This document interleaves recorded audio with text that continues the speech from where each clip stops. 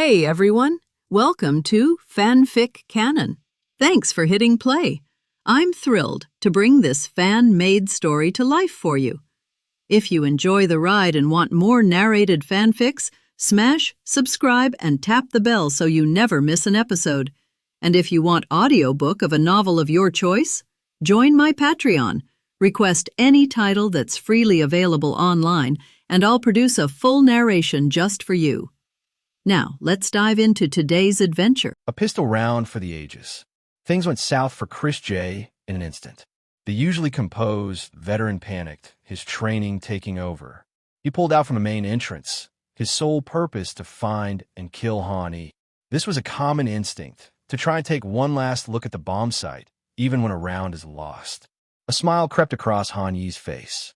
This was exactly what he wanted. Then a shot rang out, but it wasn't from him. It was Chris J, his sniper rifle leveled at Han E. As a seasoned veteran, Chris J knew the bomb's location and where Han E would be. He fired a split second before Han E did, but the shot, aimed at a moving target, only hit Han Yi's vest, not killing him. Then came a crisp crack, the unmistakable sound of a Desert Eagle headshot, and Chris J fell. The match was decided. The commentator went wild. Unbelievable. Han E is a madman. He pulled off a 10-second defuse right in front of Chris J, then turned and killed him. A pistol round ace clutch. Chris J thought he was clever, but Han E played him like a puppet. He was on the third floor, toying with Chris J the whole time.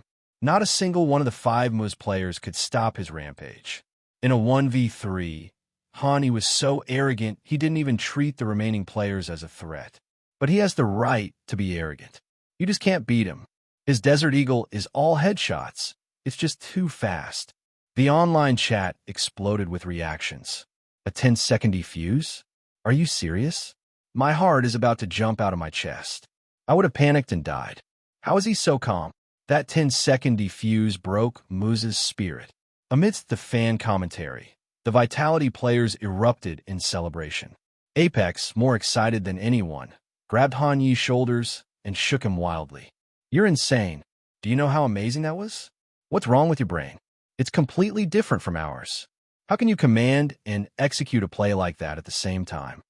Dizzy from the shaking, Han E pushed Apex away and said calmly, I thought everyone could do what I just did. Apex just rolled his eyes, feigning a headache. He knew there was no talking to someone like that.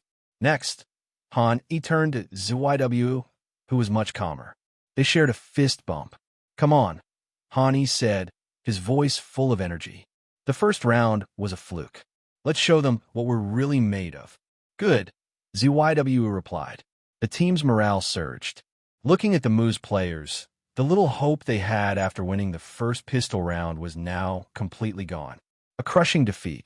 In the rounds that followed, Moose was forced to eco to recover their economy. Vitality, showing no mercy, slaughtered them every time. With Han Yi's encouragement, talent, the whole team's performance was elevated and they were playing in peak form. When the first rifle round began, Moose smoked the outer yard and planned to push K1, but they were stopped cold. Han E used a perfect smoke to brutally kill Kerrigan, the team's leader. The rest of the team froze. No one dared to follow. Kerrigan immediately ordered them to rotate to the back. But Han E and Vitality were a step ahead, arriving at the bandit hall first and setting a trap. They were waiting. Losing the first rifle round broke Moose's spirit even more, and they fell into a vicious spiral of mistakes. The score gap widened quickly, and the final map score was 16-5. Vitality had crushed Moose and advanced to the next round of DreamHack. After securing their victory, the Vitality team jumped from their chairs to celebrate.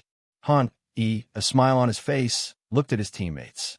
Let's go get some French food, he suggested. Sounds great. I'm never going to say no to free food, they all agreed. They quickly packed up, turned off their cameras, and headed out. The restaurant was a pleasant 30-minute walk from the club. Because there were so many of them, the restaurant gave them a private room. While Han E would usually prefer a Chinese restaurant, since he was with the whole team, he opted for a proper French restaurant. The menu was presented, and everyone chose their own dishes. Han immediately picked a French steak, a dish he had grown to love. However, as he scanned the rest of the menu, he frowned. He had never gotten used to French delicacies like cheese or foie gras. ZYW noticed Han Yi's hesitation and pointed to a dish on his menu. Han Yi looked at the picture and the English text. It was snails. Han Yi's brow furrowed. They're really good, ZYW insisted. You should try them. Han Yi sighed. Fine, but if I don't like it, you have to finish it for me. I don't waste food. ZYW gave an okay gesture, and Han Yi ordered the snails along with a French millefeuille for his main course. He also ordered a glass of red wine, something he enjoyed because it tasted more like juice to him. The food was served quickly, and by the time they finished, it was already dark. The team walked back to the club, moving fast through the streets of Paris. With the victory still fresh in their minds, they began discussing their next destination after DreamHack. Some suggested heading to China for IM Beijing, while others wanted to visit Italy. Apex's suggestion, however, put an end to the debate. Why don't we go to Portugal to watch the Champions League, he said. Everyone immediately agreed. Han Yi, a casual fan of football, was happy with the decision. For him, the company was more important than the activity itself. As long as he was with his teammates and having fun, he didn't care what they did. They arrived back at the club before sunset. Han Yi told the team to disband and rest. He went back to his room to unwind. The final showdown. The next morning, Han Yi woke up at 6 and immediately checked his computer. Their next opponent was Astralis. He was surprised to be facing them so soon. GLA 1VE, their leader, had recently recovered and was back in the starting lineup. Magus had returned to his role as a rifler, and the Astralis dynasty had been reborn. Han Yi had played against them before, but the Magus-led Astralis had felt like a different team entirely. They lacked the tactical precision of GLA 1V's command, and their individual skill seemed to have fallen off. However, Han Yi couldn't forget the feeling of helplessness when his old Dignitas team faced GLA 1V's Astralis during the major. They were a mountain he couldn't climb. Even after winning the ESL 1 Cologne Championship, the fact that he hadn't defeated the full Astralis lineup still bothered him. It was a lingering doubt, a feeling similar to how many in the community regarded Liquid's stolen Grand Slam. The reason was that at that time, although Liquid's strength far exceeded that of other teams, they were defeated repeatedly when facing Astralis and had no ability to fight back at all. And their participation in the Grand Slam happened to be Astralis off-season. So this is also the only Grand Slam that has never defeated the world's strongest team. This influence lasted until Han Yi traveled through time. Community players believe that compared with all the Grand Slams, Liquid's Grand Slam had the lowest value. Han Yi was also influenced by this statement and felt that this was the fact. Han Yi thinks their ESL Cologne Championship is similar. The world's strongest team, Astralis, did not use its starting lineup to participate in the competition. Although Team X and Na'Vi are very strong, one of them has a low ceiling and the other has a low floor. Whether they can defeat them depends more on their current state. All of this combined has led to the fact that although Han Yi has now led Vitality to become the world's #1 team, he still lacks some confidence. It's not just Han. The same goes for other Vitality players. Confidence is not built by winning one championship, but by winning one game after another, defeating one strong enemy after another. When all the players and commentators in the world, even yourself, think that you're the best in the world, then a belief called self-confidence will naturally fill everyone in the entire team. Defeating Astralis is a good opportunity for Han Yi to prove himself and build confidence for the entire team. In addition to defeating Astralis, this DreamHack Championship is also a key stage for Vitality to gradually build confidence. Winning the S-Event Championship twice in a row is enough to make Vitality start to gain confidence. Knowing that today's opponent was Astralis, Han Yi did not hold any combat meetings. He just quietly sent a message in the group, asking everyone to practice shooting well and not to have too much psychological pressure. It's not that he underestimates his opponent or is lazy and doesn't want to study his opponent, but GLA 1VE has not played any games in the past few months, so he has no idea where to start if he wants to study him. As for studying demos from older games, Hani feels that it is just a waste of time and superficial effort. As a four-time champion dynasty, their various tactical systems and defaults cannot be updated for several months. Since they have been updated, looking at the previous tactics will only mislead one's judgment. Everyone in Vitality seemed very happy about Han Yi's decision. Unlike what many people imagine combat meetings to be, in fact, simple combat meetings are both boring and tedious, probably similar to teachers' lectures in school. The coach and conductor are the teachers on the stage, and the players below are the students. They need to take notes and knowledge points from time to time, and when the competition comes, it will be the final exam. It's easy to deal with if you win the game, but if you lose the game, you will inevitably enter the review stage. If at this time, you continue to make mistakes in the areas that the conductor and coach have pointed out, you will inevitably have to bear the pressure from the entire team. Therefore, the decision not to hold a combat meeting has helped everyone relieve a certain degree of psychological pressure. As long as they don't make overly outrageous decisions during the game, even if they lose, the risk of being criticized will be greatly reduced. After that, everyone started to show off their talents, doing everything from shooting practice in life-and-death combat to shooting practice in the training ground. He picked up his phone and asked about his parents' recent situation. The epidemic is not as severe as it was at the beginning, and countries have gradually relaxed their control over the epidemic. So Han is more worried about their situation. After a brief communication, Han found that his worries were unnecessary. Thanks to his advanced preparation, there is no shortage of various daily necessities at home. Except for the difficulty of going out, the domestic environment is pretty good. There is internet, water, and electricity, and if some supplies are missing, they can be ordered through takeout. After learning this, Han felt relieved and asked his parents to take better care of their health. Afterwards, Han chatted with them about some family matters. His parents also asked Han to be more careful, especially since it was September and the season was about to change. He should wear more clothes and not catch a cold. After giving these instructions, they hung up the phone. After that, Han came to the computer and began to prepare the video to be released on his trumpet. The content of this issue is very simple, but it is something that every CSGO player must come into contact with, that is, shooting practice. But this shooting practice video must be different from other shooting practice videos. His main purpose is to attract doubts, so he has to show off his superpowers in the video.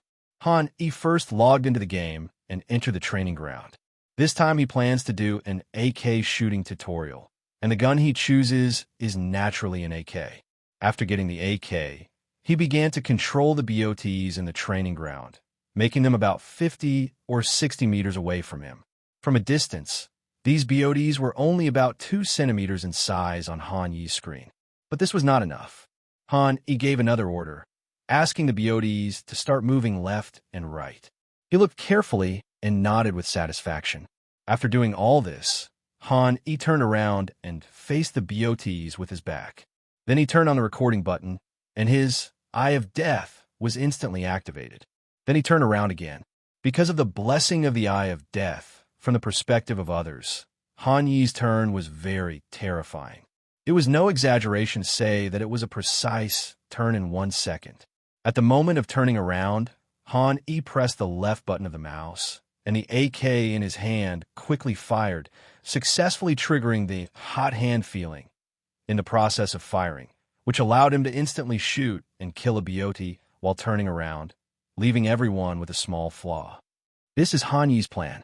He wants to use the superpowers given to him by the system to perform some inhuman operations during the teaching process, so that those black fans will question whether he is cheating. Although the main content of this episode is shooting practice, Han believes that the shot he just made is enough to raise some doubts about whether he is cheating.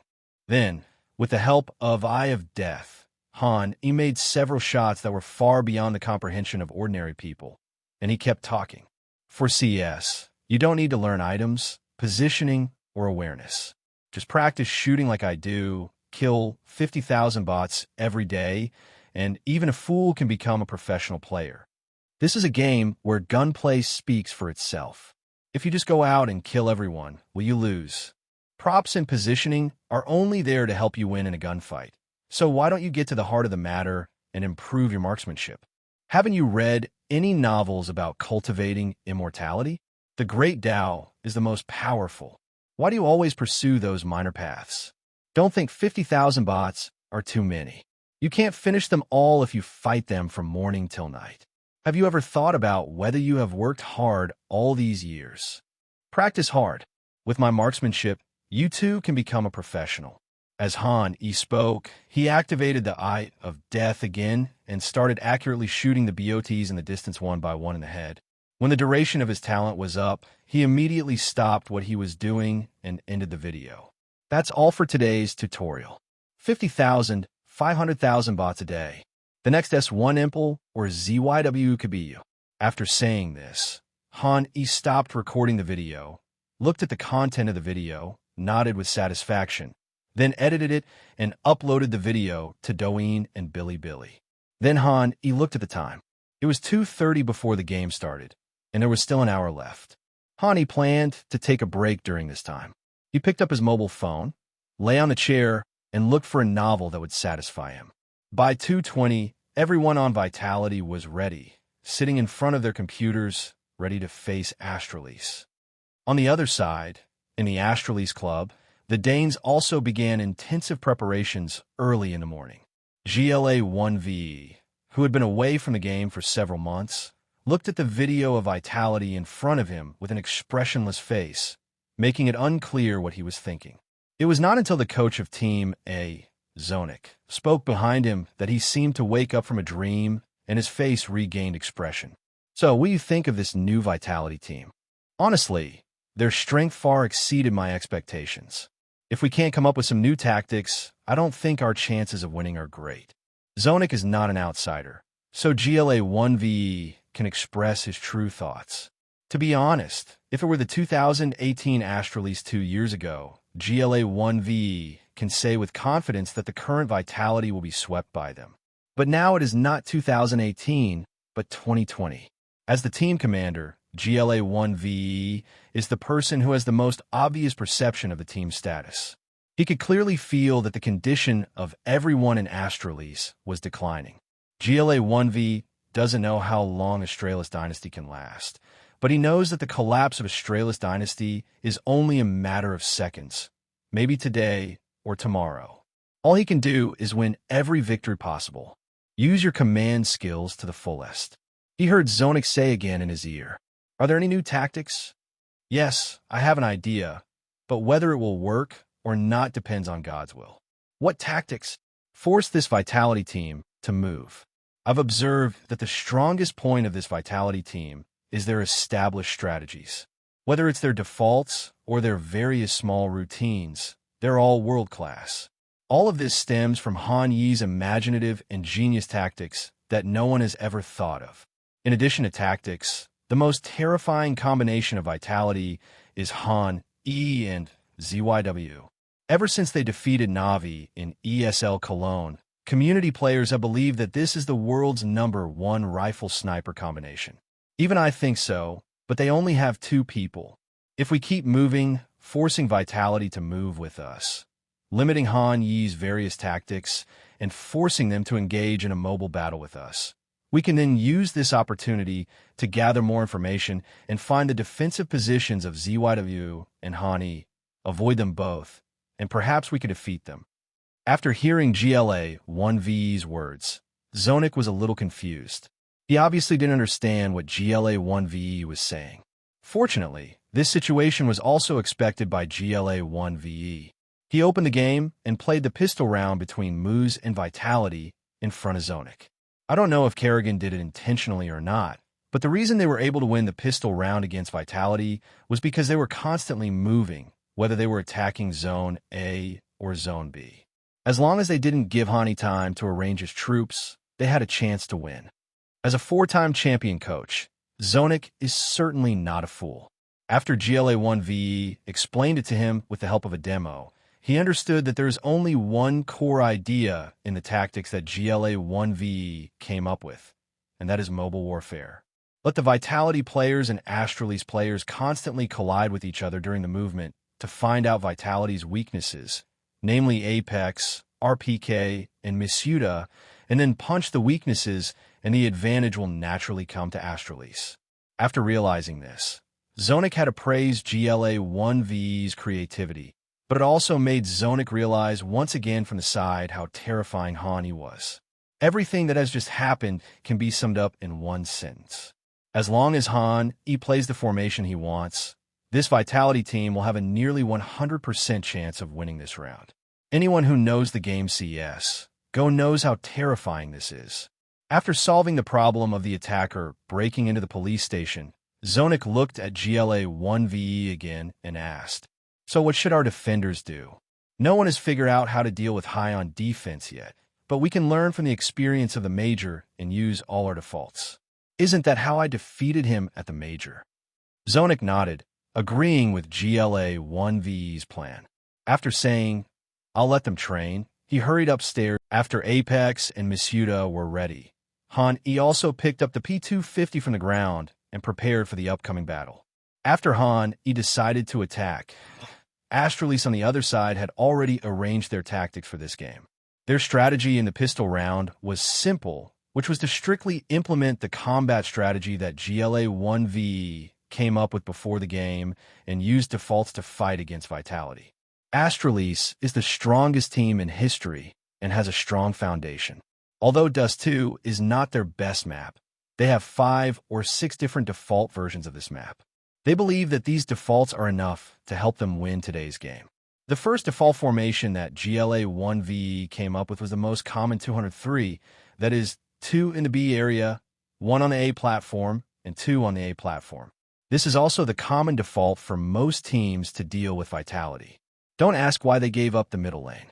The reason is that they respect Han Yi's mid and long-range headshot ability. They don't want to be inexplicably shot in the head by Han E and then be killed by Vitality from the middle lane and then have the B area captured. In addition to respect for Han E, another reason is that in pistol rounds, the bandits generally do not have enough props, and it is difficult to implement comprehensive prop coverage of Area B and outside B. If there is no way to provide comprehensive coverage, there will be many unknown risks. For example, it is easy to be killed inexplicably. Many timings will be missed. The attack needs to be completed as quickly as possible, and it is easy to cause coordination errors, etc.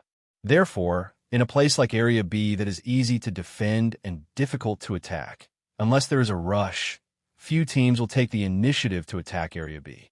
Therefore, the choice of 3A2B is relatively good. As the game officially started, Han E headed straight for Gate A with a P250 in hand. As soon as he stepped into Gate A, the next second, Misuda and Apex behind him gave an A-large flash and an A-large close point flash respectively, covering Han Yi's rush out of Gate A. On the other side, Astralis had already prepared for the bandits' attack on A device, who was responsible for defending the platform, did not use armor this round, but instead used a smoke and 2 flashes in order to deal with this moment. Device decisively came to the side of the big blue car A and threw out his own anti-clear flash in the direction of Gate A. At the corner of the wall near A, GLA-1VE and XYP9X have been waiting for a long time. As a flash bomb from Device exploded above A, GLA-1VE and XYP9X quickly pulled out from A to counter-clear A. At this time, Han was moving toward the back of the blue box. He was caught off guard by the flash, but his position was enough for him to hide inside the blue box. Even if he was flashed, he would be safe. After hearing the anti-cheat flash, the Vitality people in Gate 8 did not rush out, but looked at Han Yi's position. They believed that if it was just a small-scale anti-cheat, with Han Yi's current strength, he could handle it alone. It would not be too late for them to go out after Han killed all the people. This is indeed the case. After GLA-1VE and XYP9X saw that no one came out of Gate A, they immediately began to look at the blue box. But Han hid in the deepest place, so they couldn't see Han at all from their position. But both of them firmly believed that there must be something outstanding in University A. The reason is very simple. The props in the pistol round are extremely precious. The two flashes of A cannot be groundless. There's only one reason why the A gate is not seen. That is, the enemy has taken the lead and hid in the blue box. This is the awareness of the world's top players. With just a flash of light, a piece of information, they can analyze Han Yi's current position. Han Yi's position is clear. The next step is how to deal with Han Yi. Compared to other Astralese players, GLA 1ve still has less experience playing against Han Yi. Although he had played against Han Yi once before and had watched many of Han Yi's demos, he was not like other people in Astralese who had experienced Han Yi's power many times. So he followed the normal thinking logic and decisively went to pit A, using the scout position of pit A to block Han Yi in the blue box. These two positions are also the most common advantage gun positions, attacking disadvantage gun positions in the game CSGO. The CT in pit A can attack the bandits behind the blue box with only one scalp. Because he needed to grab a position quickly, GLA 1v did not hide his footsteps. He jogged all the way and headed straight into pit A. Therefore, his footsteps were naturally heard by Han Yi, but Han Yi did not rush to attack him. Instead, he waited patiently to see if Astralese would make any follow-up. Soon, 1 second, 2 seconds passed, and Astralese still didn't make any further progress. It was not until then that Han Yi was sure that it was time for him to take action. Because he had heard GLA 1ve's location before, Han Yi chose GLA 1ve as his first target. He decisively pulled out from behind the blue box and saw an inconspicuous black shadow near the big pit. GLA 1v's headshot position was just right. Not too much, not too little, only about a quarter of the head, which was just enough for him to kill the blue box, but it was difficult for the blue box to hit his position. Others may find this position difficult and troublesome, but it is not the case for Han Yi. Han Yi quickly controlled the crosshairs to aim at GLA 1ve's head. Then he immediately pressed the left button of the mouse. With a puff, the crisp sound of a headshot rang in Han Yi's ears, and at the same time, GLA 1ve's body quickly fell backwards. Although GLA 1ve had seen Han Yi's pistol highlights and game demos many times before, seeing them is one thing, and experiencing them personally is another, just like TYLO, which is looked down upon by most CNCS players at this time. If you ask current CN community players to evaluate the TYLO of 20 years ago, they will most likely say something like this. He has no shooting skills and no tactics. But if this TYLO team were to play against these ordinary players, there would be a high probability that these ordinary players would be shocked and ask a question from the bottom of their hearts. Is TYLO really that accurate? This is actually the difference between watching a demo and experiencing it in person, and it is also GLA 1ve's real thought at the moment. It was not until this moment that he realized exactly how accurate Han Yi was in the pistol round. After killing GLA 1v, Han Yi did not stop for a moment. The crosshairs quickly moved towards the direction of A. At the same time, he pressed the D key and controlled his body to pull out from behind the blue box to find XYP9X for the secondary A. He planned to send XYP9X and GLA 1v away together to complete the breakthrough in air. But at this moment, Device threw the flash bomb in his hand again. The flashbang exploded again above. Han Yi had no time to react to it and was quickly covered in white. He could only helplessly cover his eyes and retreat into the blue box again. XYP9X naturally would not miss this opportunity. He quickly pulled out and was about to take Han Yi away. At this critical moment, RPK from Gate suddenly rushed out to buy time for Han Yi. Seeing RPK rushing out, XYP9X had no choice but to turn the gun around, aim the crosshairs at RPK, lightly click the left button of the mouse, and take his head. Then he continued to pull out horizontally, and the whole person was pulled completely from A to the near point of a pit, trying to kill Han Yi. But Han Yi had already taken advantage of the opportunity when he killed RPK and successfully hid deep in the blue box again. Seeing that he couldn't kill Han Yi, XYP9X slowly retreated to the platform above pit A and stopped there. He planned to use this unconventional position to kill Han Yi. At the same time, he threw two flashing devices and quickly pressed to the close point of A. He threw the last cigarette on his body into the A gate, completely blocking the possibility of Vitality people supporting Han E. When Han E heard 2 footsteps coming from A base, he did not hesitate and immediately gave orders, asking the Vitality team to quickly go from A small to A platform, leaving him alone in A base to deal with the 2 Astralis players. Upon hearing the order, the Vitality team immediately executed it and headed straight for Area A. Seeing their teammates on the small map moving towards Area A, Han E breathed a sigh of relief. I have to say that the pressure Astralis brought to him was really too great. With only 2 flashes and a smoke bomb, they were able to defend the entire A base and forced a 1-for-1 situation with himself. With such details, they are worthy of being the former number 1 in the world. However, all this farce should end. After Han E realized that it was difficult to get out of his position through normal means, he had already made up his mind. With the opening of the Eye of Death, the feeling of the whole world slowing down came over him again, and a serious look appeared on Han Yi's face. Then he pulled out horizontally, and the blue box in front of him slowly retreated from the left side of the screen, and the scenery behind the blue box slowly appeared from the right side of the screen. Soon a figure appeared in front of Han E. It was XYP9X, who was standing above Pit A.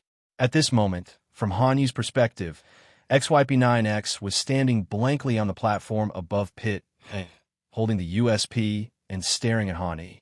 From Han Yi's perspective, he had been pulled out for a while, but the other party still did not make any move. Han Yi's only comment was slow. He slowly moved the crosshairs to XYP9X's head, then pressed the A key to complete an emergency stop and pressed the left mouse button to complete a precise headshot on XYP9X.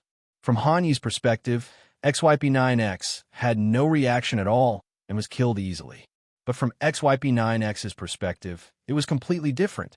Han E was pulled out from behind the blue box in an instant and then shot. He didn't even have time to react and fell to the ground. This also made XYP9X, who had come to his senses, sound a little anxious and frightened. Be careful of his advanced shot. His reminder was well-intentioned, but it invisibly put a layer of pressure on Device, causing some sweat to appear on Device's forehead. Fortunately, Han E did not let Device continue to bear too much pressure. He quickly pulled out from behind the blue box and saw Device standing in A. With another shot, Han E completely made Device follow in the footsteps of XYP9X and GLA1VE. Watching Han E defeat 3 Astralis players in a row, the player playing the machine, who is an Astralis fan, felt sad unconsciously, and the tone of his voice changed from excitement at the beginning to a slightly tearful tone. Vitality chose to attack A, and Astralis also chose to heavily defend A. The 2 teams are about to meet in Ada. Astralis has already heard the flash of Ada thrown by the bandits. Team here also starts to execute counter-clearing and throws out a counter-clearing flash. Team A pulled out and didn't see any bandits. Will GLA1VE search behind the blue box? Awesome, guys. GLA1VE. He realized Han E was here. This is the value of a 4-times champion commander. Nothing can be hidden from him. But wait, Hai is so accurate. He pulled out and killed GLA1VE in 1 second, sad. XYP9X, can you hold on to the situation and get this crucial kill back? Another defensive flash, XYP9X pulled out. What a pity, he was so close to killing Hai. RPK interrupted XYP9X's aim, but Team A didn't lose out. It was a 1-for-1 trade, which is an acceptable result for both sides. But Team A clearly didn't intend to give up or end it like this. Device threw a smoke bomb at Gate A, and the other Vitality players were unable to continue helping Hani. In the next 2-on-1 match, as long as the 2 of them can kill Hai, this round is likely to be won. Excited. In this situation where he was almost certain to die, he chose to take the initiative. What? A well-aimed headshot, and XYP9X is down, sad. Before I could finish my sentence, Device collapsed, crying voice. After Han E killed the trio in Area A of Team A, the Vitality team took advantage of the opportunity to capture the A platform in one go, and then placed a large A bag. Then they prepared to face Astralis' counterattack. On the other side, Astralis' B-Zone duo, Dupree and Magisk, had no intention of returning to defense. They decisively pushed forward from the front of B-Zone and came all the way to the Bandits' back garden to defend their position. Although they are the two strongest players in Team A and are also well-known star players, facing this 2-on-4 endgame, their hope of victory is really slim, so it is better to maintain the first place, so that the tactics in the next round can be more diverse. After realizing that Astralis would not return to defend, the Vitality players also retreated to pit A1 after another. With a bomb explosion, the score between the two sides reached 1 o'clock. Although he won the pistol round, Han Yi's face looked a little unhappy. In his opinion, he lost in the pistol round. That's right, he lost. He used Hot Hand and won Eye of Death to win one round. According to Han Yi's original estimate, he should have 1, 2, or 3 rounds, so that's how he lost. However, Han Yi had anticipated this situation. If Astralis didn't even have this ability, they wouldn't be worthy of the title of the strongest CSGO team. In the second round, although Astralis retained 2 armors, they did not make any unconventional plans. Instead, they chose a tactic of 3 FN-57S and 2 Desert Eagles. The tactical goal also changed from victory to try to destroy more of Vitality's guns and weaken Vitality's economy. The formation changed from 203 to 212. In this round, Astralis did not focus on the A-square like in the pistol round, but started with a balanced position. Han Yi's tactics were a little more complicated this time. He focused on the middle lane. After forcing back the opponent's device guarding the middle gate, he chose a small bomb. After receiving a complete set of props, the Vitality team successfully entered Area A and killed XYP9X, who was guarding Area A on the A platform. But in the subsequent process, Mishuda was accidentally shot and killed by Magisk, and RPK was also killed by Xiao's device with FN-57.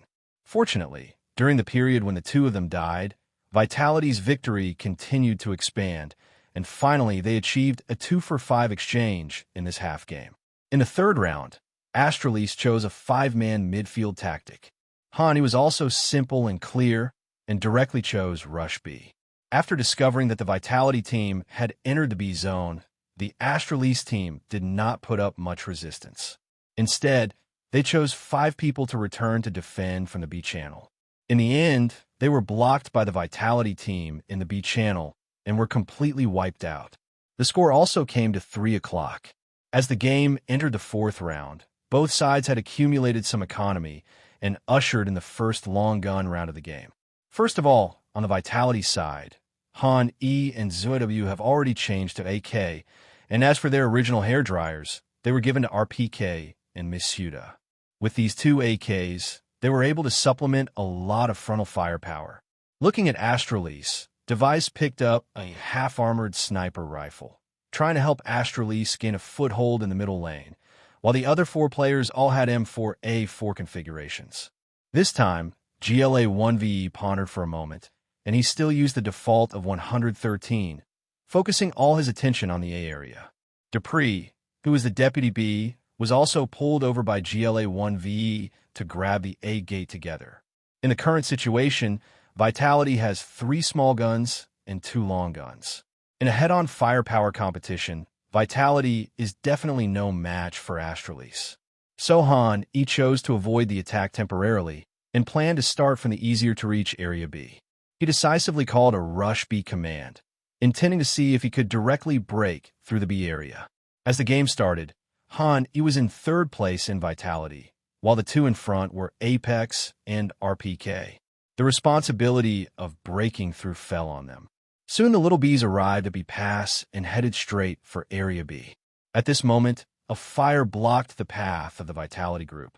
RPK had anticipated this, and a cigarette hit the ground, instantly extinguishing the flames. Then Apex jumped out of the smoke with a hairdryer in his hand and came to Area B. But just as he came out, he encountered a fierce attack from Magisk, who was standing next to the big box.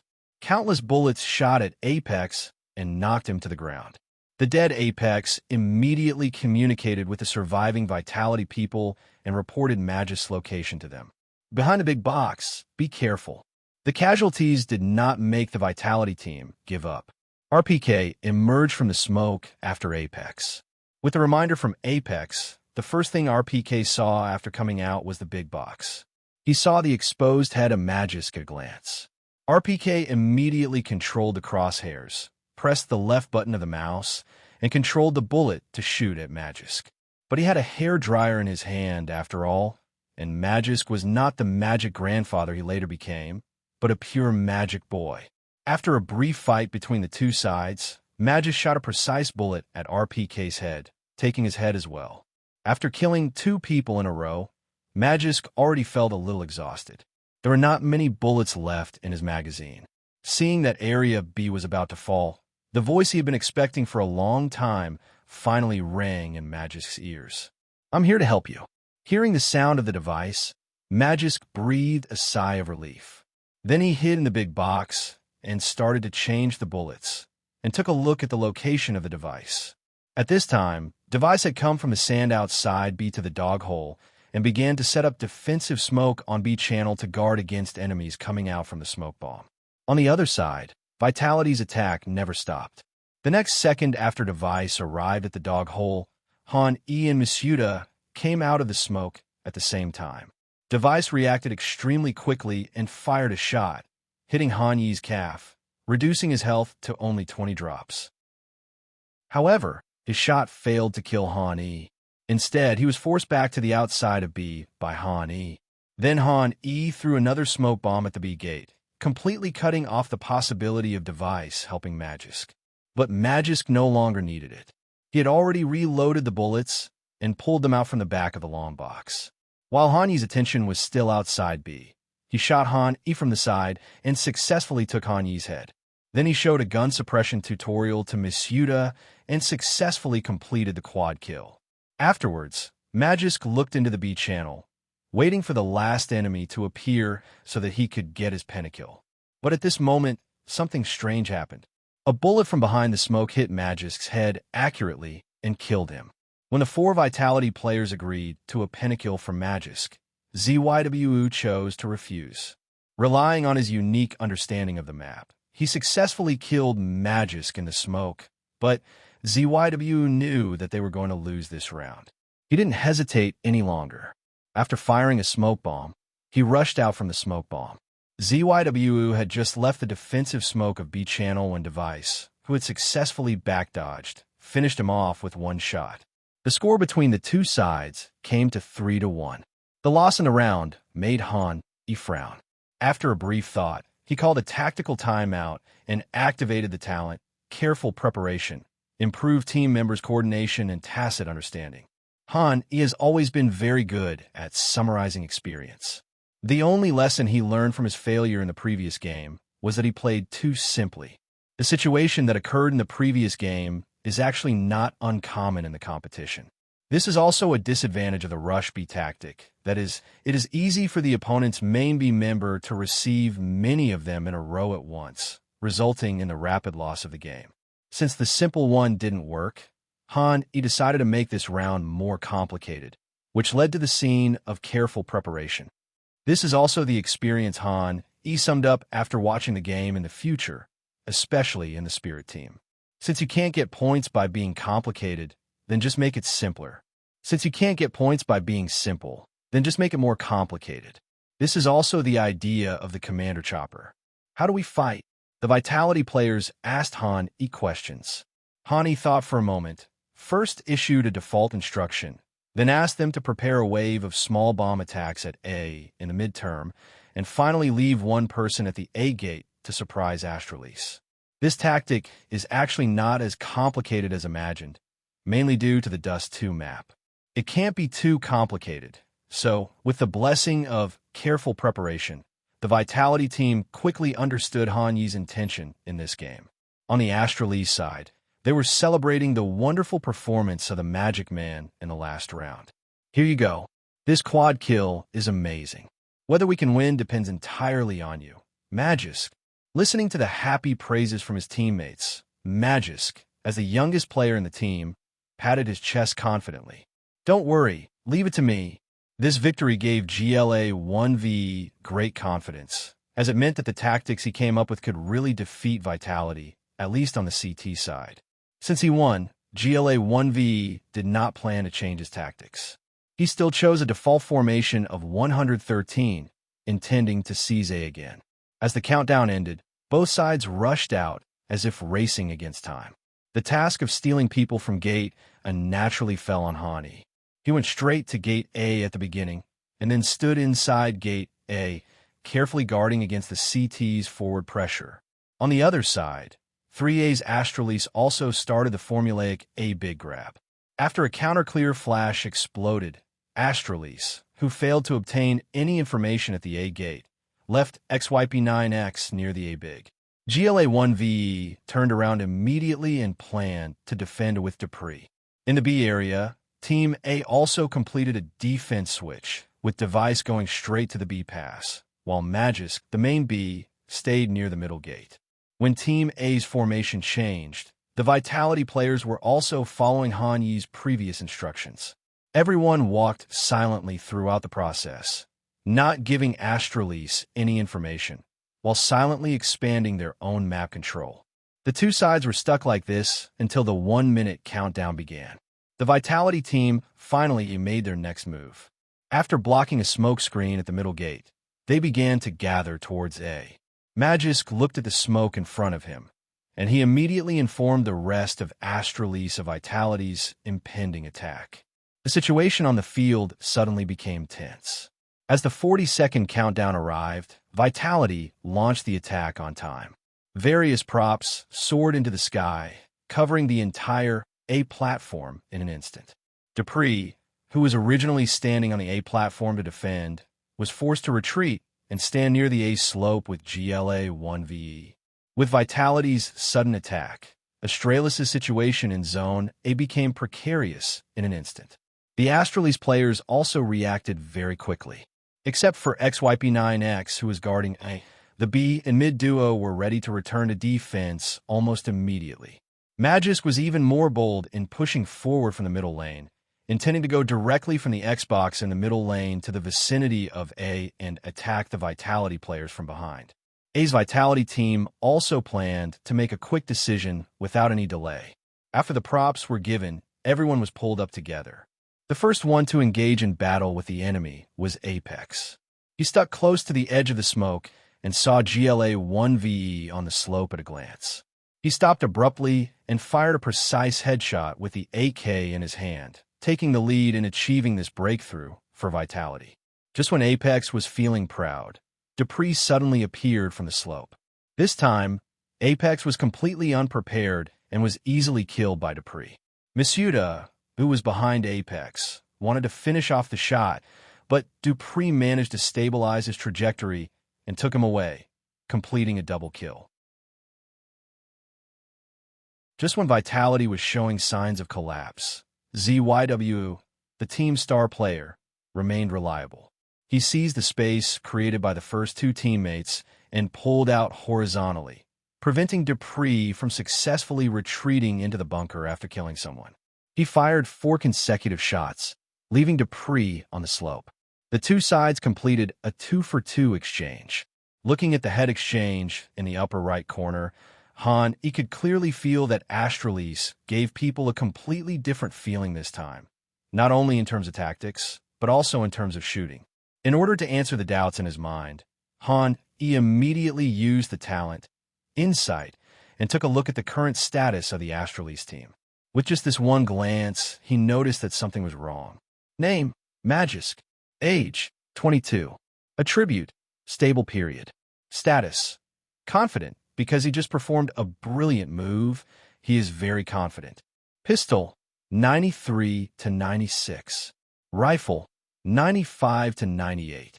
Sniper, 76 to 82. Consciousness, 90 to 97. Reaction, 94 to 96. Name, Dupree. Age, 27. Attribute, decline period. Status, hot.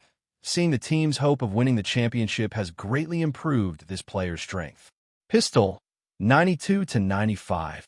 Rifle, 93 to 95. Sniper, 80 to 84. Consciousness, 94 to 98. Reaction, 90-94. After Han finished looking at the status of all 5 Astralis players, he found that the status columns of the other 5 players were either excited, confident, or passionate. It is obvious that GLA 1V's return is a significant boost to the morale of Astralis. It is precisely because of their explosive state that every game for Vitality players is extremely difficult, and every step forward feels difficult.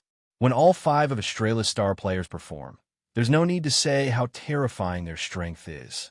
After exchanging kills at a slope and a small, they found that the Astralis players defending a platform had been completely wiped out.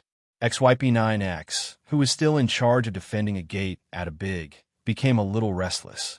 He took another look inside Gate A, and when he didn't see anyone, he decisively threw a smoke bomb into Gate A. Then XYP9X began to move slowly towards Platform A. This time XYP9X's goal was very clear. He wanted to cooperate with Magisk in the middle lane to form a pincer attack on A and the middle lane on A, and kill ZYW and RPK, who had rushed out from A. But through the god's perspective, the audience looked at the familiar scene in front of them, and there was only one thought in their hearts. No way. This can also give you such an opportunity? Shortly after XYP9X left, Han Yi's figure slowly emerged from Gate A like a demon from a smoke bomb. He first carefully looked at the surrounding situation. After making sure that there was no one near Gate A, he walked all the way towards Gate A, not forgetting to instruct his teammates. Look at your butts first, don't let Ada show me. I can steal Ada's back. After hearing Han Yi's words, ZYW and RPK took action immediately. ZYW, in front, decisively came to the ninja position and turned around to fight a Shao. Carrot, add dash to a plus. RPK, who was a little further away, gave himself a small offensive smoke, blocking the sight of a big and CT slope. He then stuck to the edge of the offensive smoke and also started to go straight to a small. There was no trace of either of them in XYP9X of Ada. This completely ruined XYP9X's plan to attack a small Vitality. He opened his mouth and was about to communicate his situation to Magisk, but before he could do so, Han E of a big suddenly attacked, and the AK bullet pierced XYP9X's head in an instant. The shot also interrupted what XYP9X was about to say, changing his words from, "I can't see them from here," to "There's another one in A campus. Be careful." After hearing this, Magisk quickly pulled out from A and tried to find the backs of the Vitality people. In his opinion, as long as he can eliminate the Vitality players in A, Astralis will win this round. But when Magisk went up from A, he found that 2 people for Vitality were staring at him. Without giving him a chance to react, ZYW and RPK fired almost at the same time, and the bullets pierced Magisk's head in an instant. Astralis originally had an advantageous situation, but with Han Yi's activation, it suddenly turned into a disadvantage. This also made Magisk, who had just died, shake his head helplessly, with a somewhat bitter smile on the corner of his mouth. As a commander who has fought against Han E, he is very familiar with this scene. This feeling of being constrained at every turn is the most realistic portrayal of his battle with Han E. No matter what actions you make, Han E will always wait for you to fall into his trap.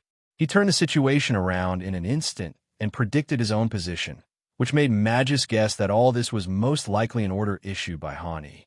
In other words, Han E is probably the only one in the world who possesses this kind of command means and ability. The situation on the field became 3 against 1, and Astralis only had 1 device left alive.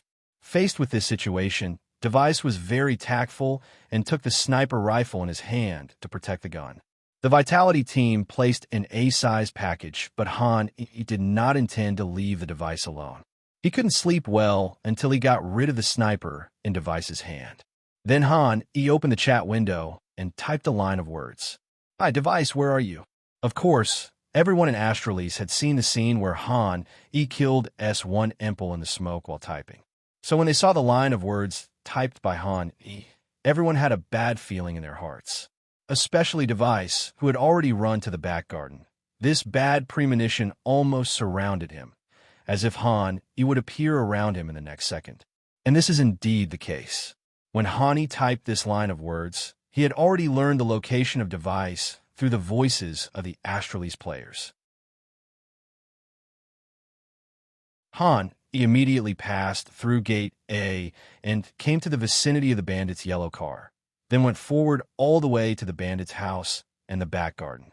Device, on the other hand, was very cautious, looking for a place to hide. Finally, he chose the groove facing the gangster's car. At this position, he can only be seen from the area directly in front of him, and the other three sides are blocked by buildings. It is also the position where most people often use to protect their guns. It may seem safe here, but if the enemy determines your location, it means you have nowhere to escape. By the time the Device realizes this, it's too late. A flash grenade flew over at some point, instantly turning him completely white. In a panic, Device could only cover his eyes and try his best to save the situation by pulling the trigger. But this shot naturally couldn't hit Hani. Device lost his ability to resist and was easily killed by Han-E. The score between the two sides was 4-1. Astralis, which had just started to gain momentum, was once again interrupted by Han-Yi's clever tactics, allowing Vitality to still firmly hold the upper hand in the game. The game also came to the 6th round. This time Astralis still had no economy and was easily defeated by Vitality with a big attack. Then Astralis once again chose to start halfway. Relying on their own hot state, they once again performed miraculously in the halfway game. With their excellent last-minute shots, they killed ZYW and RPK, once again completing their tactical goals and weakening the economy of Vitality. Although the score had reached 6-1, he took a look at the economy of the Vitality team and found that their economy was not good and could only support them to use all their guns and ammunition once. That is to say, after they lost this game, their economy could only allow them to recover once, and then they would be forced to enter an eco game.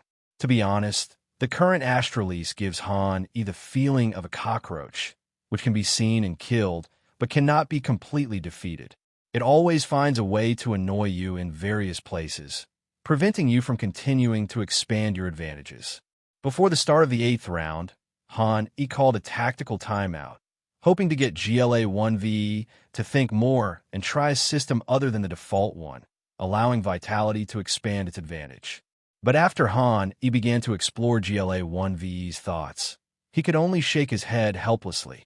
GLA 1v's thoughts and are very firm. He is determined to carry out the default to the end.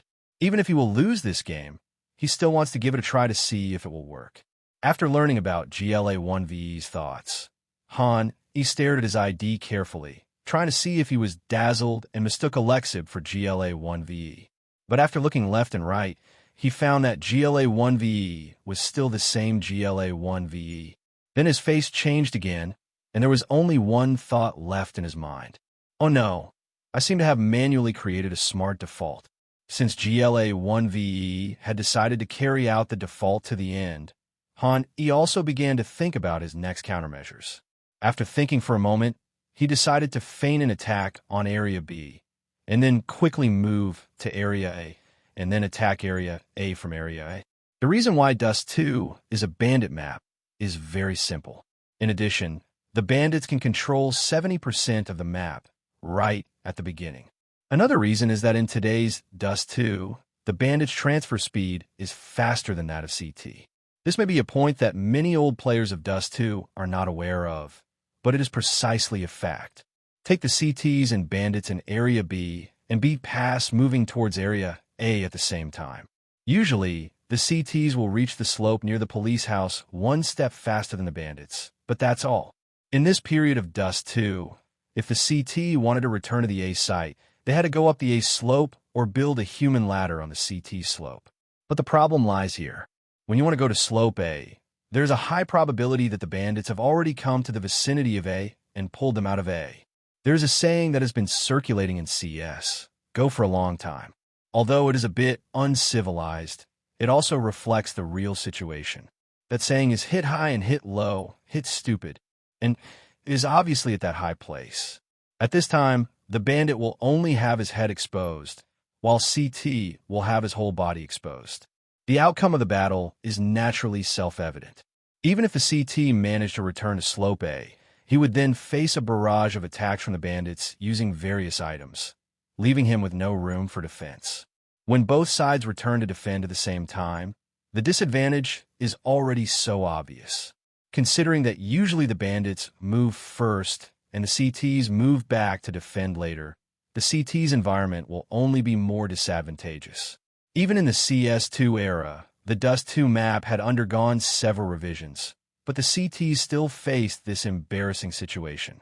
During the game, after the attacking side harassed the B area, they quickly changed to attack the A area, and the CTs defending the B area could only fall behind and eat dust. It was not uncommon for them to return to defense from the A area. Han E intended to take advantage of this to disrupt the Astralis team's agreement and force them to enter into a tactical game with him.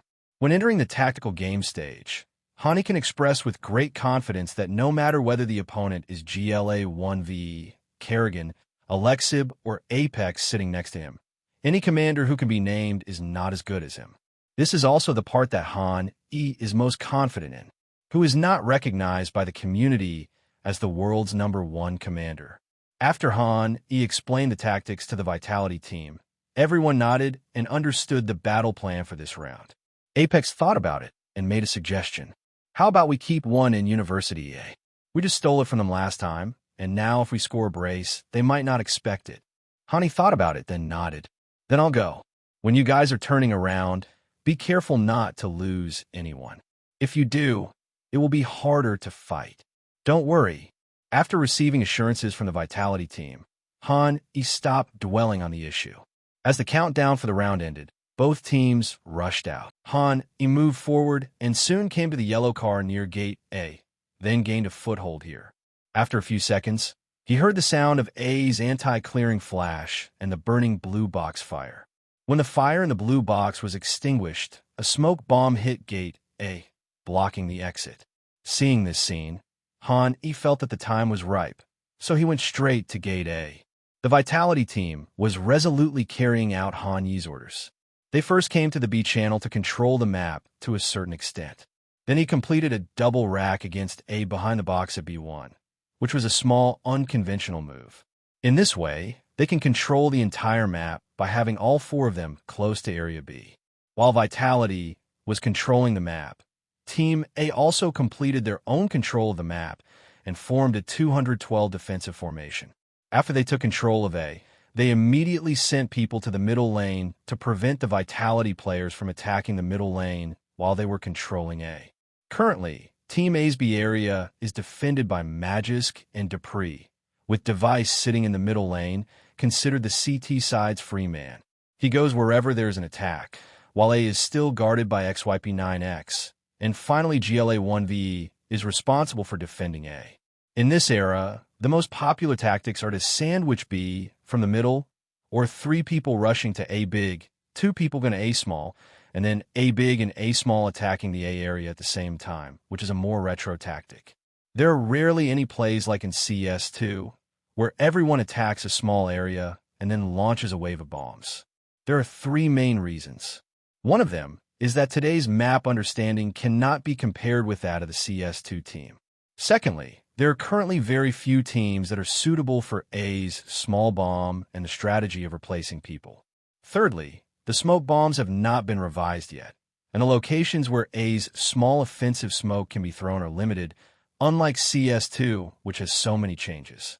So based on the above 3 points, even if there's only one person guarding A, the Astralis players are still not worried about safety issues.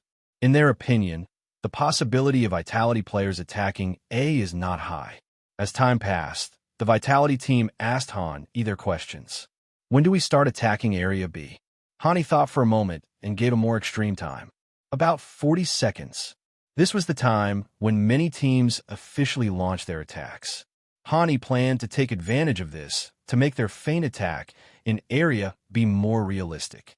As long as they didn't allow Team A's people in Area B to return to defense immediately, the situation would be 5 against 2.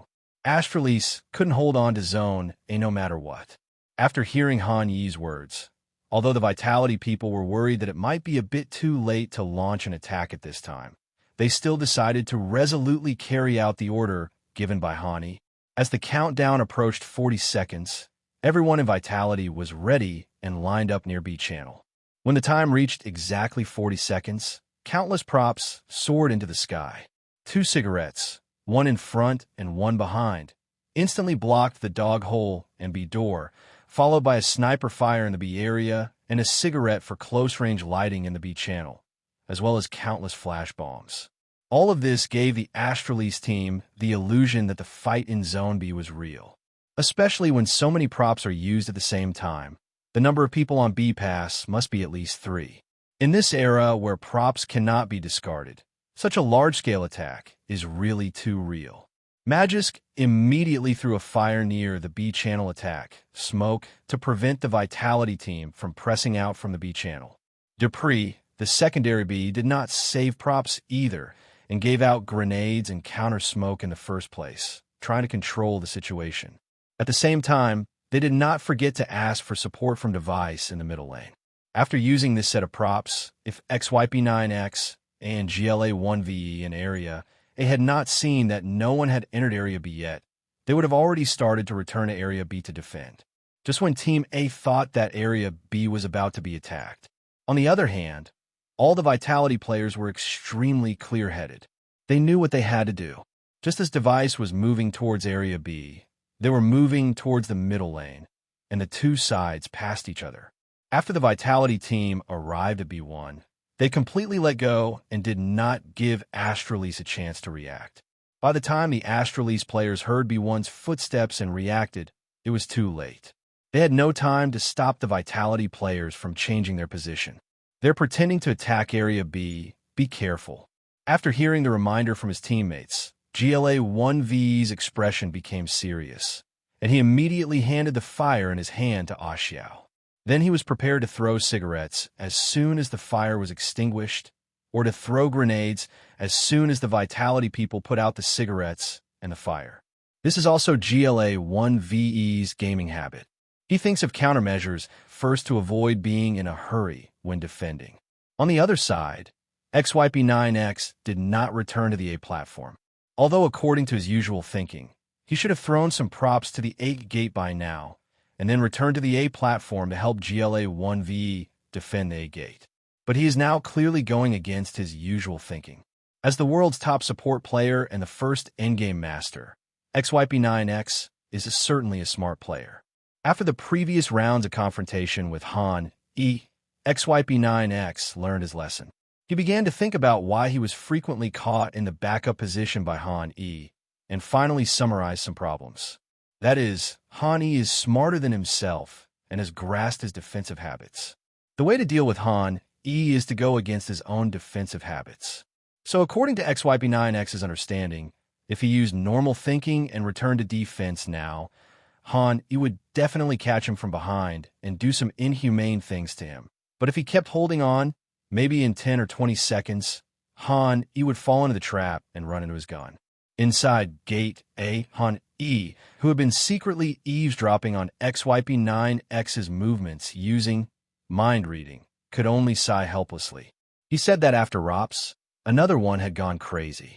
Afterwards, he quietly left Gate A and moved towards the fake gate of Costco, while issuing the attack order for this round. You guys attack A school, I'll cover your retreat. With Han Yi's words, the Vitality team quickly came to A square, formed a formation, and then threw out the second set of props from A square. In an instant, the two fires instantly burned the entire A platform. The last cigarette left by the crowd was also thrown by them at the A small point, becoming the A small offensive smoke. Although they did not have many props left, they had all the necessary props. As the Vitality team began to attack Xiao, GLA1V also threw the grenade in his hand according to his original plan. The grenade was thrown at the perfect time. In an instant, the four Vitality players suffered varying degrees of damage. RPK, who was the breakthrough player, was blown to only half of his health. After seeing this scene, the most exciting thing would probably be playing with the machine. Astralise had been suppressed by Vitality before, which led to the players playing the machine and watching Team A lose game after game, and they were already feeling a little depressed. But now seeing Astralise showing signs of counterattack, he suddenly became alert. GLA 1ve threw a grenade, smashing it directly into RPK's face. Everyone in Vitality suffered varying degrees of damage. XYP9X has great trust in Captain GLA 1ve. He didn't even bother with A level. I think Vitality's B-zone bombing really put them in a difficult position, causing them to be short on items when the fight really started and only having one chance to play. They have never considered what would happen if this wave fails to come out. Even the wisest man can make mistakes. Hai, secretly delighted. Wait, when did Hai run to the middle lane? Frightened. Why isn't he standing at gate A anymore? Seeing this scene, the player glanced at XYP9X, who was still defending gate A. He had a vague premonition that the thing he least wanted to happen was about to happen before his eyes. Just like what the machine said, because of the fake fight, a lot of Vitality's props were lost, resulting in Vitality's team only having one chance to fight for real. The players who play the machine know this, and the people in Vitality also know this, so they naturally won't give up because of a bomb. After being hit by a bomb, RPK's bloodiness was aroused. He rushed out from the smoke and saw GLA 1ve standing on the slope at a glance. At the same time, GLA 1ve also saw him. With a huge health difference, the two sides exchanged several shots, and RPK finally fell down. But then ZYW took action, but his own health was not much. When ZYW was about to walk out of the smoke bomb, GLA 1ve had already consciously used a pre-shot to attack the edge of the smoke bomb. This caused ZYW, who originally wanted to finish off the enemy, to be taken away by GLA 1ve. The moment Astralise engaged the enemy, they successfully achieved a 0-4-2 kill ratio and confirmed their advantage. But GLA 1ve's highlight moment ended there. After he killed two people in a row, Misuda successfully stepped forward, kept pressing forward, and finally stepped on the second box, successfully found GLA 1ve, killed him, and got some kills back. At the same time, this also made GLA 1ve look helplessly at XYP9X, who was still suspicious in a university. XYP9X obviously knew that it was his failure to return to support in time that led to GLA 1ve being caught, but he really had a hard time saying it. Up to now, he still hasn't seen Hani. Based on XYP9X's understanding of Han, if he dares to turn around now, he will definitely appear behind him and attack him from behind. However, now that the A platform has been lost, XYP9X can no longer stand in the A pit and continue to build the A gate. Forced into a corner, he can only choose to continue building near the blue box. Since he failed to return to defense at the best time, just now, XYP9X's thinking has changed to a certain extent. He decided to keep Area A and cooperate with the three-person team that would return from Area B to launch a double-team tactic to attack Area A. Thinking of this, he thought about it again and decided to remind Astralis's mid-lane trio. Be careful, Hai. I have no information from him. After hearing XYP9X's reminder, the three Astralis players in the middle lane moved much more cautiously. They first searched the nearby point in the middle lane, then took a look at B1. After making sure that there was no one there, they began to move slowly towards A. Naturally, during this process, they also had to be on guard against Costco. Han Yi's goal from the beginning to the end was not to fight the three people in the middle lane. His position was a bit awkward. Although it was easy for him to steal others, it was extremely difficult to evacuate after killing others. Without activating his talents, it would be considered good for Han Yi to be able to fight one-on-one in this position. So what Han Yi was thinking was that he would go directly around to A and give Astralis a big blow. In order to forcibly connect the brain-computer interfaces of the Astralis players and make their thinking active, Han Yi took the initiative to start the interaction. Hi, look behind you. For Han Yi, everything he did was the most top-level conspiracy in the world. Even though the Astralis players had just checked behind them, When Hani said this, some information still popped up in their hearts. There's no way little A will come later. Hit the front first. Still bluffing? I'm going to block gate A and see how you can get behind me. Hani instantly received a large amount of information from the hearts of the Astralese players. He picked and chose from these messages and finally combined them into one message. You go to primary school, right? Then Han E slowly left the middle L position and headed towards A. Miss Yuta and Apex in Area A have also downloaded the packages and completed the allocation of rack points. Apex is responsible for guarding A large, while A small is handed over to Miss Yuta, whose performance has improved recently.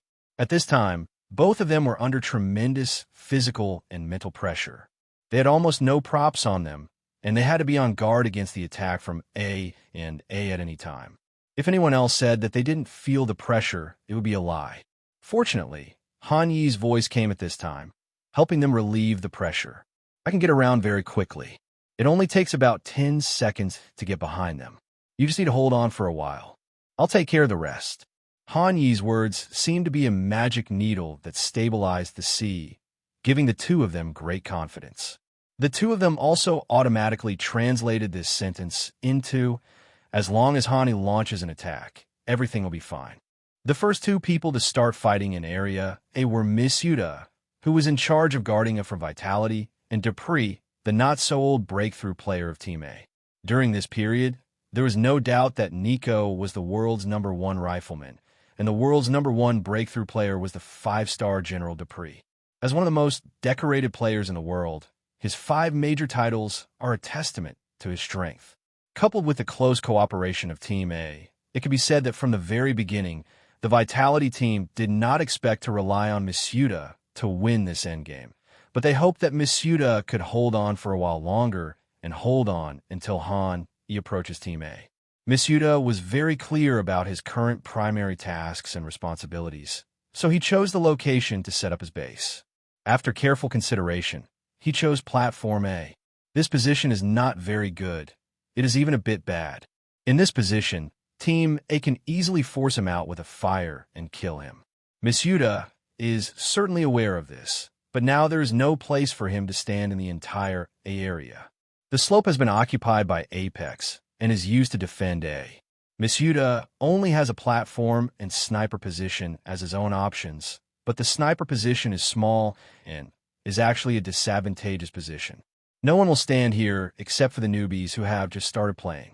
Therefore, the only place where Miss Yuta can stand is the platform in Area A. On the other hand, analyzing the situation happened to be what the Astralese team was best at. After they discovered that there was no one in the sniper position in Area, they had already guessed the approximate location of Apex and Miss Yuta.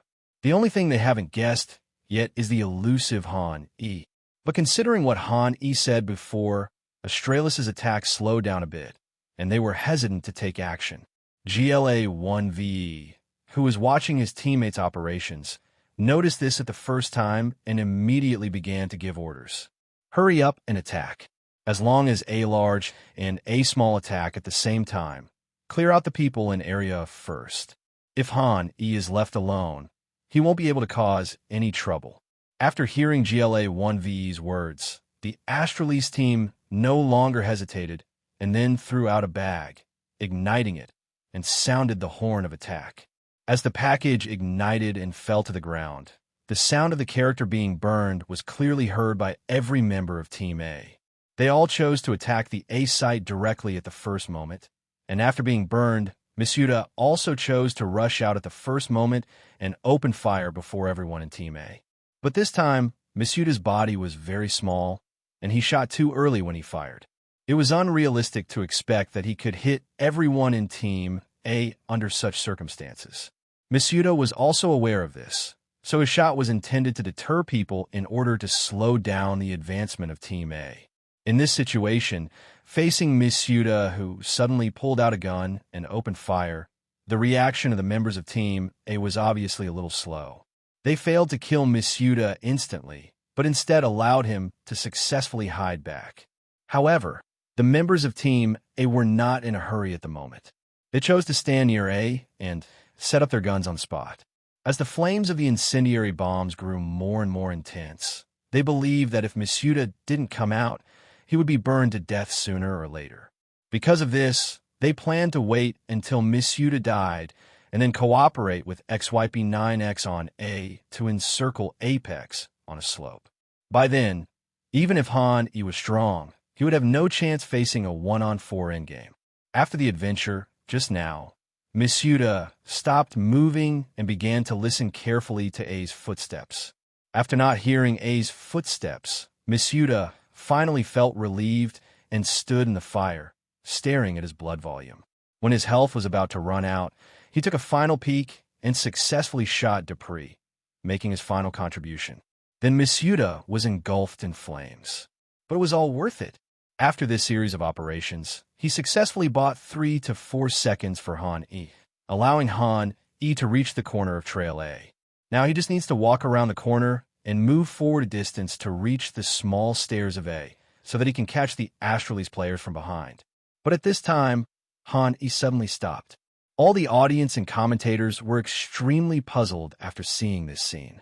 What happened next once again shattered their 3 views.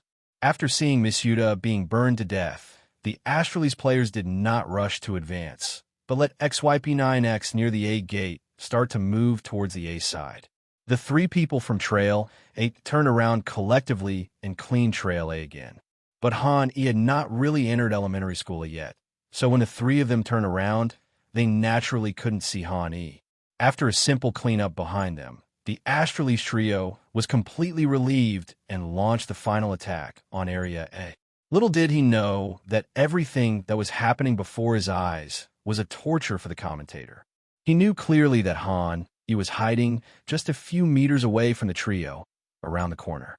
The scene he least wanted to see happen right before his eyes. Han-E once again successfully got around Team A's back. Seeing this, there was a hint of urgency in the words of the man playing the machine. Can you take another look at little A? He's right there. It's over. Why did they start attacking? You Achon haven't finished cleaning yet.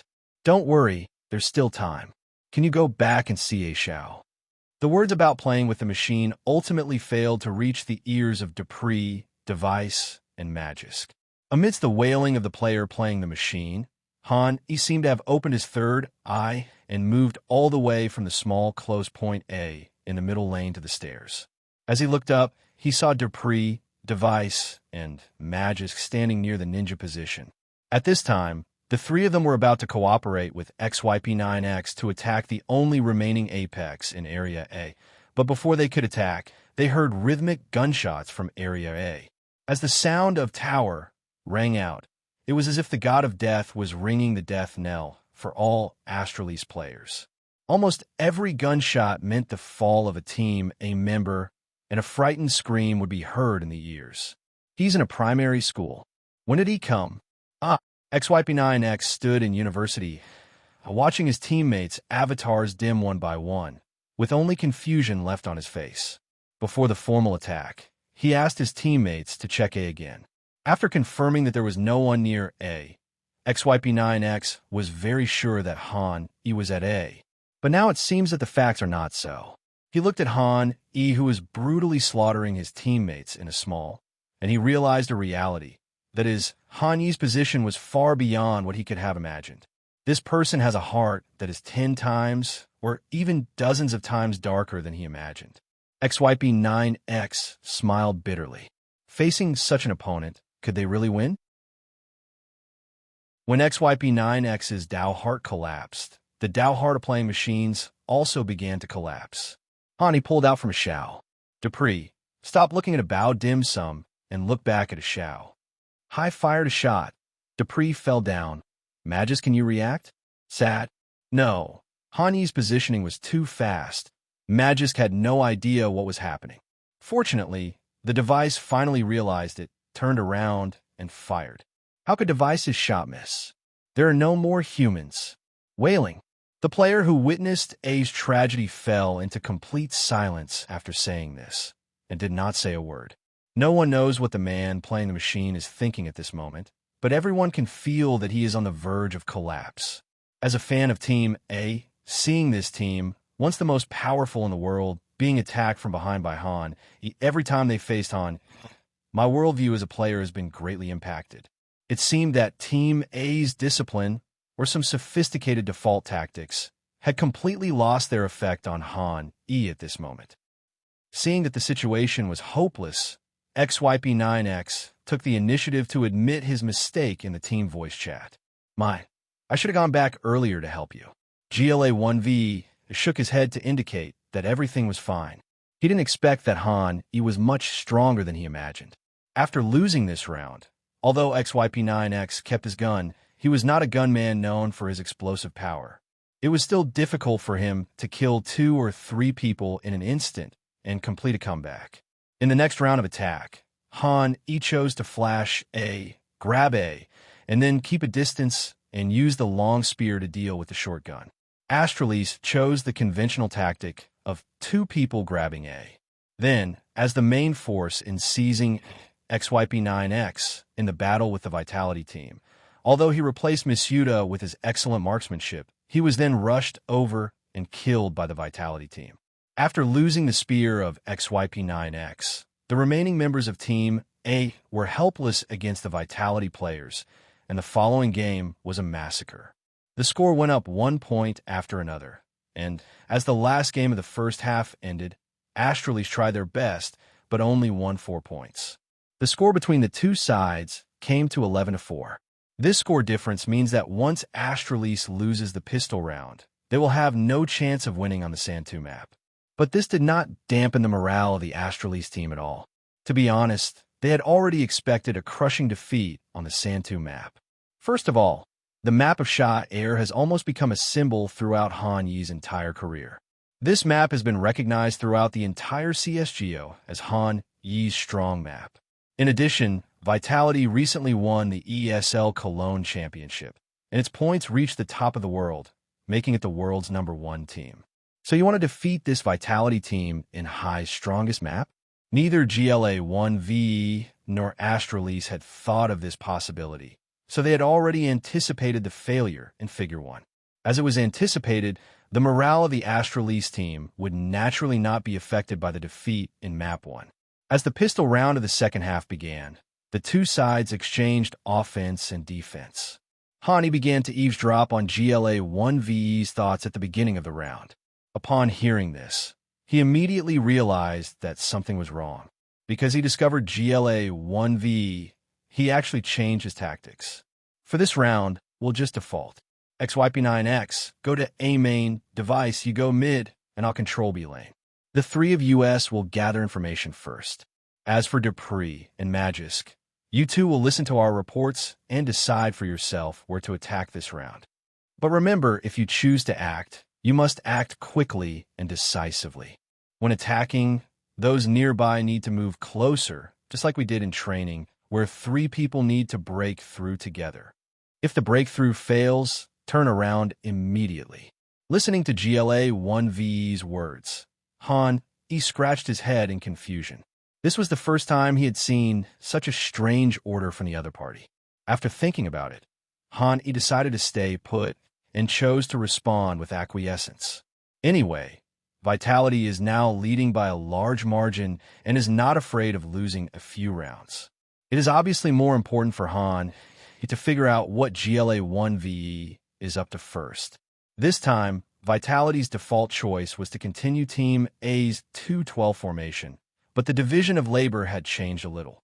Han placed himself in the more important A-small position, while A-big was still guarded by Apex. The middle lane was ZYWU, and the duo in the B area were RPK and Misuda. Soon the preparation time for the pistol round ended, and both sides rushed out at the first opportunity.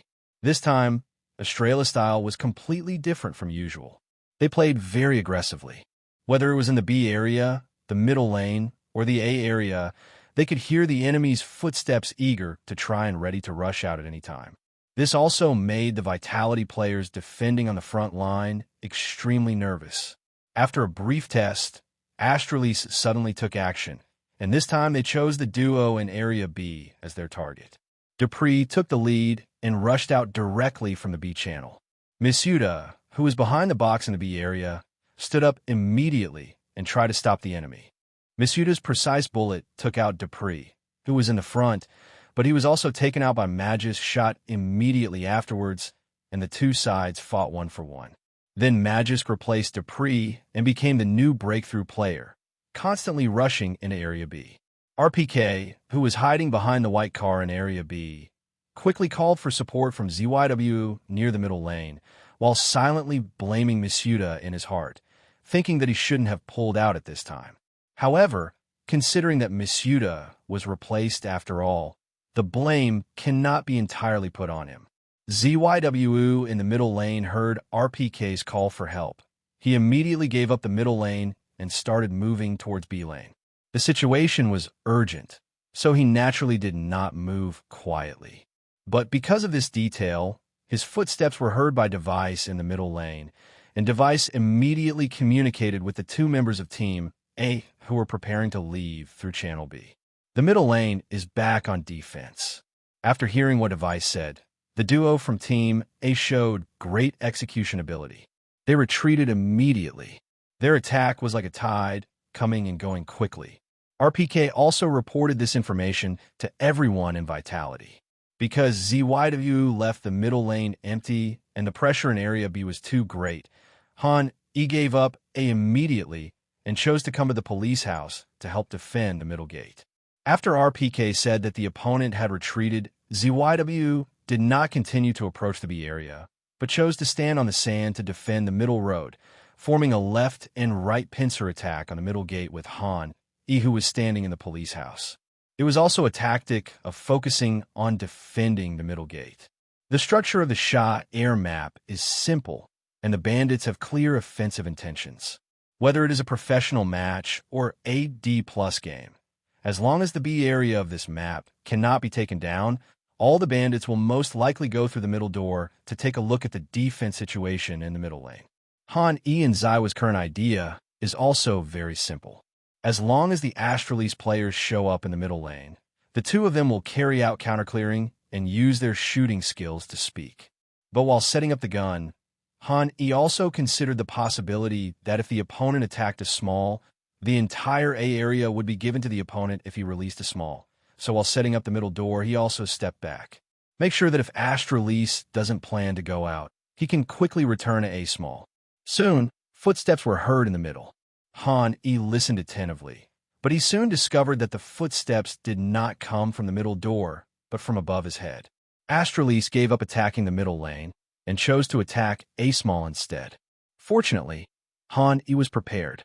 He immediately turned around and ran towards slope A with a cutter. Almost at the moment when he entered the A slope, the Astralis players also rushed out from the A small area. Relying on their own pulling, they found the weak position of Vitality's defense.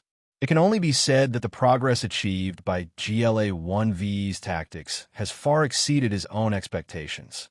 Now the situation in the entire A area depends entirely on Han Yi's performance. When Han Yi was about to pull up from a slope to a small, he had already considered what would happen if the enemy of a small took this opportunity to rush out. In order to prevent this from happening, he decisively activated another of his talents. Perception can sense the position of the nearest enemy. With the activation of Perception, the enemy's position also appeared in Han Yi's eyes. He saw the first figure quickly pulled out from A and came near the ninja position. He no longer hesitated and decisively pulled out horizontally and fired a preemptive shot. A shot was fired, and Magisk, who was walking in the front, melted instantly. His head was under pressure, and he fell backwards quickly. But the Astralis players quickly followed up with a shot, and Device took over Magisk's position and shot Hani in the head. Hani was shot in the head, and his whole body shook on the screen. He had no choice but to hide in the A slope again and prepare to set up the second position of the gun line. As for the Astralis players, they were extremely excited, especially after they noticed that the ID who killed people on the slope was Hani, and he was shot in the head by Device. Dupree and Magisk, who died earlier, couldn't help cheering. "Oh no, right on the slope, kill him, he's out of blood." The Device is well done.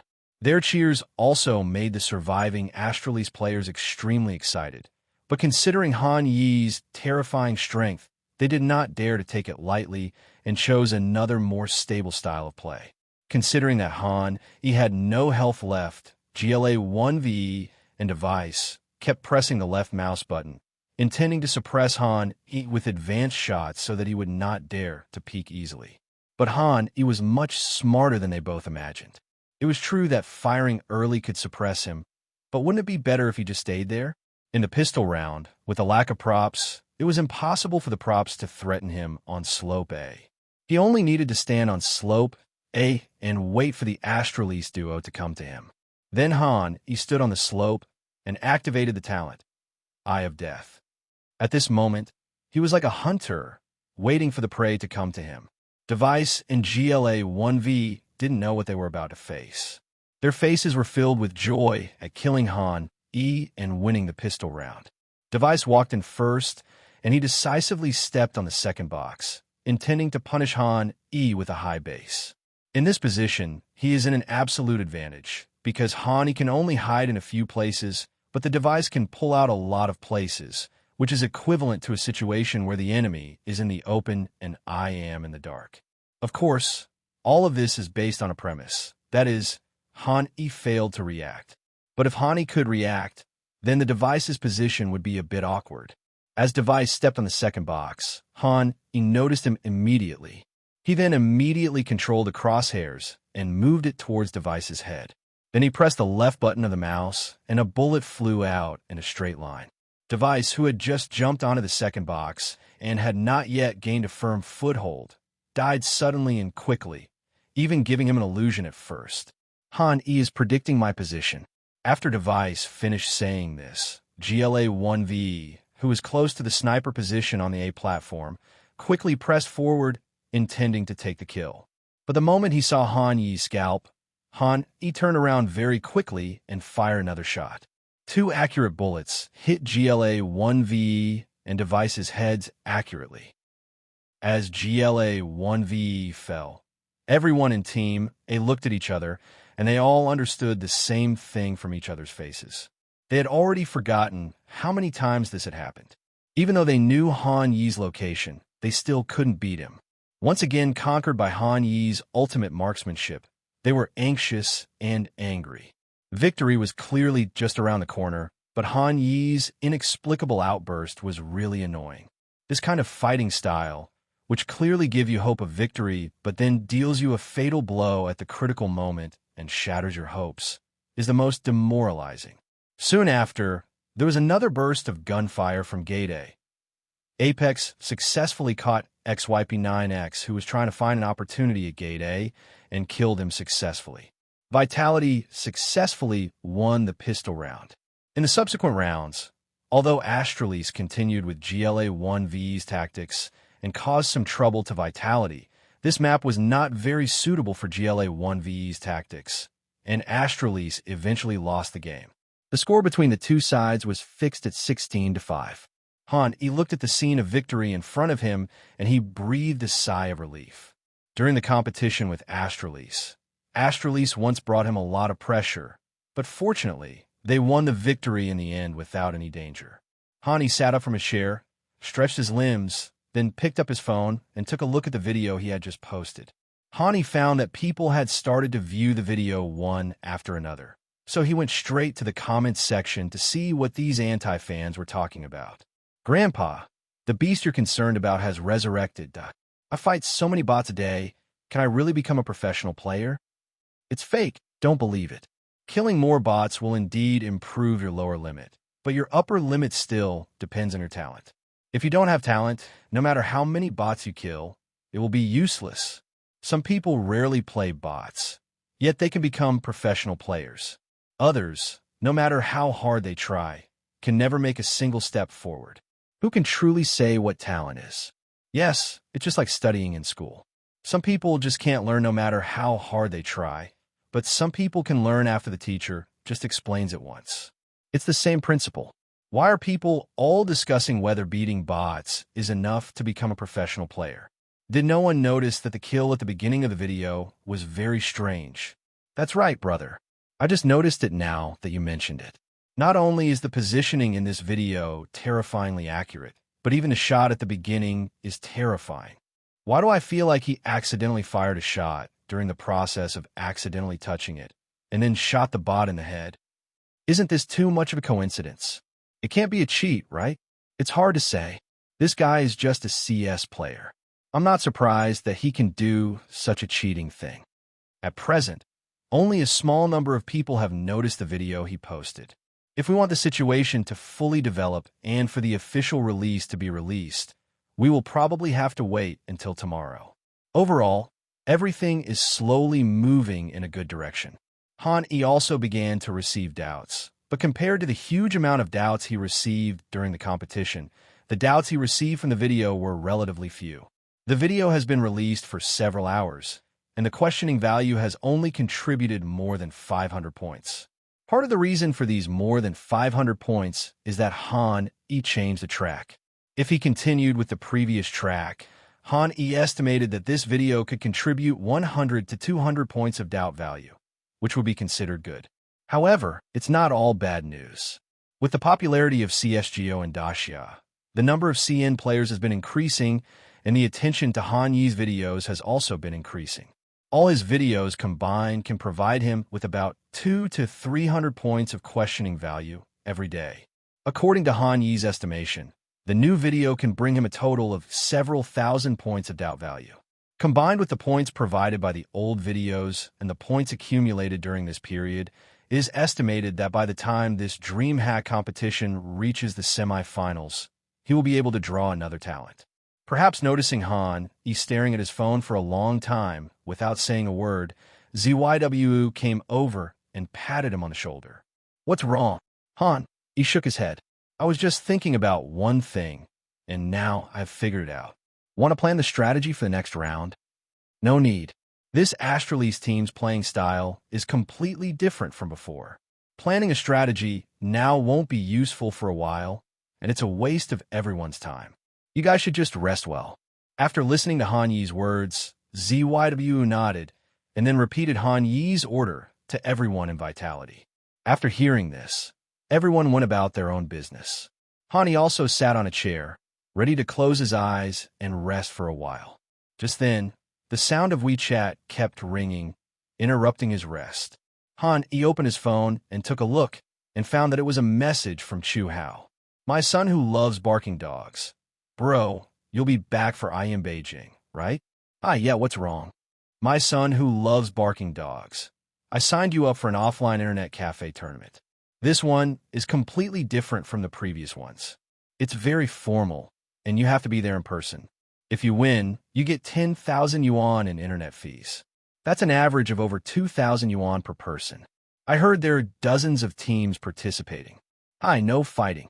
The son who likes dogs barking, please." "Hi, didn't I help you last time?" "My son, who loves barking dogs, said, this time is different. I really need these 2,000 yuan for internet." Han-E keenly sensed something was wrong from Chu Hao's words and asked cautiously, "Where is this internet cafe tournament you're talking about held?" "My son who likes dogs barking. Chieftain Internet Cafe in Beijing." Han-E searched for the name of the internet cafe. Seeing this scene, Han-E was so angry that he laughed on the spot, then took out his mobile phone and typed a line of words. "Hi, you sell your father's fake autographs every day. Can't you come up with these 2,000? My son who likes dogs barking. Why spend money when it can be free? The son who likes barking dogs. Besides, forget it. I can't explain it to you clearly. Do you think the fake signature business is easy to do? My son, who loves barking dogs, said, I need to open up new channels for purchasing goods and design new signatures. Sometimes, if my signature isn't pretty enough, I'll re-sign it. Isn't this all for your reputation? My son, who loves barking dogs, said, competition has been fierce lately. I have to teach customers how to prevent counterfeiting and verify authenticity. My profit margins have been squeezed to the point where I only make 3 yuan per autograph. Do you know how long it would take me to sell mice for 2,000 yuan? Listening to Chu Hao's complaints, Han-E fell into complete silence. He really didn't expect that the competition for his fake signature had become so fierce. After a long time, he typed a line of words on his mobile phone. Hi. If you weren't my buddy, I would have sent you to jail long ago. The son who likes dogs barking? In the end, Han E still did not directly agree to Chu Hao's proposal regarding the internet cafe competition. He said he would wait and see the situation before making a decision. After putting down his phone, Han E sat in front of the computer with his eyes closed for a while. After a while, he heard the sounds of his teammates sitting down one after another, and he opened his eyes reluctantly. This feeling is a bit strange, just like when you are in school and lie on the table to rest at noon. Even if you don't sleep, you still feel reluctant when you hear the bell ringing. This is how Han E feels now. After he opens his eyes and relaxes for a while, he quickly puts this emotion behind him. Are both players ready? The referee's voice came again in the headset. Han E looked at the other 4 members of Vitality. They all nodded, and then he spoke. I'm ready. After the referee confirmed that both sides were ready, the game officially began. Because Nuke in Map 2 was chosen by Astralis, Han E took the lead in taking down the defensive side to deal with Astralis' attack. This step is exactly what GLA 1v wants. During the round preparation phase, except for Miss Yuta, who picked up a pair of pliers and added a smoke, everyone else on Vitality's side chose a normal armor-raising technique. Astralis' side was also very conventional. They chose a standard combination of XYP9X and GLA 1VE with double flash and double smoke and 2P250S. As for the other 3, they had 3 armors. Whether it is the breakthrough ability, props, or long-range gunfighting ability, Astralis has the ability to fight with such a combination. For the tactics of this round, GLA 1VE still chose the default start. The 4 people in the inner field looked for opportunities together, while the outer field was handed over to XYP9X, holding AP250 to guard to prevent the CT from pressing the outer field and going around to the inner field. Or it can be said that it is mainly to prevent Han E. How to limit Han E has become the most headache-inducing thing for Astralis. After learning about Astralis' battle plan, Han E adopted a 122 defensive formation. The outfield was left to ZYW to guard, which made Han E feel more at ease. He personally guarded the main gate in the infield and handed the 3rd floor to RPK. Han E entrusted the weakest defense to Apex and Miss Yuta. The 2 of them set up a cross on the iron plate, with the 3rd floor and the iron plate together blocking the exit of the exhibition room. This formation can guarantee a 2-for-1 exchange, even if the 2 shooting skills are not strong enough. If they play better, 2-for-2 or 2-for-3 are not worth making a fuss about. As the game officially began, Han E rushed out immediately, then came to the main gate and listened to the sound from the bandit hall. In the casual games, especially in the low-ranking segments, many people are not good at paying attention to details. They think that they are still in the bandits' territory, or that this location is very safe, and they often run around here with big steps. However, they often overlook a very important thing. That is, the CT is only separated from them by a wall, and their information has long been heard. But it was obvious that Team A would not make such a mistake. After they entered the bandit hall, everyone pressed the silent button at the same time to hide their footsteps and attacking intentions. However, Astralis and the lower divisions also have many similarities. That is, from the very beginning, their information was heard by Han E. Han E stared at the yellow door, waiting for the Astralis members in the bandit hall to make their next move. However, Astralis was much more stable in this pistol round than Han E expected. In the first 20 seconds of the round, there was no movement at all. Han E also maintained the principle of remaining unchanged in the face of change, and the 2 sides were in a stalemate. In this stalemate, the time came to 40 seconds, and at this time, Astralis finally took action. Han Yi's ears suddenly rang with the panicked voices of Miss Yuta and Apex, who were defensively strong. I was dodged. I'm dead. Along with their voices, there were also gunshots from the iron plate and a kill notification from the upper right corner of the screen. Dupree killed Miss Yuta with a Glock headshot. Dupree killed Apex with Glock. Seeing this scene, Hani had already guessed what happened to the iron plate. It was probably a sudden flash, coupled with Dupree's extraordinary performance, which killed the 2 of them in one breath on the iron plate. When things got to this point, he didn't hesitate. He strode forward, cut open the pipe with a knife, and then jumped out of the pipe. To be honest, the situation this time was beyond Han Yi's expectations. He originally thought that at least one of the two iron plates would be replaced, but he didn't expect that he couldn't catch any of them. However, Han Yi did not blame them. There is nothing absolute in CSGO games. After all, even someone as strong as Nico has not won a major championship. After leaving the pipe, he walked forward, pushed open the death door, and then ran behind the cylindrical bunker in Area B without delaying for a moment. Then he leaned half of his body out from the side of the trapdoor and aimed the crosshairs at the right-hand door frame of the iron double door, close to the control room. The reason why he set up the door on this side was simple. Although the left-hand door frame was closer to the exhibition room and the bandit hall, and was also the bandits' closest attack route, the left-hand door frame was not important. Because after the bandits came out of the left-hand door frame, there were no shelters or obstacles around the entire left-hand door frame, so the best they could do was attack from high up and low down. On the other hand, looking at the right door frame, the bandit has a lot of options after coming out from the right side. For example, he can jump into the ninja position and use the cover to fight Han Yi at the bomb site. Or he can break the glass of the control room and enter the control room, threatening the subsequent CTs and making them afraid to return to defend through the pipe or K1. He can also push open the trapdoor and directly attack Han inside the bomb site. In short, there are countless tactical extensions. Therefore, Han Yi's mind was very clear. He knew where the greatest threat to him was, so he naturally had to be careful and guard against it. Han Yi knew this, and so did everyone in Astralis. They were all top-tier professional players, and their understanding of the game was naturally good, far superior to that of ordinary people. They also understood the importance of the door frame on the side, close to the control room. But they were not in a hurry to snatch it away because the ID was still on the field. In other words, as long as Han Yi is alive, no one can be sure whether they can defeat Vitality in the pistol round. After GLA-1VE pondered for a moment, he issued an order, asking all the ironclad members of team to stay on standby to see if anyone from Vitality could counter-touch the area.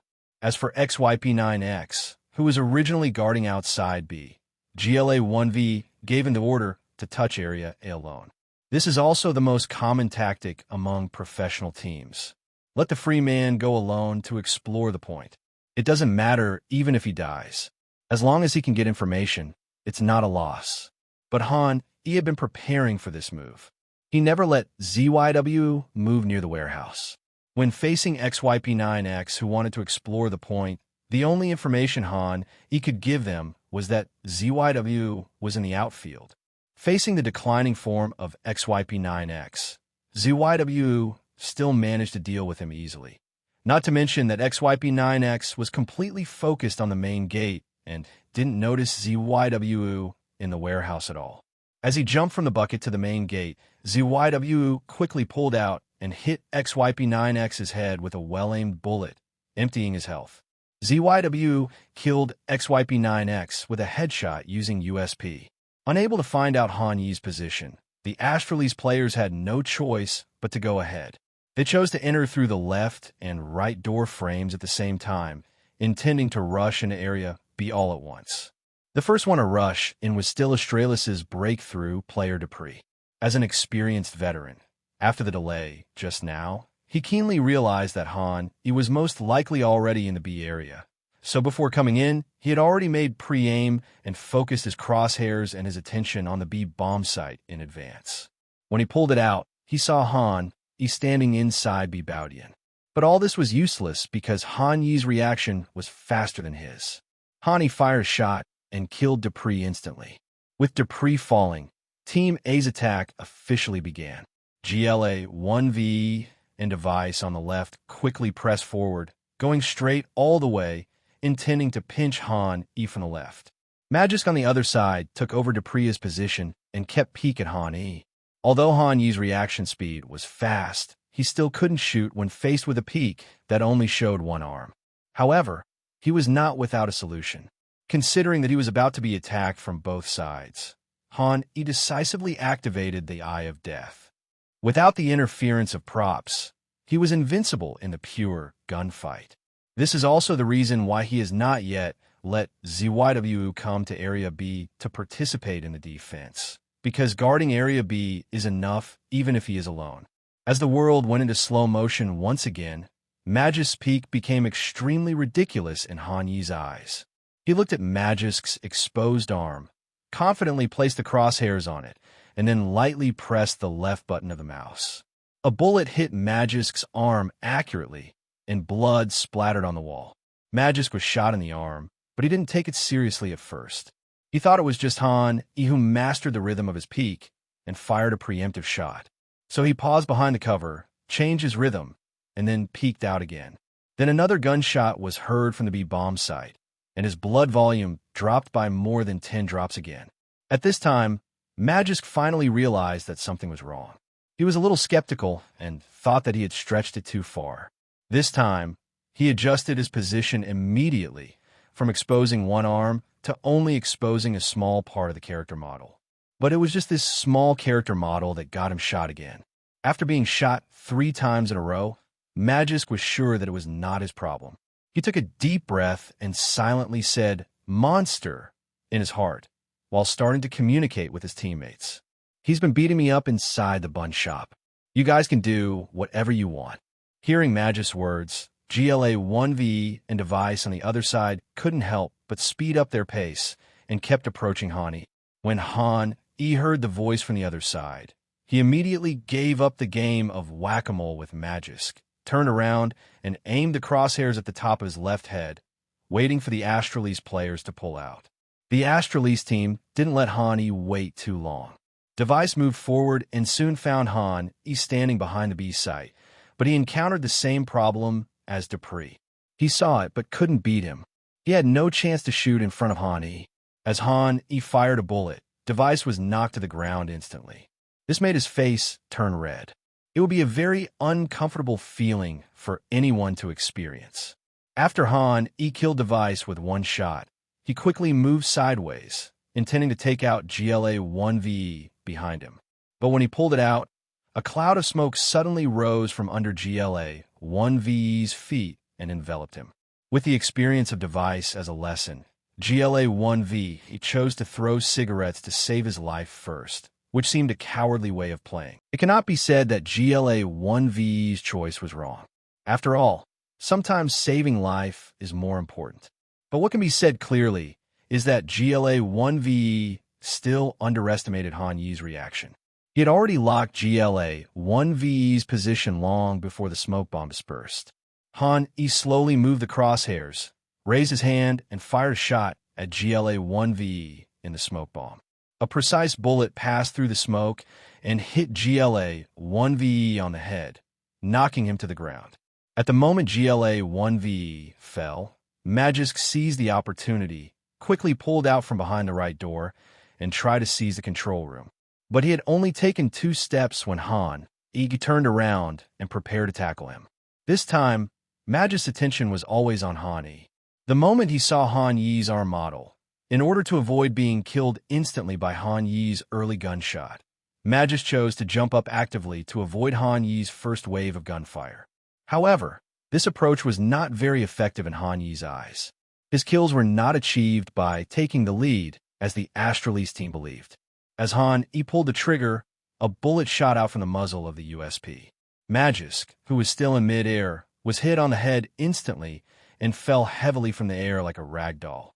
I was originally in a good mood playing the machine because I saw Astralis had a big advantage at the start, but in this short minute, I experienced a huge ups and downs in my mood. A flash of lightning. Dupree pulled out and killed 2 people in a row. He completed the breakthrough. Should we attack Area B directly? Wait, they didn't move. GLA 1v chose to play it safe. He asked XYP9X to test the A area.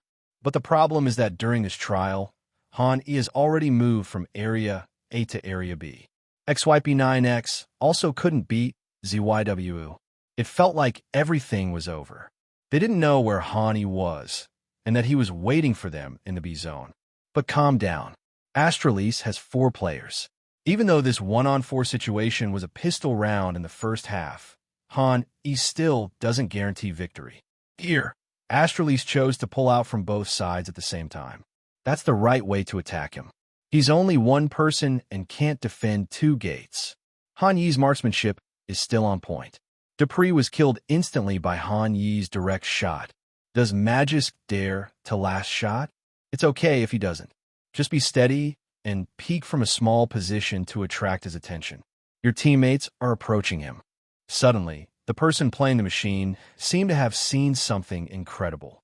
His tone suddenly rose, and he uttered a soul-like questioning sound. Ah, no, this is a human. When he saw that Magisk was shot by Han, he just by showing a small arm, his worldview was completely refreshed. Before the player could finish being surprised, Han killed device and GLA 1VE. His mood also fell from being good at the beginning to the bottom until Han Yi's last shot took away Magisk. The tone of playing the machine was no longer exciting.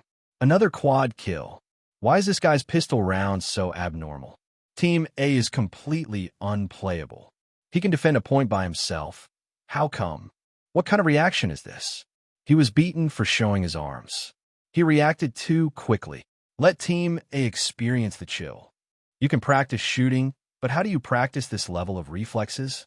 Hai is probably the most talented player I have ever seen. This is Han Sheng. He never feels pressure by his teammates, but just kills them silently. +1, +2. After getting the quad kill, it was not only the people playing the machines and the audience in front of the computers who praised Han but also his teammates and coaches around him. Send them houses. Oh, Han, this one against 4 is a real treat. Luckily you're here. The two of us couldn't hold on, and we almost thought we were going to lose the pistol round again. When his teammates were praising him, XTQZ even walked directly behind Han, put his hands on Han Yi's shoulders, and helped him massage and relax as encouragement. This is also a common technique used by many coaches. While helping players relax, it also affirms the player's status in the team. Han, he was obviously in a good mood after getting a quad kill in the pistol round. If they could maintain this kind of victory, they would be one step closer to the quarterfinals. However, this time also exposed some of their problems on the nuke map. That is, their iron plate defense was too weak, resulting in the iron plate position often being unable to withstand the enemy's attack. Han, he can rely on his talent to back him up once or twice, but if it happens too many times, he will find it quite difficult, especially in the spear game when everyone has props. Even with Han, using the Eye of Death, it was difficult to ensure a 100% victory.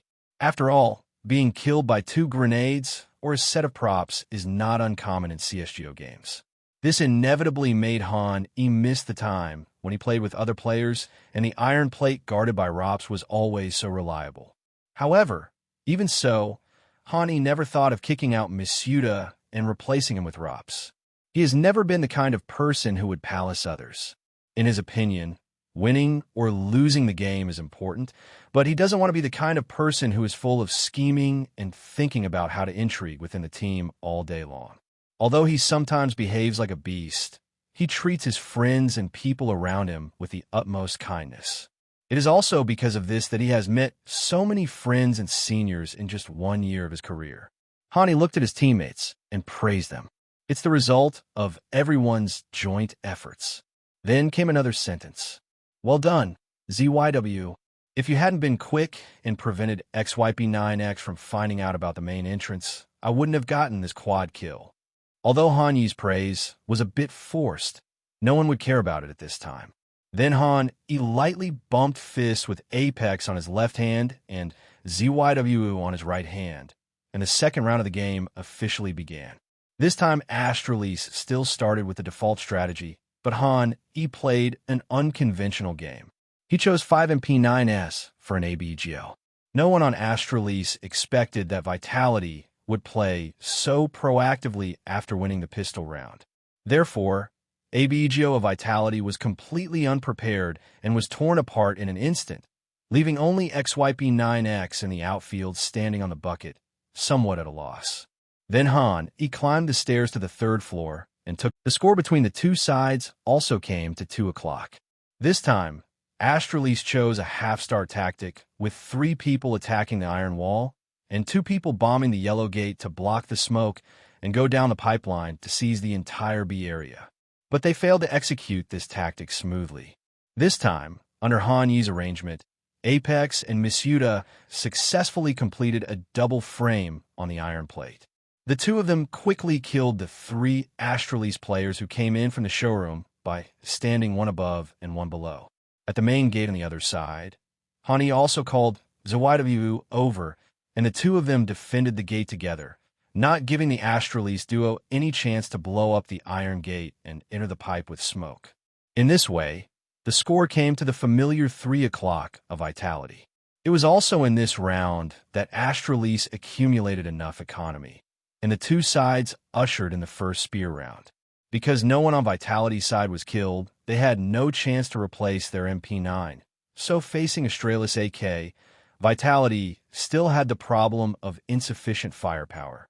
Astralis obviously understood this, so they decided to choose a tactic of 3 outside courts and a single iron plate to try to break through, putting all the pressure on both sides of Vitality and forcing everyone in Vitality to move and participate in defense. In this game, GLA 1VE had a clear idea. The reason for attacking the iron wall was that for Vitality, Misuda was the weakest point in the team and also the point that was easiest to break through. It would be unreasonable not to target him. As for attacking the outfield, the reason is even more straightforward. They now have AKs in their hands, while the opponents have short guns like MP9 in their hands. Long guns are fighting against short guns. In addition, the outfield has an open terrain. As long as Han, E, and ZYW dare to defend, the advantage will naturally be on Astralis' side. Faced with Astralis' tactics, Han E pondered for a moment and kept the formation unchanged, still deciding to let ZYW alone in the outer field, but also told ZYW that if he couldn't hold on, he should retreat towards the outer field of the police home team. Just don't die. In terms of general tactical strategy, Han E still used a tactic that focused on the interior. He planned to use the complex terrain and various shelters in the interior to fight against Astralis' spears. As both sides completed their tactical arrangements and the round countdown ended, both teams dispersed. Team A exerted a strong sense of pressure from the beginning. Shortly after Han E arrived at the main gate, a standard set of outfield smoke screens was thrown over, blocking the entire area from the red box to the K1 side. Upon seeing this, Han E immediately activated his talent, Perception, can sense the position of the nearest enemy, preparing to kill in the smoke. But as his perception was activated, Han E immediately realized that something was wrong, because Team A's position did not look like they were going to sneak into K1 through the smoke, but rather to counter the main gate of the Qing dynasty, as if they were coming for him. Han E quickly realized this, but it was too late. Team A did not give him much time to think. It was obvious that they had planned this tactic for a long time, and it was a killer move against Han E on the nuke map. Without any warning, Han Yi's screen flashed completely white in an instant, and he could not see anything in front of him. However, perception is still there.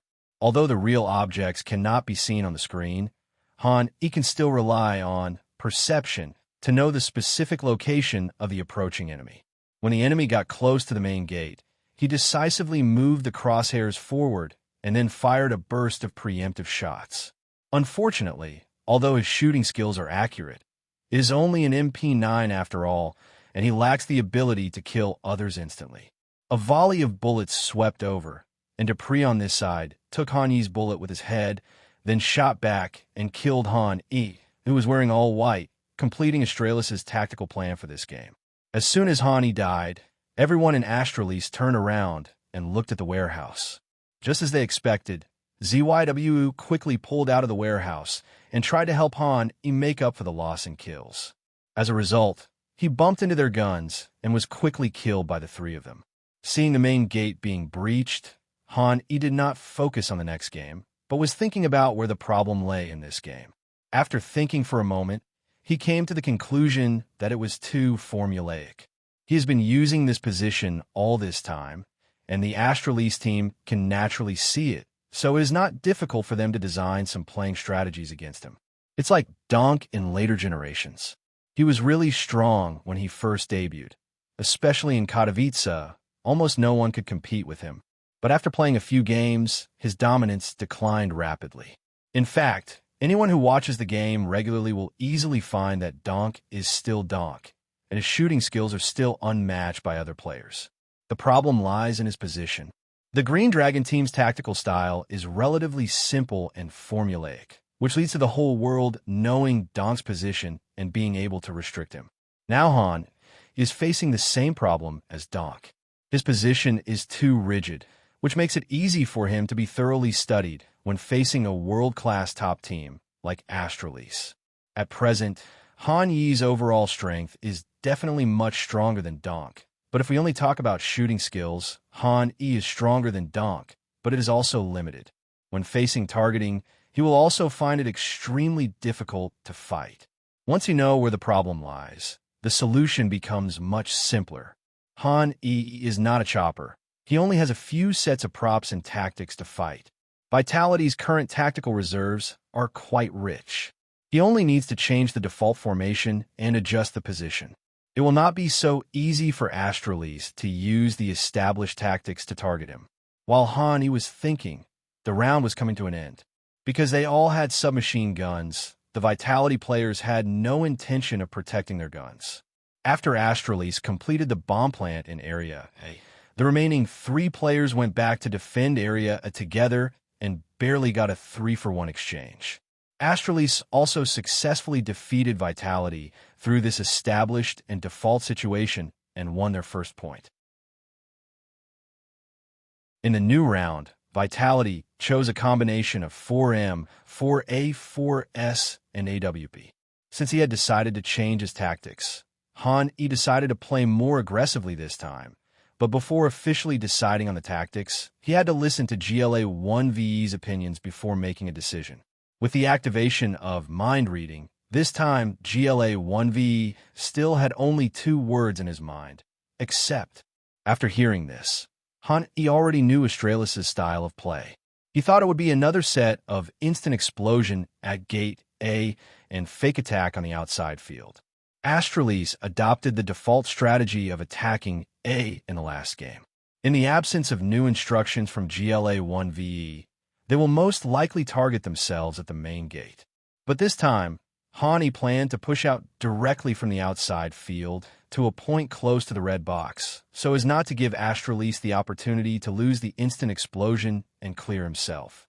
ZYW, help me get on top of the water tower. I need to get closer. I need to change my tactics. Let's not use double iron plates in this round. Apex, you will guard the main gate in my place. Miss Yuta, you're the only one on the iron plate. RPK, just stand on the 3rd floor and don't move. The preparation time before the start of this round was gradually consumed by Han Yi's deployment of troops. As the countdown reached 0, Han Yi rushed to the outfield immediately. He moved forward and seized the front point. When he arrived near the red box, Han Yi immediately walked quietly to avoid being heard by the enemy. ZYW also took this opportunity to fire a bandit's mouth to help Han Yi suppress the speed of the attacking side rushing out from the bandit's mouth in the outer field, so that the bandits would not come out before Han Yi got into position. At that time, Han Yi, standing in the middle of the road, would inevitably be in an awkward position and could easily die unjustly. After helping Han Yi push the bandits back, ZYW immediately went to the outfield near the CT side of Ogura and chose to set up camp directly on top of the water tower. From then on, the 2 positions that could threaten Han Yi were all cleared out by ZYW, and he also took the opportunity to move closer to the red box. Faced with Vitality's abnormal behavior, the Astralis team naturally felt something was wrong. GLA 1V immediately gave up the idea of defaulting in order to stop the attack. He also called everyone except XYP9X to prepare to implement a 4-man offensive tactic in the outfield.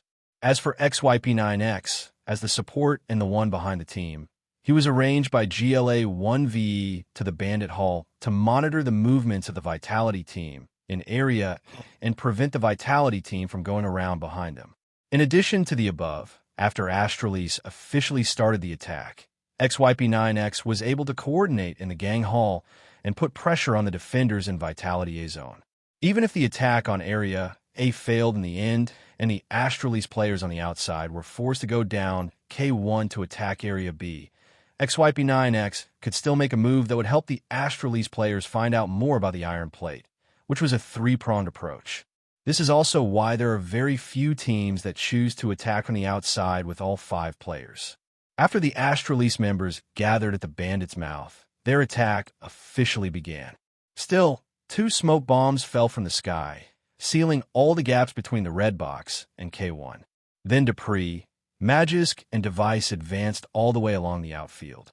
GLA 1VE stood at the entrance holding a prop, ready to give out his instant flash at any time. As the 3 of them moved forward, they were still searching carefully, not missing any place where people might be hiding. Han, he certainly understood that with Astralis' attention to detail and discipline, he would definitely not be able to escape their search at this position. In this case, unless he used his last Deadeye, he could only achieve a 1-for-1 record at best. So when Astralis changed their formation, he also remotely controlled ZYWU and Apex to change their formation. At this time, ZYWU had given up on setting up the water tower directly, and instead came to a position closer to the 3rd floor and began to set up the red box directly. His position could help Han guard his back. Any Astralis member who wanted to rush out of the smoke to attack Han, he could not avoid Zywa's gun line. As for Apex, Han, he asked him to create smoke at the main gate, giving the Astralis team the illusion that he was still at the main gate, in order to deceive the Astralis team. But even with all these preparations, Han, he still underestimated the awareness of the Astralis players. They heard the sound of gunfire mixed with smoke at the main gate, and they didn't believe it at all, so they searched deeper and deeper.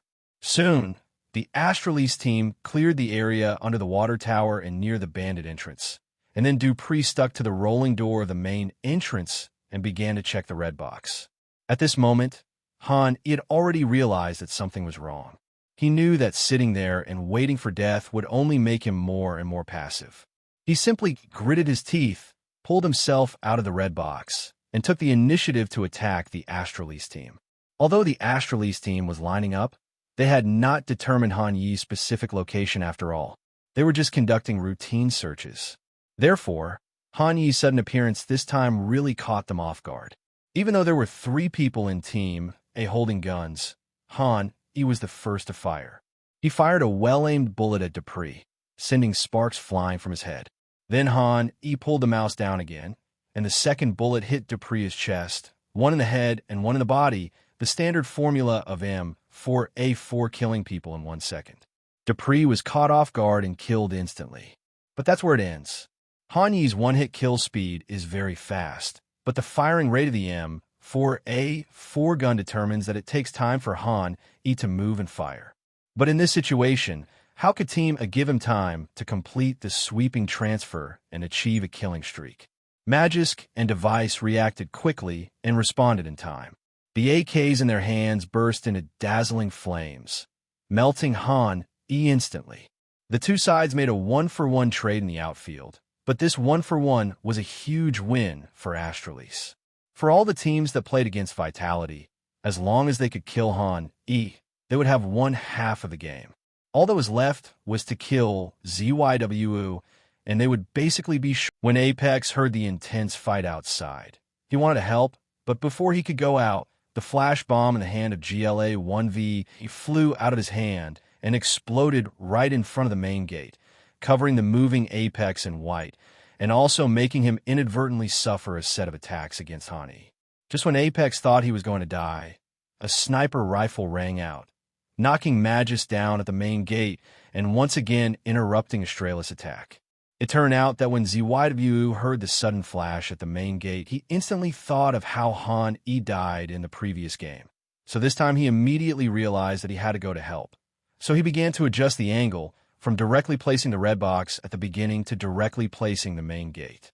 It was because of this that he successfully saved Apex and prevented Vitality's main defense from completely collapsing. After recovering from the flash bomb, Apex quickly pressed forward to the point near the main gate. Needless to say, there is a tacit understanding between Apex and ZYW for many years. ZYW also knows Apex's playing style very well. When he saw Apex's position constantly pressing forward, he knew what he wanted to do. Without much nonsense, ZYW took out the flash bomb and threw it out. At his position, a flash burst happened to completely cover GLA 1VE at the back and device at the near point, and both of them were hit by a full white at the same time. Apex took the opportunity to pull out. Facing the device that had no cover and could not open its eyes, Apex made no mistakes and took it away with one shot. Afterwards, Apex was not greedy at all. He calmed down for once and turned around and ran back to the main gate, trying to maintain a 4 versus 2 numerical advantage. But Astralis' attack did not stop. Just when Apex turned around, the iron gate was pushed open, and XYP9X, who had been waiting for a long time, finally showed his fangs. Faced with XYP9X's sudden attack, Apex was completely unable to resist and was knocked to the ground by AK's gunfire in less than a second. The situation on the field changed rapidly, and it suddenly became 3 against 2, entering the endgame stage. In the current situation, Vitality has a slight advantage, but Astralis still has a chance of winning. Faced with this endgame, GLA1VE was hesitant to act rashly, so he chose the most conservative option of setting up his gun on the spot. He planned to collect information first to see if Vitality would lose its composure, and then decide the direction of attack. As for Hani, after his death, he could concentrate on using mind reading, so he was able to obtain much more information than GLA1VE, and he seemed calmer. Therefore, the decision he made was far more reasonable than GLA1VE's. He let Misuda go around the iron plate and let RPK jump down from the 3rd floor to the bomb site, attacking XYP9X in the bandit hall from the front and back. ZYW remained motionless and just stood in the outfield to set up the main goal. In this way, ZYW was standing between XYP9X and GLA1V, making it impossible for them to take care of each other, with one side not moving and the other side constantly closing the net. Astralis unknowingly fell into Hanyi's trap again. As Misuda officially arrived at the bandit hall, the two sides launched a pincer attack on XYP9X near the iron gate. The two cooperated tacitly, one hooking and the other hitting. Even though XYP9X had the strength of a top, he still died, tragically near the iron gate under the pincer attack from the two. Then a sniper shot was heard from the outside field, but this time, ZYW made a mistake. Facing the one-on-one situation in the outside field, he, who was known for his stability, missed a shot rarely. GLA1VE seized this opportunity and successfully killed ZYW. Then GLA1VE quickly gave a main gate smoke, and then he went underground along K1. The current situation is a bit complicated. Misuda and RPK chose the safest tactic, which was to wait for GLA1VE to plant the bomb, and then go through the pipeline to return to defense. While in the underground, GLA1VE saw that Misuda and RPK did not come down immediately, and he understood what they were planning. After sighing, he downloaded a world pack and hid himself in the ninja seat. Misuda and RPK quickly returned to Area B from the pipeline, and then the two began to count. GLA1VE, who was in the ninja position, soon had nowhere to hide and could only bite the bullet and engage in a gunfight with the two. The two did not disappoint the Vitality team. During the gun battle, they successfully took down GLA1VE with their numerical advantage, and then successfully dismantled the bomb, expanding the score to 4-1. He also breathed a sigh of relief.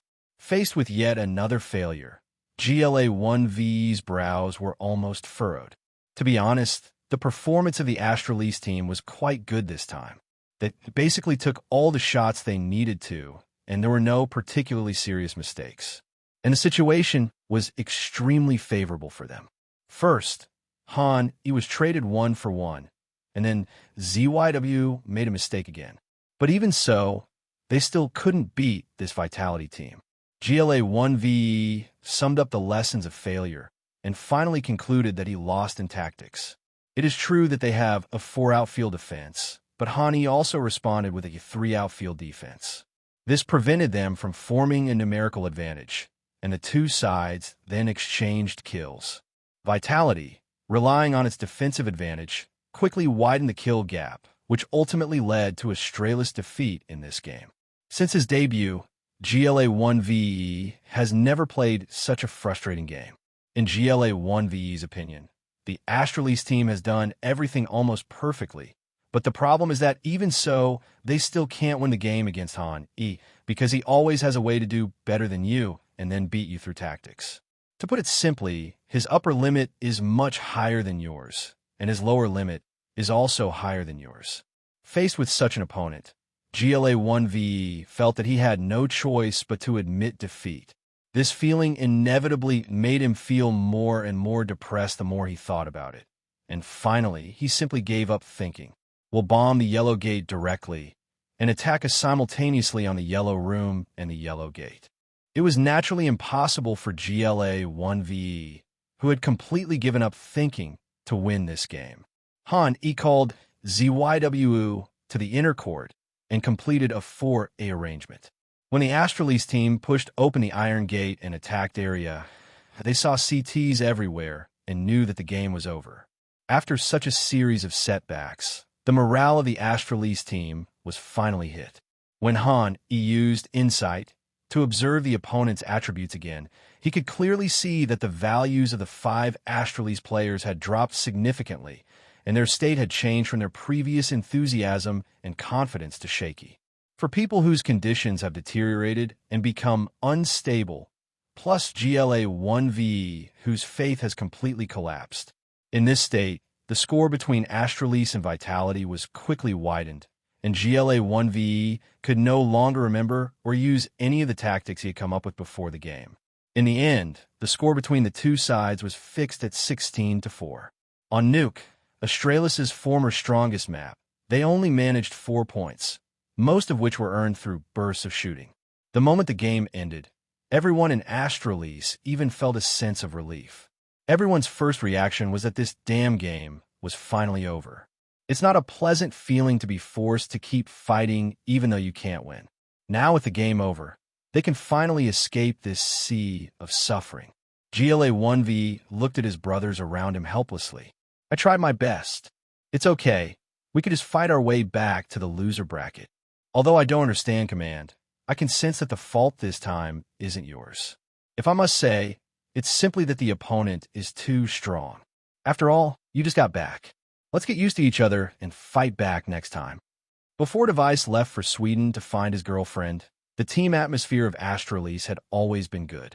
Even if they lost, the cohesion was still there, and there was basically no complaining about each other.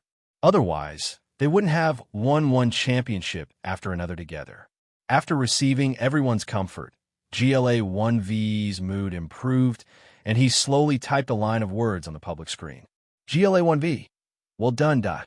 Soon, he received a formulaic reply from Hani. Hi, you too. After Astralis was defeated by Vitality, even after GLA 1v returned to the team, how to defeat this Vitality has become a global problem, and it is also a problem that all teams have to face. If you want to win the championship, you have to think about how to beat this Vitality team. Fortunately, although this Vitality team performed very strongly on the field, it cannot be said to be invincible. After all, this team is not composed of 5 Han E or 5 ZYWU, and they always have weaknesses. Although Astralis failed, some of his tactics inspired other teams, including the favorite to win the championship, Navi. As a well-known coach in the game CS, B1Ad3 has always been good at analyzing the enemy's weaknesses and then making precise attacks based on the enemy's weaknesses. This is why he was later called the world's #1 pauser by CS players. With such strong analytical ability, coupled with the 2 previous encounters, he keenly saw the problems that Han he had noticed during the previous game. That is, on the Nuke map, Vitality cannot hold its ground. Based on this, B1Ad3 began to think, Since Vitality has this weakness on the nuke map, do other maps also have it? After a brief thought, B1Ad3 began to check all of Vitality's recent demos, and finally found many similarities. He also discovered that he seemed to be extremely good at identifying the enemy's main attack direction. Every time Hanyi's opponents gathered a large force to attack, they would rush into the police station. This happened several times, and the opponents continued to enter the police station. Before anything happened, his mentality had already collapsed. After watching so many demos, B1Ad3 quickly realized that they would not be able to beat this Vitality team with their current tactics. To defeat this Vitality team, we must use a surprise tactic, and the surprise tactic is for the main force to feint in one direction, forcing all the Vitality players to return to defense. And then the free man away from the main force is the point of real attack. Thinking of this, B1Ad3 called Bumble4 over and told him all his analysis and tactics. After hearing this, Bumble4 did not agree immediately. Instead, he repeated his understanding with a look of confusion on his face. Are you saying that I should use a 32 or 41 formation, proactively dividing the battlefield into two parts, and then let the part with fewer people launch the attack? In Bumble4's opinion, B1Ad3's tactic is too imaginative and completely goes against people's intuition. It makes the side with fewer people take the initiative to attack, which is not a feint. At least so far, such a tactic has not appeared in CSGO. B1Ad3 also knew Bumble4's concerns, and he went on to explain. When facing high, every time a large force attacks, there's a high probability of entering the police station. High's information gathering ability is so strong that it gives me the feeling that as soon as the round begins, he knows exactly what you're going to do and where to focus your attack. We cannot defeat him with a frontal and conventional tactic. We can only rely on our personal abilities to break through the point, make a feint attack in the main attack direction, and then break through on the side with fewer people. Only in this way can we have a chance of winning. Our individual abilities are very strong, and against Vitality, it is not impossible for us to break through the point with one or two players. Bumble4 listened to B1Ad3's words and felt that there was some truth in them, but he also felt that something was wrong. After thinking for a long time, he asked a fatal question. If I were Hani, I would use ZYW to defend the side with fewer players, preventing us from relying on individual abilities to break through the weak defense and score points. B1Ad3's expression froze after hearing this. Yes, the Vitality team not only has RPK, Apex, and Masuda, but also a ZYW. But he was not panicking. Although ZYW was very strong, they were not without a chance of winning. We can send S1 Impel and Electronic. They can definitely win with a 2-on-1 situation. It seemed that Bumble4 had already considered this issue, and then he spoke again. What if the person who comes is high? Then B1Ad3 fell into silence again. It was indeed as Bumble4 said, ZYW and the others could fight 2 against 1. But what if it was high? After a few minutes, B1Ad3 made up his mind. Then we'll attack from the side with more people. Avoid Hani. Even if ZYW is in front of us, we must fight. This time, Bumble4 didn't say much. In his opinion, this was the only way the current situation could be. They really had no better way to deal with Hani. While Na'Vi was racking their brains over how to defeat Vitality, he was already lying in bed, reading his post-match review. This time there were more than 2,000 reviews, giving him a high score of 9.8. As Vitality continued to win, the number of fans following them increased significantly, and more fans gave Hani comments.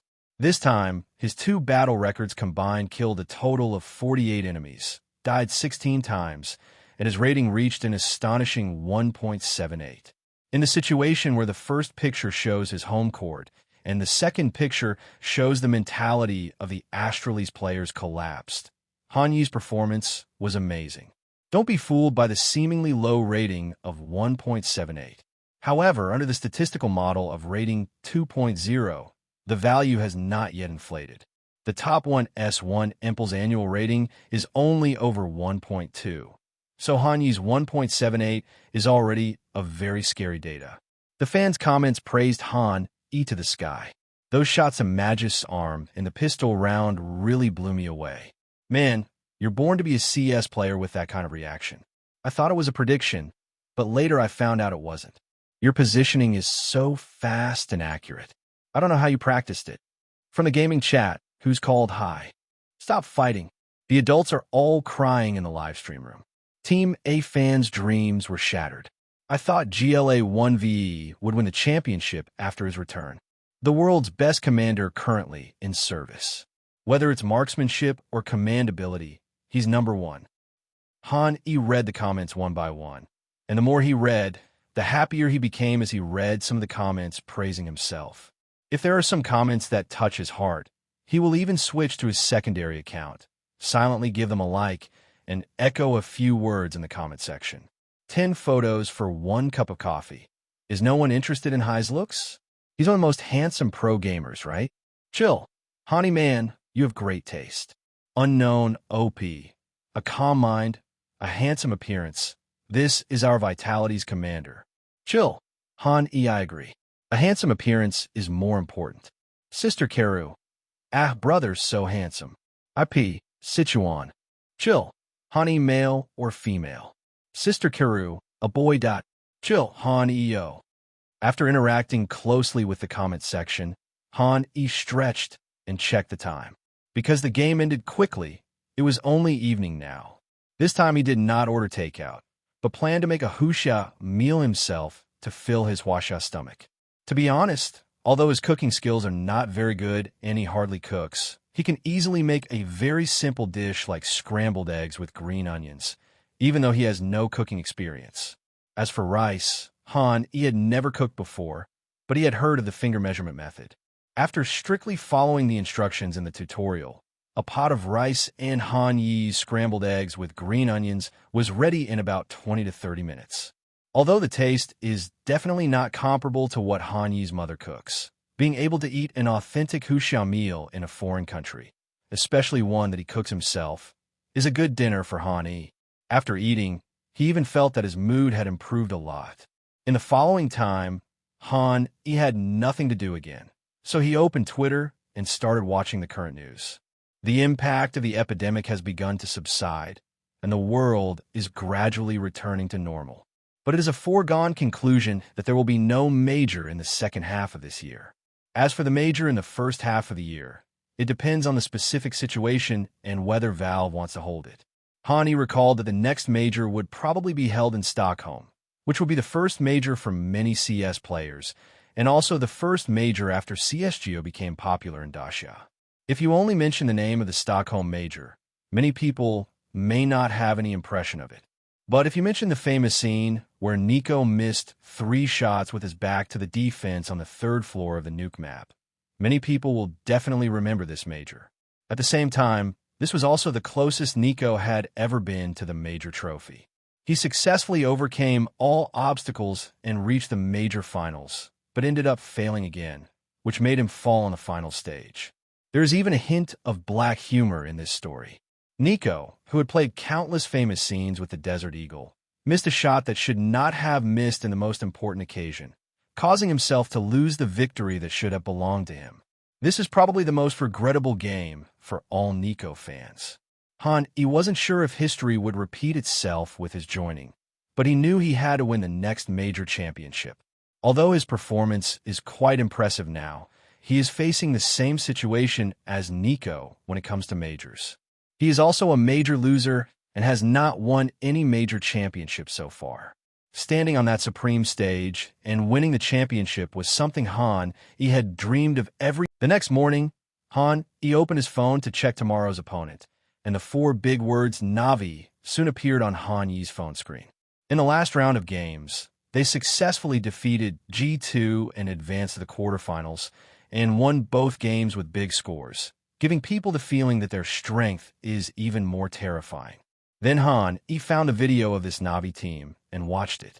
He found that the cooperation of this Navi team was a bit awkward, the tactics were not comprehensive enough, and there were many flaws.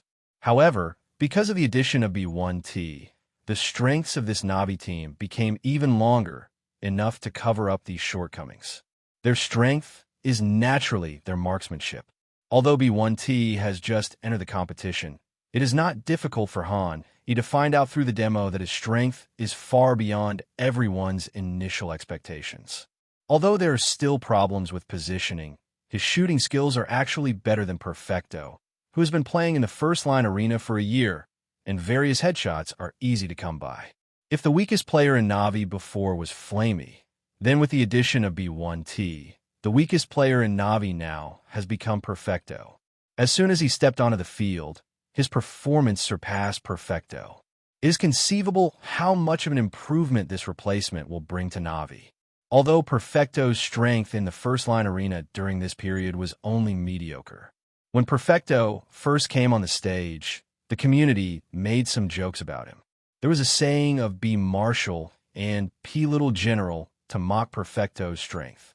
But after a year of training, this P Little General is gradually evolving towards P Marshall. His strength is not weak. This can only indirectly show that B1T is indeed very talented. Hani didn't have anything special he wanted to study about this Navi. He just took out his tactical notebook and reviewed the previous content about Navi, mainly recalling their playing style and habits. Afterwards, Hani did not choose to hold a combat meeting. Navi was an old rival, and even if he held one, he didn't know what to say. Everything that needed to be said had already been said. If he continued to repeat himself in a meeting, it would be a bit like some of the leaders he had met in his previous life, who would hold a meeting all day long before letting everyone start working. It is useless and annoying, and only gives people the false impression that you are working hard. Han-E simply washed up, ate a steak, poured himself some Coke, and then found a small game that didn't require much operation to play. Although he has become a professional CS player, it has not changed his love for other games. Occasionally, when he has free time and is not training, he will still play other games. Not only him, but everyone in Vitality and even the entire CS professional circle is in this state. Everyone loves the game CS deeply, but if they are asked to play it all the time, it is difficult for them to continue playing, so they will occasionally choose other games as a spice. Thinking of this, Hani suddenly thought of a rumor. It is said that Frozen performed poorly in key games during the Shanghai Major because he was addicted to the domestic game, Black Myth, Wukong, which affected his performance. Especially in the days leading up to the finals, the game duration of Black Myth, Wukong, increased by 35 hours. Even on the second day after the finals, Frozen ignored the pain in his heart and still opened Black Myth. Considering that this competition is held in Shanghai, Black Myth is a domestic game, and Donk is extremely popular in Daxia. Therefore, Hani has every reason to suspect that it must be a domestic Green Dragon fan who set up a trap for Frozen and recommended the game, Black Myth, Wukong to him. Of course, we cannot rule out that it was Jime who did it, but the effect of the medicine just took a little longer. But what exactly happened remains a mystery. Hani glanced at the date. It was still 3 or 4 years before the incident. He would have the chance to ask Frozen then. After finishing his meal, he sat in front of the computer and started practicing shooting, preparing to fight against Navi. At the Navi base, Bumble 4 and B1Ad3 were explaining their battle plan to everyone at Navi. As their explanations continued to deepen, the Navi team also focused their attention on the combination of electronic and S1 Impel. It was obvious that whether they could open up the situation depended on these two.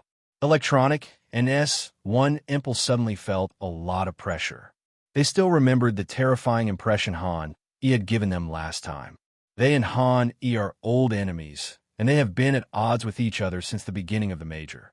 From the beginning, they were stronger than Han-E and sent Han-E home in the quarterfinals. Now, Han-E's strength has surpassed them, and the status of both sides has been exchanged, making them the loser. It has only been a month since then. The current S1 Impel is not the old pig who has not played in many years, but the strongest CSGO player. He has always been proud in his heart. He is still a little dissatisfied with his last loss to Han-E. He just felt that his condition was not good, or maybe Han-E's condition was too good, and he was a little too confident in his opponent. So in order to defeat Han-E, S1 Impel also conducted a lot of research on Han E and understood his various habits. But as he got to know Han Yi better and better, S1 Impel could feel Han Yi's formidable power more clearly. He found that he didn't seem to have any personal gaming habits to speak of. His personal habits were more like they were formulated based on his opponent's personal habits. For example, a normal player guards the same area, such as the B area in Dust 2. Some people like to stand behind the big box, and some people like to stand in the parking space. It's not that they will go to the same position every time, but that in 10 games, they may subconsciously make the same operation and stand in the same position in 6 games. But Han Yi is different.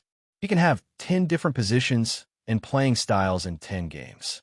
For example, when there were 5 enemies at B channel in the previous second, Han Yi gave people the impression of being very cautious, but when the enemies at B channel refused to let anyone go in the next round, he could push forward boldly. When S1 Impel discovered this, he was shocked. He didn't know how Han Yi did it, but it was not until this moment that he took Han Yi seriously as a player. This game is the first battle that S1 Impel has faced since Han Yi. If he loses, he will not find any excuse. It can be said that he lost to Han Yi because of his inferior skills and talent. At that time, his confidence will definitely suffer a severe blow. This kind of consequence is extremely terrifying for any professional player. I don't know how many star players have lost their confidence, played more and more cowardly, become less and less like themselves, and finally developed inner demon. Time passed bit by bit, and soon it was afternoon. The competition was about to begin. Before the official competition, Han Yi took a look at his doubt value and found that it had risen to more than 6,000 points. He estimated that by the end of today, he would be able to participate in the lottery tomorrow. Then he put on his headphones, and soon the referee's voice came from the headphones. Please ask each captain to confirm the preparation status of their team members. Hearing this, Han Yi glanced at the vitality people around him, only to see everyone nod, and then Han Yi spoke. We're ready. After confirming with the captains of both teams, the dice rolling process began again. This time, Han Yi finally won and successfully chose the second player. As the first party, Na'Vi did not hesitate at all and decisively banned the Vertigo map. As for why Na'Vi doesn't attack buildings, this story starts a few years ago when there was a map called Cache. It is said that the prototype is Chernobyl in the Soviet Union. As we all know, Na'Vi is a team composed of Ukrainians and Russians, so they publicized that they would not play on this map because this map represents the pain of their nation. Later, the Cache map was removed and the new map Vertigo was added. Na'Vi then naturally banned the new map and maintained its own map pool unchanged. This operation can be regarded as an official reinforcement, which has helped Na'Vi's performance improve. Vitality knows how to play the Vertigo, Death Building, map, and Han, he has been leading the Vitality team in a lot of training on this map. But unfortunately, the mainstream strong teams don't play this map, and even the players don't like to play it. So he has a lot of skills on this map, but so far no one has been able to let him display them. Thinking of this, Han Yi sighed helplessly and disabled train stop. The first ban by both sides was completely unexpected. Then it was Na'Vi's turn to choose the map, but this time they had some disputes over the map selection. Currently, this Na'Vi has 2 strong maps and 1 second strongest map. The 2 strongest maps are Nuke and Dust 2, and the second strongest map is Mirage. But unfortunately, these 3 maps are also Han Yi's strong and second strongest maps. So how to choose became the first problem Na'Vi had to face, and also the key to their dispute. After everyone discussed for a while, they all turned their eyes to S1 Impel, waiting for him to speak. This isn't because Bumble 4 and B1 Ad 3 can't decide what map to play on the first map, but whether or not they can beat Vitality will ultimately depend on how S1 Impel performs against the Vitality team. Only with S1 Impel's strong performance would they have had a chance to defeat Vitality today. S1 Impel saw the looks from his teammates and understood what they meant. He touched his chin with one hand and showed his signature smile on his face. Then let's choose Dust 2. This is a sniper map, and I can perform better there. Hearing S1 Impel say this, Bumble 4 decisively controlled the mouse and pressed the confirm button on the Dust 2 map. Han, he was not surprised to see that the other party chose Dust 2 first. If the roles were reversed, and he became the captain of Na'Vi, he would make the same choice as Bumble 4. In this map, not only can S1 Impul's sniper rifle be used to its fullest extent, but the marksmanship of the Na'Vi team can also be fully utilized. In this way, they can use the advantage of their marksmanship to cover up their immature coordination. Then it was Han Yi's turn to choose a map. He looked at the 4 remaining maps in front of him, thought for a moment, and chose Mirage. The reason why Nuke was not chosen was mainly because the ironclad defense was always a hidden danger. Han, he was not sure whether Na'Vi was aware of this, but he still subconsciously wanted to avoid it.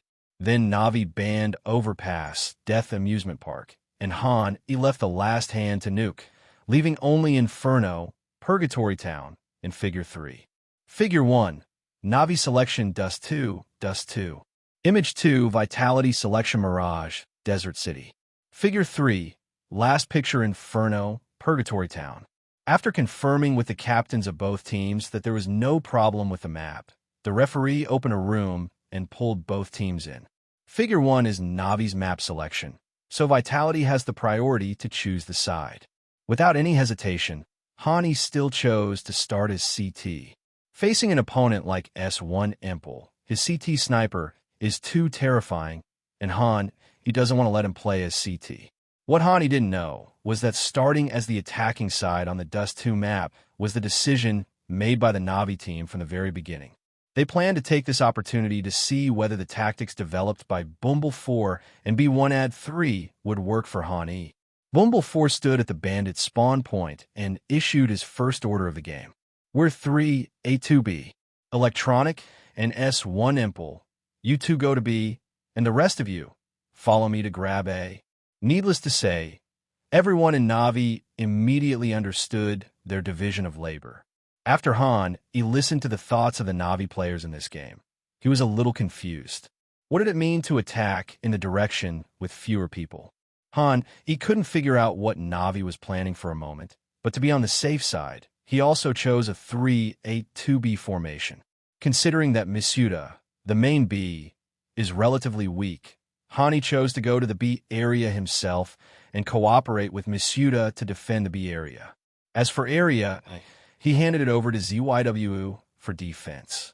In this way, the defensive strength of Area A and Area B is almost balanced, reaching a state that Hani feels is relatively ideal. They had already memorized Na'Vi's battle plan, considering that their formation in the pistol round had major loopholes, such as the lack of anyone controlling the middle lane. They did not make any attempts but launched an attack directly. Electronic and S1 Impel, one after the other, were the first to attack Area B. Vitality's B zone positioning is also very particular. Misuda stood on the big box to be responsible for direct observation, while Han, he came to the parking space and formed a 90-degree close-point intersection with him for the B pass. The moment Electronic and S1 Impel appeared on B channel, Misuda had already discovered them at the first moment.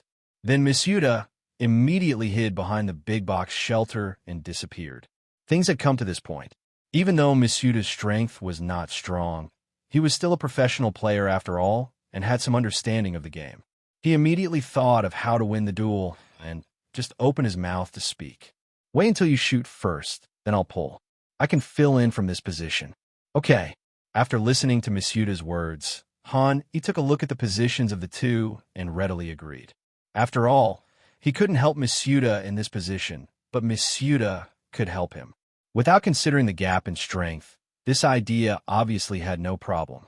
Using this method to deal with the attack of the Na'Vi duo is undoubtedly the safest way. Listening to the footsteps of the Na'Vi duo getting closer and closer, the atmosphere in Area B suddenly became tense. Han adjusted the crosshairs, aimed it at the B channel, and waited for the enemy to appear. Soon, 1 second, 2 seconds passed, but the enemy didn't show up for a long time. Han, he seemed to have noticed something and raised the crosshairs suddenly. Electronic suddenly appeared at the box near the B exit without any warning. He and S1 Impel were not simply seduced by Misuda, but relied on their own awareness to realize that there should be a second person in Area B. So there was the scene where Electronic stepped on the box and wanted to kill Han E from a high position. But the two of them had leaked too much information before, and because of this, Han E became wary, and ultimately Electronic had to swallow the bitter fruit of their own making. Misused when he heard Han Yi's gunshot, he pulled out immediately and faced the enemy in B channel. Having been well prepared, he shot S1 Impel to death instantly. The two of them got off to a good start and successfully won the 2v2 in Area B. This sudden change caught everyone in Na'Vi off guard. The three-person group in Area A, who had originally feinted an attack, launched an attack on Area A the moment Electronic and S1 Impel in Area B fell. ZYWU was not afraid of their attack at all. He stood on platform A and killed two people in one breath with the range advantage of USP. In the blink of an eye, Perfecto was the only one left alive on Navi's side. Although he seized the opportunity and successfully pushed to the A point when ZYW killed two of his teammates. Facing this 1-on-5 endgame, he also knew that he was powerless to turn the tide. After the Vitality team arrived at the slope of the police house, they cooperated with ZYW on the platform to complete an excellent double pull-up and down. Although Perfecto killed the first Apex, who was pulled out instantly with his accurate shooting skills, he was unable to resist ZYW and RPK, who followed and died tragically at their hands.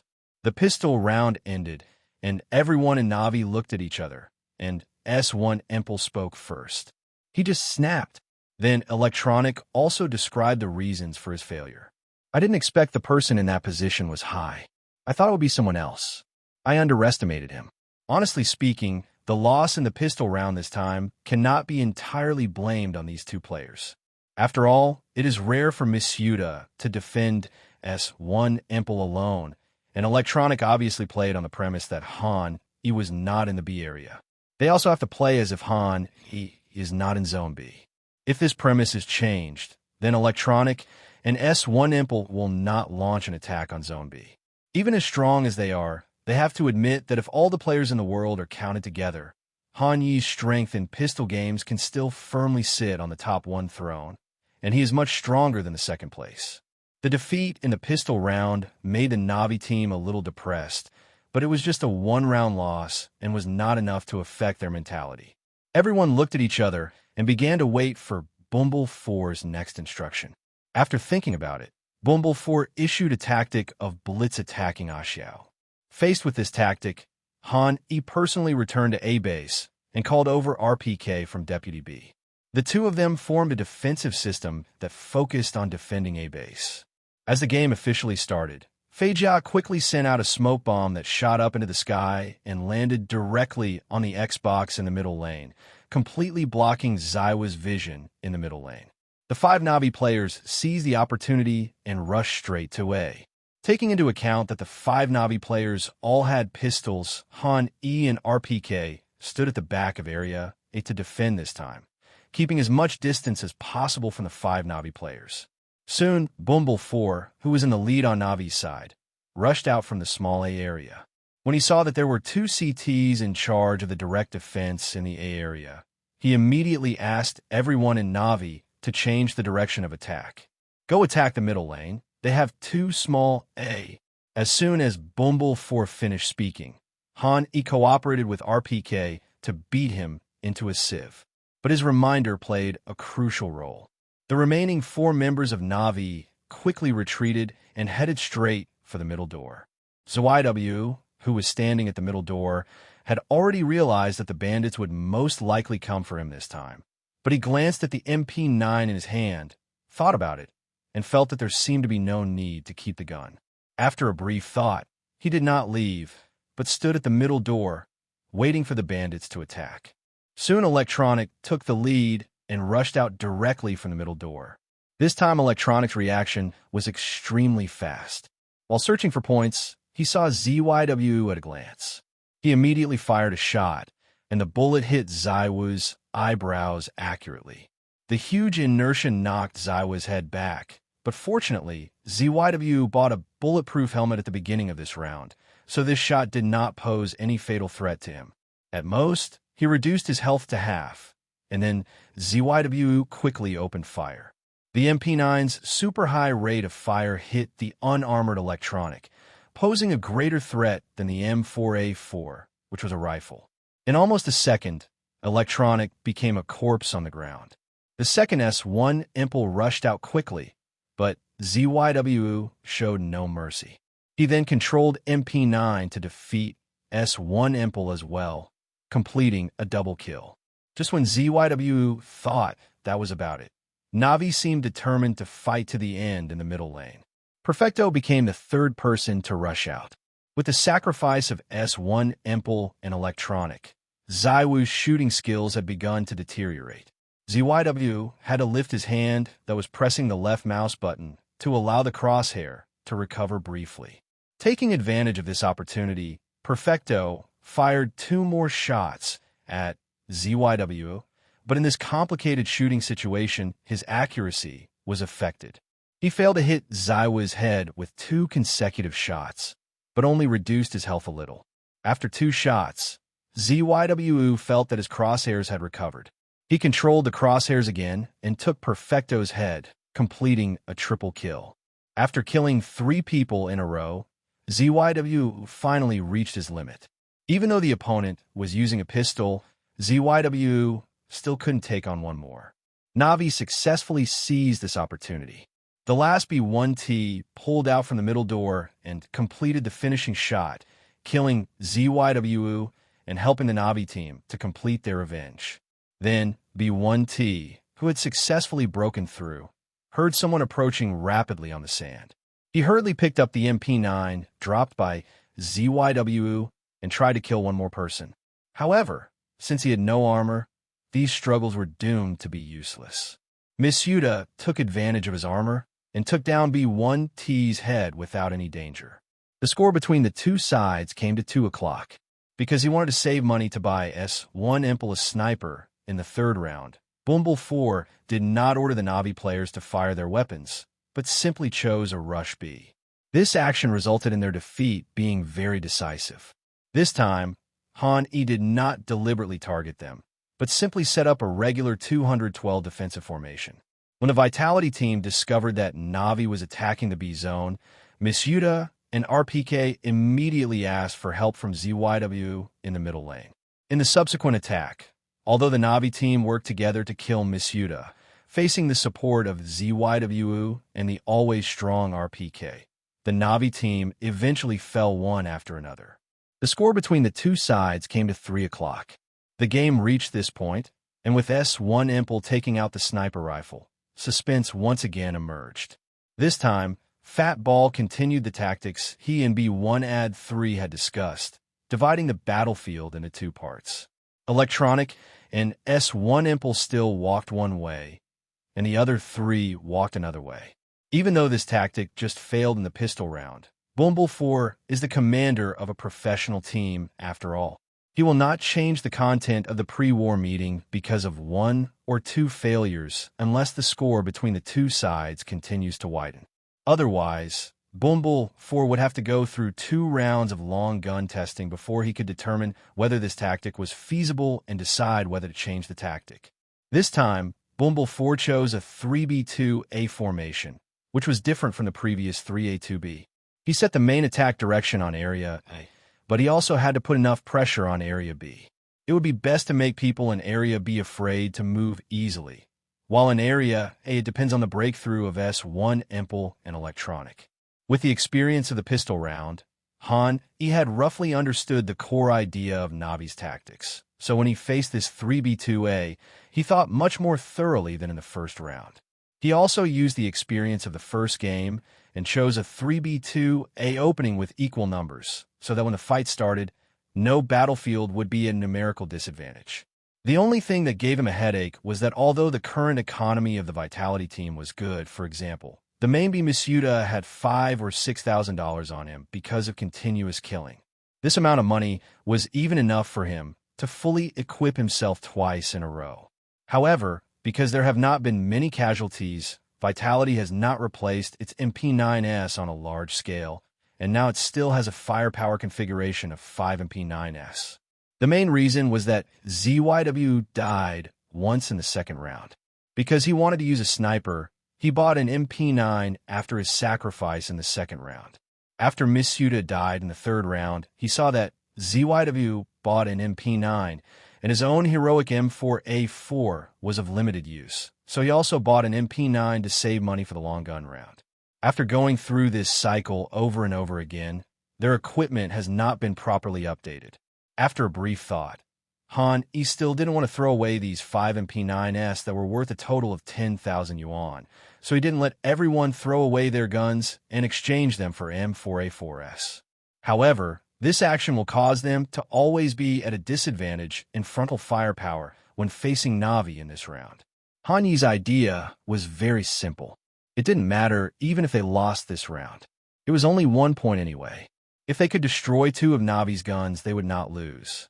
If they could destroy 3 of Na'Vi's guns, they would make a profit. In CSGO, 1 point is not as important as in CS2. Instead, how to accumulate economy and maintain long-term advantage is the top priority. As for the allocation of personnel, Han Yi personally sat in Area A this time to defend S1 Empel and Electronic. With him was Apex, and the other 3 members of Vitality were arranged by Han Yi in Area B. As the game officially started, Han Yi went to Gate A immediately. Apex held a flash bomb and stood on the blue car, ready to help Han Yi flash. Soon, the 2 of them noticed that in the distant sky, a medium-sized black shadow was rising rapidly into the sky just above Gate A. It was almost a subconscious muscle reaction. Han Yi immediately pulled the mouse and successfully dodged backwards. Apex's choice was completely opposite. He did not dodge or avoid the flash, but instead threw the flash bomb in his hand into the sky. The sounds of 2 flash bombs exploding one after another. The result was that both sides were safe and sound. Although Han Yi successfully dodged from behind, he was also disturbed by the flash bomb and did not dare to act rashly for a while. S1 Empel was hit by a full white when he was pulling out of Gate A and heading straight for A Big.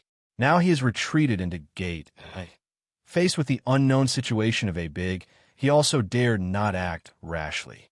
The 2 sides reached a stalemate at University A. At this time, both sides simultaneously turned their eyes to Area B, which had been calm so far, but had already been undercurrents and was a standoff between 6 people. Then S1 Empel spoke first.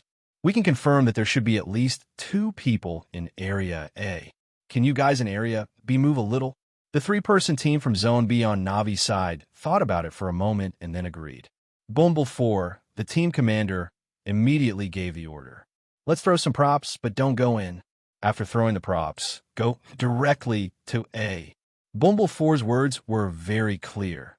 Feint to attack Area B and then change the point. After hearing Bumble 4's words, everyone in Navi nodded, and then went to their respective bombing positions. Then in the B channel, countless props soared into the sky. Seeing this scene, the Vitality people guarding Area B showed a little panic in their voice chat, but they quickly calmed down. They gave us a B channel attack smoke. The dog hole and the B door were all sealed, but we were 3BS, so they shouldn't be able to get in. I didn't hear any footsteps from the B channel afterwards. Listening to his teammates' words, Han Yi immediately realized that something was wrong. He glanced at Apex, who was still at the back of A base, and immediately asked him to go to the platform to guard B base, while he himself continued to stay at A base. Han Yi then took a look at Gate A, where there was no enemy yet, and thought that the enemy would not come out for a while, so he multitasked and used mind reading to read Bumble 4's mind. After hearing this, Bumble 4 no longer had any secrets in front of Han Yi. But after listening to Bumble 4's inner thoughts, Han Yi was not very optimistic about Vitality's situation in this game. For the reasons mentioned before, the Bandits' rotation speed in the Dust 2 map is faster than that of the CTs. In other words, in the game CSGO, all Bandit maps have one characteristic, that is, the rotation speed of CT and Bandits is basically the same or slightly ahead. This is true for Dust 2 and also for Anubis, which will be released in a few years. But why does the speed of turning points determine whether a map is a gangster map or a police map? This brings us to the respective advantages of the CT and T camps in the game CSGO. The advantage of CT is that it can move faster than the bandits, arrive at the bandits much earlier, take position earlier, and then use the terrain advantage to fight against the bandits. The bandits' advantage lies in their firearms and frontal firepower. When the level of both sides is not much different, the side holding AK will definitely be stronger than the side holding M4. Then comes the charm of the game CSGO. The advantages of both sides are not static. Bandits can gain positioning advantages by planting bombs, and CTs can also gain gun advantages by killing bandits and picking up AKs on the ground. But all this is based on one premise. That is, the CT's rotation speed must be faster than the bandits. When this premise was broken and the bandits were able to turn around faster and take positions more quickly, everything changed. This gives the bandits an advantage in positioning and firepower. Faced with this situation, CT lost its own faction advantage and naturally could not compete with the bandits. Thus, the offensive map appeared. The T map game is not as entertaining as the CT map game. Because the bandit camp is too strong, there are rarely any tactical games between the two sides, and it is basically a simple and straightforward game. But compared to players, offensive maps are much more comfortable to play than defensive maps, especially for some gunmen and players who like to play sniper. Hanyi's bad prospects in this game are also related to the above problem. On this map, when the team moves first, the rotation speed is inherently a little faster than that of the CT. So when Hani used mind reading to read that the Navi trio that originally attacked Area B had begun to move, he realized that this time he and Apex would face a pincer attack from the 5 Navi players while being at a disadvantage in terms of firearms. In order to prevent the situation from getting worse, Han immediately ordered ZYW and RPK to return to defend Area A. As for Misuda, he was arranged by Han to stay in Area B to prevent the Navi team from hearing the middle lane returning to defend and then turning back to B to attack Area B. Hearing Hanyi's order, ZYW and RPK immediately started to move from Area B to the outside of Area B, preparing to walk through the sand and the police house to return to Area A. But as the footsteps of the two of them sounded, it was as if they had disturbed the bandits' lair. Almost in the next second, a large number of footsteps suddenly sounded in B1. Both sides seemed to be participating in some kind of running competition, racing against time and trying to reach Area first. ZYW and RPK listened to the enemy's specific location and assessed the current situation. They had just walked out of Gate B and arrived at the sand. The 3 bandits had already arrived at B1 and reached Area much faster than them.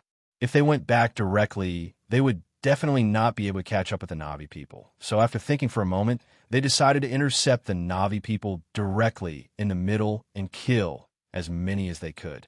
Thinking of this, the two of them immediately loosened their pace and moved towards the middle door with all their strength.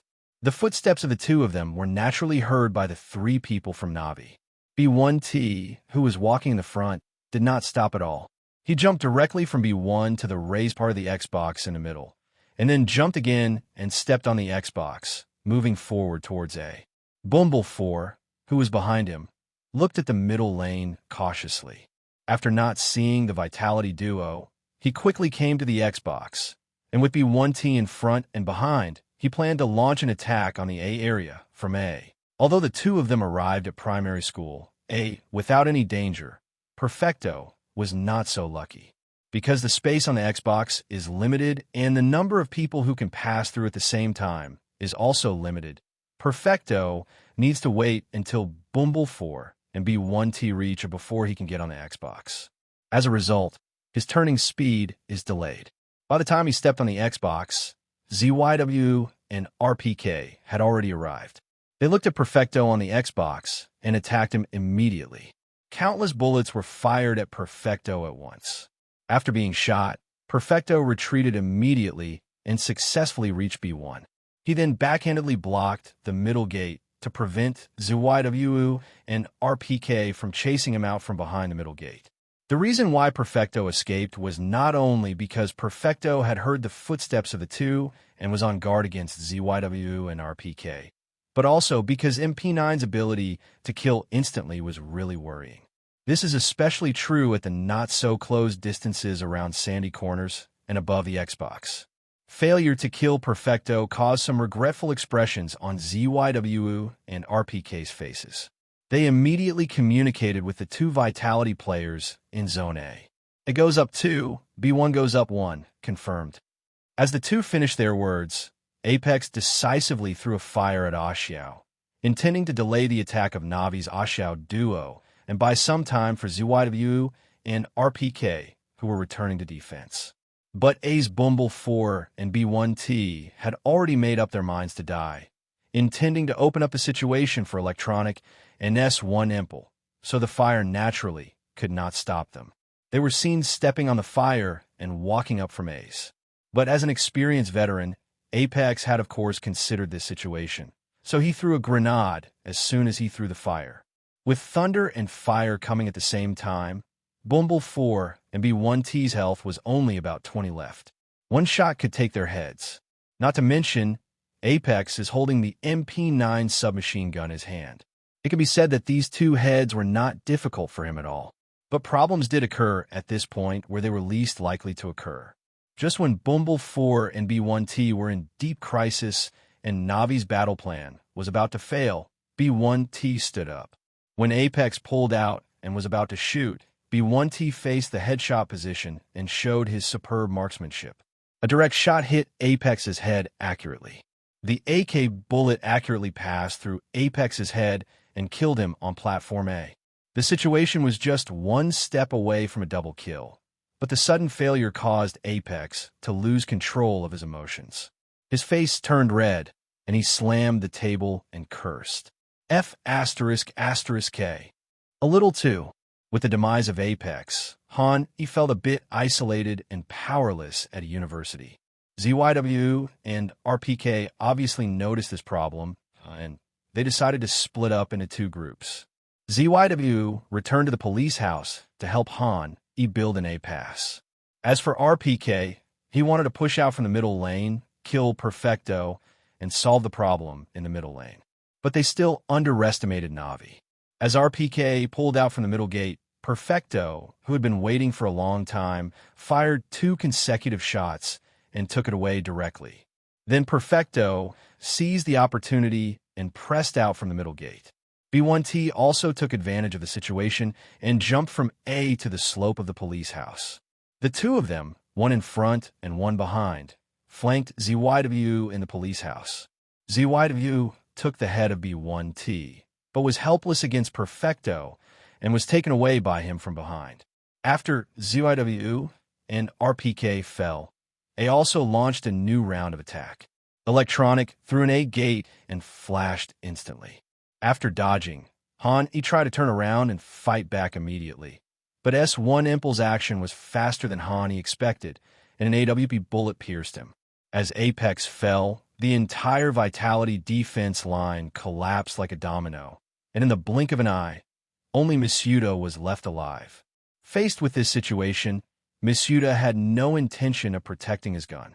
He advanced towards the outside of B. As expected, when he was about to enter the police house, he was discovered by S1 Impel, who came from a university, and then shot him dead.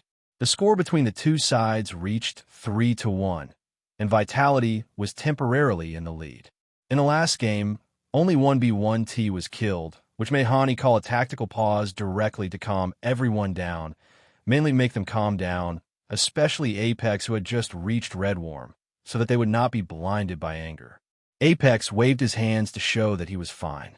The main reason was that the feeling of frustration of being pulled out and killed instantly by the opponent was too strong, which made him lose control of his emotions. But if you calm down and think about it, it's nothing if you're just shot in the head by the other party.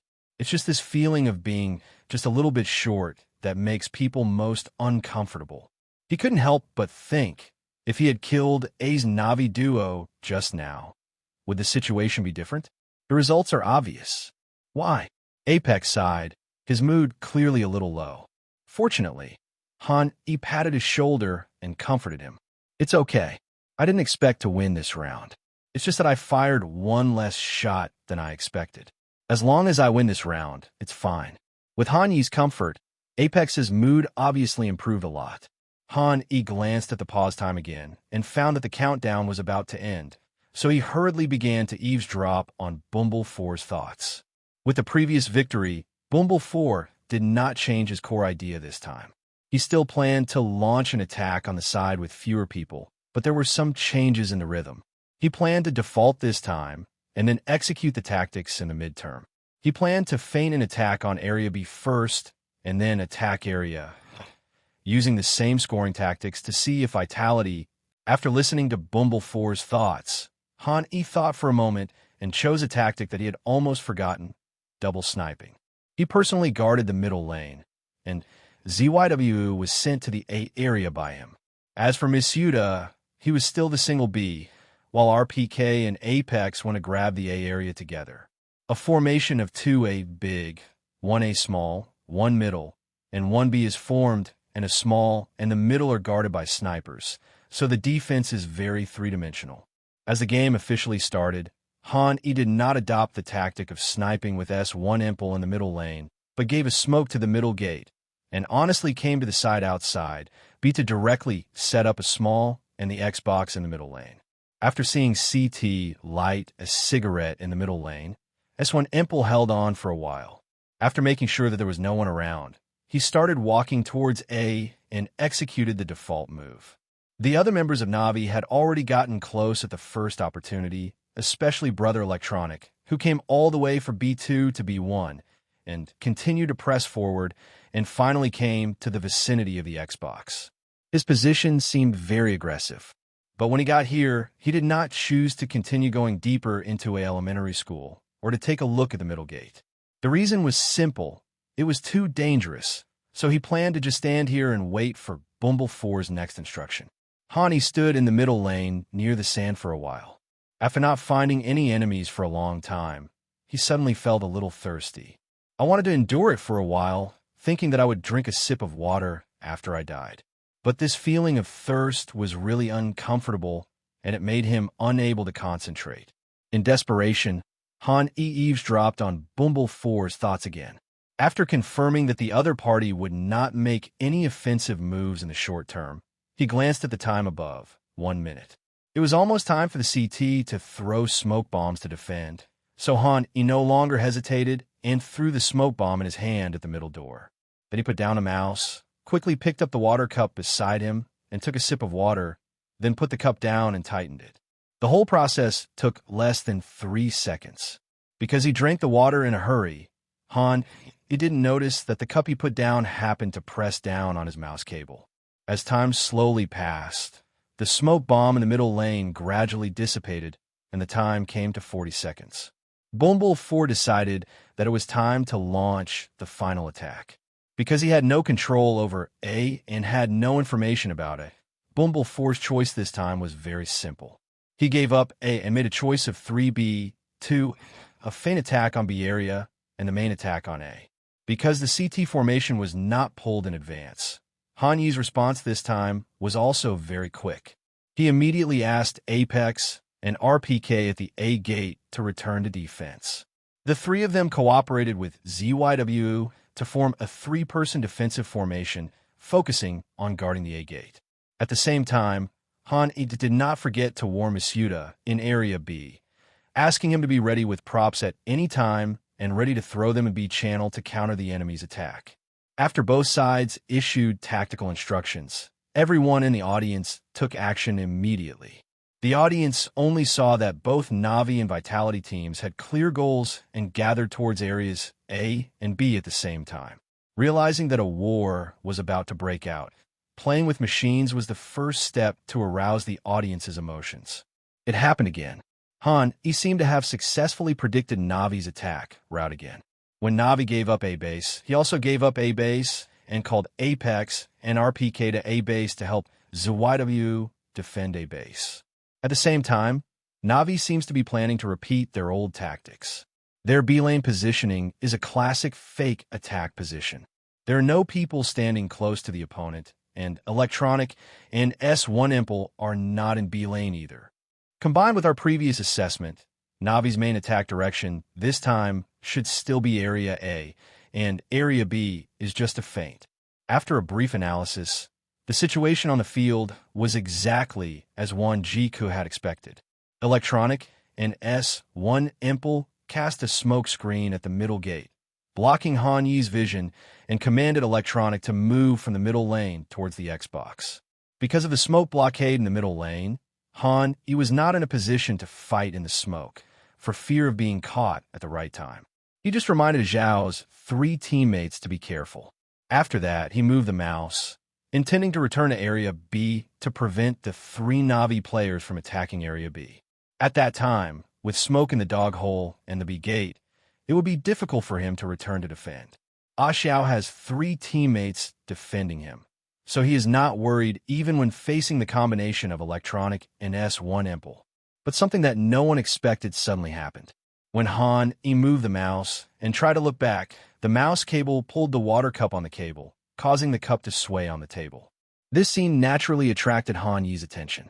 He realized that something was wrong and quickly reached out to grab the water cup to steady it, but he was still a step too slow. The water cup brushed against Han Yi's hand and hit the mouse. With a single gunshot, the bullet shot out from the muzzle of the AWP, penetrated the middle door, and finally hit Electronic's head behind the middle door. A striking kill prompt appeared in the upper right corner, catching everyone's eyes. Han Yi kills Electronic with a headshot using an AWP. Because Han Yi made quite a noise, he attracted the attention of everyone, including the director, who immediately switched the camera's focus to Han Yi. Soon, the audience saw through the camera at the bottom of the screen that Han Yi was lifting the water cup off the mouse. With just one glance, all the audience guessed what had just happened. For a moment, everyone was shocked and speechless because this kind of thing was unheard of in the entire professional competition.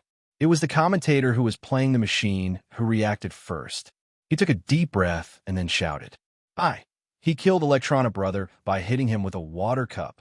He achieved something that no CSGO player has ever done before. Is this the duel between the 2 most outrageous people in the game CSGO? Honestly, no matter how unlucky Electronic is, I'm not surprised. Of course, no matter how lucky Hai is, I'm not surprised. They are the luckiest and unluckiest people in the world. They unexpectedly gave everyone a kill that they will never forget in this game. 6. I wonder if Brother Electronic will be so angry and laugh if he found out that he died like this. Can this kill people? Did you accidentally put the cup on the mouse cable while drinking water? Genius. Amidst everyone's exclamations, Han Yi had already quietly steadied the cup and placed it further away. The water cup was picked up, but the impact of killing Brother Dian was still there. Brother Dian himself felt extremely strange about his own death. Soon Han Yi saw a line of words appear in the lower left corner. Electronic, did I leak something? Seeing this scene, Han Yi really didn't know how to explain it, so he had to look at the skill called luck, then shook his head silently. He could only blame Brother Dianzi for being too unlucky and triggering the passive skill of the luck talent. Once Electronic died, S1 Impel was the only one left in Xiao.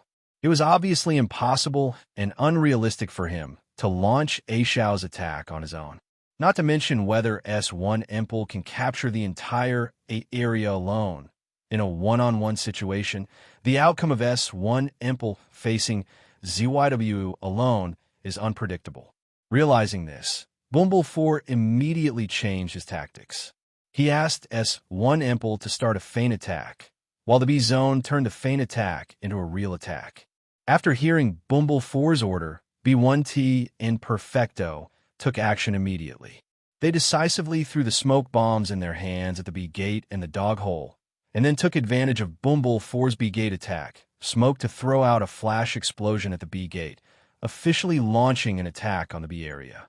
Facing this sudden flash of hidden smoke, Misuda was unable to dodge and was completely covered in white, but he was not panicked at all, because he saw from the mini-map that there was a figure in the middle lane approaching Area B at a rapid speed.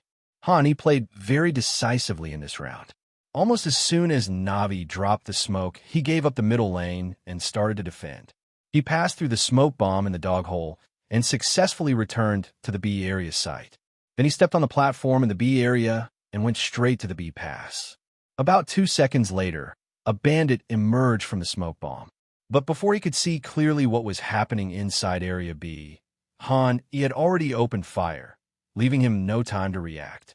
Han kills B1T with an AWP. While marveling at Han Yi's reaction speed, B1T was also actively communicating with Bumble 4 and Perfecto. Be careful, Hai is in Area B. After hearing B1T's reminder, Bumble 4 and Perfecto became much more cautious in their actions. Bumble 4 stood at the back point and threw out another flash, intending to send Perfecto out to kill. As another flash bomb exploded, Perfecto also blended into the smoke, preparing to launch another attack on Area B in conjunction with this flash. But just as Perfecto entered the smoke, he fired another shot. The shot was incredibly accurate, and when the gunshot died down, all that was left in Bumble 4's sight was Perfecto's body lying on ground. At this time, half of Perfecto's body was outside the smoke bomb, and the other half was inside the smoke bomb. He looked very miserable. Bumble 4 looked around.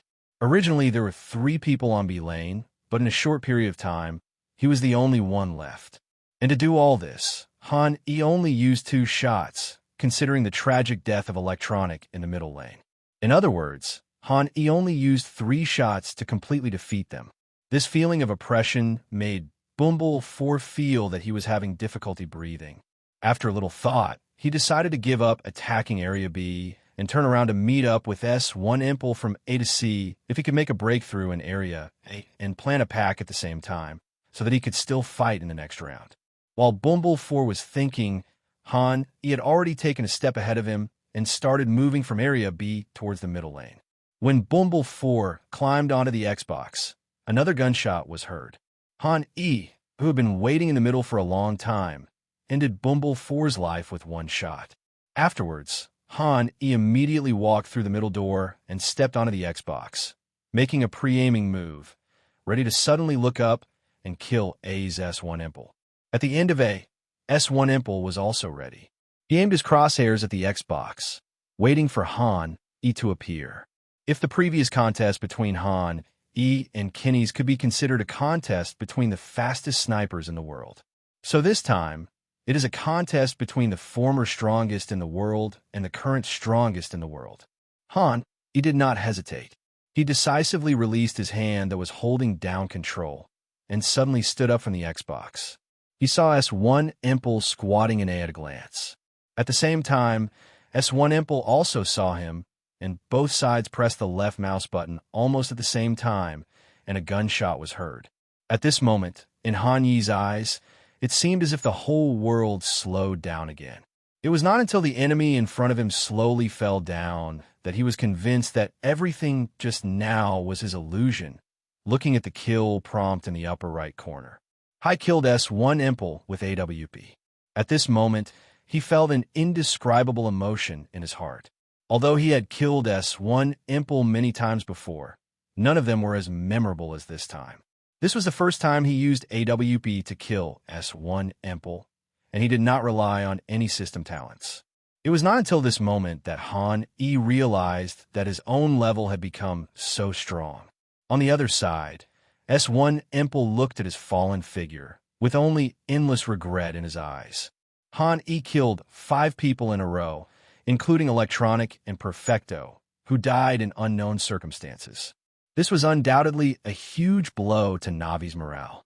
A hint of hesitation flashed across Electronic's face, but he finally opened his mouth to speak. I was just walking normally in the middle lane, and I gave him a cigarette. I don't know what went wrong with him, but he suddenly shot me, and I died. This scene was so strange that Electronic couldn't figure out for a moment whether he was unlucky or there was something wrong with the smoke screen in the middle lane that allowed to see him. Because the other Navi members were not present and did not understand the situation, they did not immediately respond to Electronic's words. Perfecto only offered a symbolic word of comfort. Then next time, we won't throw away the cigarette like this. After hearing this, Electronic nodded and added, that shot just now was really a bit strange. After this game, Navi had a fall into ECO again, and Vitality also scored points one after another under the command of Han E. Except for one round, which was won by Navi's explosive shooting skills. Han E firmly controlled the situation for the rest of the time, and the score between the two sides unknowingly reached 7-2. In the blink of an eye, it was another long gun game. With the score at this point, and considering it was a spear round, it's no exaggeration to say that this round affected the outcome of both sides. Therefore, both sides attached great importance to this game. B1 Ad 3 even called a timeout and personally took charge of Navi's tactical deployment for this game. Through these few games, he keenly discovered that Vitality's formation did not seem to pay much attention to the defense of the middle lane. In addition, the previous tactics had never been able to score points, so B1 Ad 3 decided to make some changes in this round. When a minute is up, try to get as much information as possible about Area A and determine the number of people in Area A. If there are people in Area A, we'll attack the middle and form a four-man midfield around Area B. Except for Perfecto, who will normally be guarding Area B, everyone else must come. Of course, I'm just laying out the tactics ahead of time. If, during your probing, there are no enemies in Area A or the defense isn't strong, then Bumble 4, you should adapt and not be too rigid. After explaining the tactics, B1 Ad 3 looked at Bumble 4 with a hint of hope in his eyes. He hoped that Bumble 4 could stand up and save the team in this difficult time. He is still optimistic about Bumble 4, and he is also optimistic about the current Navi. B1 Ad 3 feels that as long as Navi is given enough time to perform, and if Vitality's lineup is not strengthened, they can get used to each other for a while and may be able to defeat Vitality and stand at the top of the world. Regardless of whether this conclusion is correct or not, at least that's what B1 Ad 3 thinks. He feels that the current strength of the five-member Navi team is not inferior to the former peak Team A. The only thing missing is coordination, tacit understanding, and advanced tactics. After explaining the tactics, B1 Ad 3 left the remaining time for Bumble 4 to think. After Hani learned about B1 Ad 3's tactics through Bumble 4's thoughts, he also began to think about the tactics for this round. Considering that Navi's combat goal in this round was not clear, Han chose a 212 defensive formation, but his position changed. First, Apex was asked to guard A, while Han himself went to A with a sniper rifle. The middle lane, originally guarded by Han, was handed over to ZYW, and the B area still started with Double B, with RPK and Misuda defending together, remaining unchanged. In this version of Dust 2, because the CT must throw a cigarette to pass through the B area, the defense of the single B is somewhat weak. Therefore, when Navi's attack intention is biased towards the B area, Han will inevitably have to start with Double B to avoid the situation where Vitality's B area defense will be insufficient when Navi attacks the B area. As the tactics were arranged, the countdown for the preparation phase gradually cleared to 0, and Han rushed out as soon as the countdown ended. After walking along the slope of the police house and arriving near Area A, he did not forget to communicate with ZYW in the middle lane. ZYW, please help me watch the Heaven Road and prevent them from advancing so quickly. There was a very common tactic in Dust 2 during this period, which was that the bandits would start by taking the middle Heaven Road, secret passage, and then go straight to A small. Because taking the Paradise Road is much faster than going around Gate A. When the bandits arrive at Gate A, the CTs pushing forward are often unprepared and often caught off guard. At the same time, because the middle lane will block the cigarette, the CT generally does not have control of the middle lane and will not specifically check whether anyone is walking on the Paradise Road, which makes it easy for the bandits to steal the chicken successfully. But after Hanyi's instructions, ZYW looked at the smoke bomb in front of him, took a few steps forward decisively, left the range of the smoke bomb, and stood closer to the middle door. When ZYW came out, he really saw the figure of a bandit trying to rush towards a Shao quickly. Obviously, Costco's Bumble 4 didn't expect ZYW to be so brave. Facing the sudden appearance of ZYW, he was obviously a little panicked, and because the CT had blocked Jian's cigarette before, S1 Impel did not continue to stand in the bandit's house and set up the gun. It is no exaggeration to say that Bumble 4 is now in an isolated and helpless state. Faced with this once-in-a-lifetime opportunity, ZYW did not hesitate, but decisively set up his sniper rifle and fired a shot. However, he fired the shot in a hurry and did not pre-aim properly, so the shot only hit Bumble 4's leg and failed to kill him. ZYW felt a little regretful that he failed to kill the enemy with one shot, but he didn't dare to stay too long. He immediately turned around and left, and at the same time informed Han E of this information. Han E didn't say much after hearing this, but took advantage of this opportunity to push forward and successfully came close to A.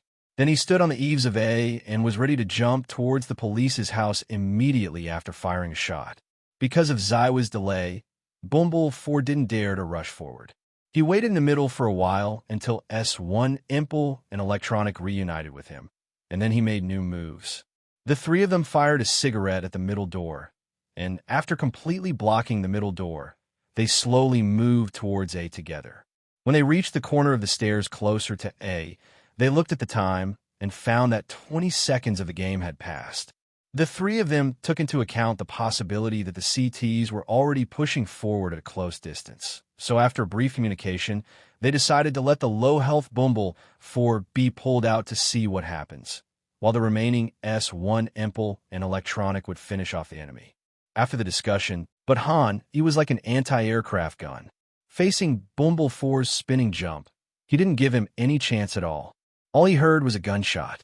Bumble 4, who narrowly escaped death from ZYW, was helpless against Han Yi's sniper and was shot dead in midair. After the shot was fired, Han Yi turned around and ran without daring to stop for a moment. He immediately turned around and jumped toward the police house. But even so, he still heard a burst of gunfire behind him. His movement speed was slowed down a lot, and his blood volume was reduced by half. After arriving at the slope of the police house, Hani did not leave immediately, but turned around and gave an A to Xiaohua, delaying the pace of S1 Impel and Electronic. Seeing that they couldn't force their way to A, the two gave up the chance to chase Han E and could only secretly swallow the loss of Bumble 4. The commander silently retreated to the middle lane, preparing to launch an attack on the middle lane, as B1 Ad 3 said. But what they didn't know was that after Han E finished throwing the fire, he had already seen through their thoughts. He immediately came to the middle gate from the police house and cooperated with ZYW, who had been waiting there for a long time, to complete a double sniper setup. S1 Impel and Electronic waited in the middle lane for a while before B1T arrived from the B2 layer. Then the three of them prepared the aiming point in the middle lane. Under the command of Bumble 4, they threw out 2 smoke bombs and a fire. 2 smoke bombs fell on the CT and CT's boxes respectively, completely blocking the CT side. As for the fire, it fell near the middle groove, clearing the area behind the door. Then another wall bomb exploded instantly, forcing ZYW, who was directly guarding the middle door, to retreat. After completing all these preparations, Navi officially launched the attack. However, little did they know that while they were preparing for the attack, Vitality was also using appropriate defensive props. Seeing that he was out of position, ZYW decisively threw the fire in his hand. Even though it was completely white, the burning range of the police fire was not weakened at this time. Even if it was just thrown casually, it still completely blocked the exit of the middle door and prevented the bandits from attacking. In this way, this fire, combined with the groove fire thrown by the bandits themselves, instantly turned the middle door into a sea of fire. Faced with this situation, the 3 Navi members had to stand still and wait until the flames died down before launching a formal attack. But to make matters worse, after the fire was extinguished, another smoke bomb was thrown, covering the entire middle door. Looking at the smoke bomb in front of them, everyone in Navi knew that they couldn't wait any longer. If they were delayed any further, the smoke they had just thrown for the mid-lane attack would dissipate. At this time, The foreshadowing of Bumble 4's death began to emerge. With their current number of people, they could no longer drop a second set of decent props, so this was their only chance left. When ZYW sniped Bumble 4 before, he had already exposed himself as a sniper.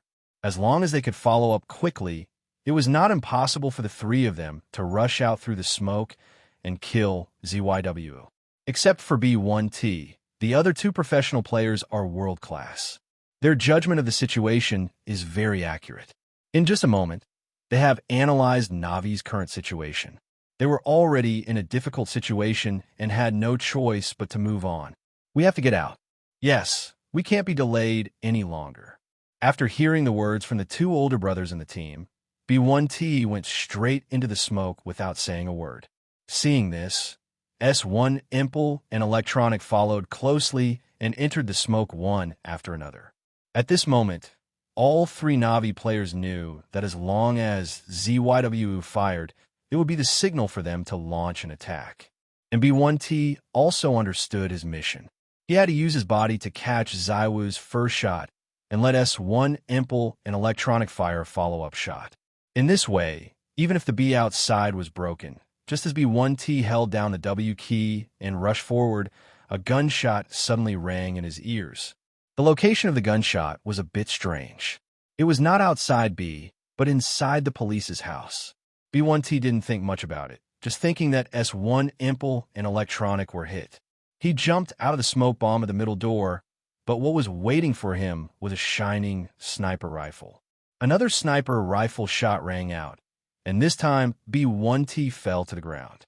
At this moment in this situation, the Navi team could no longer think about where the first gunshot came from. They only had one thought left, which was to seize the opportunity and rush out quickly to get the kill back and avoid a 3-on-5 situation. With Electronic and S1 Impel pulled out at the same time, ZYW was like a smooth loach, giving up the middle lane and approaching the B area. Not seeing ZYW, the two of them of course refused to give up and continued to chase him relentlessly. Area B was a little far away, and under their single-minded pursuit, ZYW was ultimately unable to escape the fate of being killed by the two of them. He was caught by the two of them just before he was about to run to the shelf outside Area B. S1 Impel fired a precise bullet that instantly penetrated ZYW and took his head. But Navi has the ability to make a follow-up shot, and so does Vitality.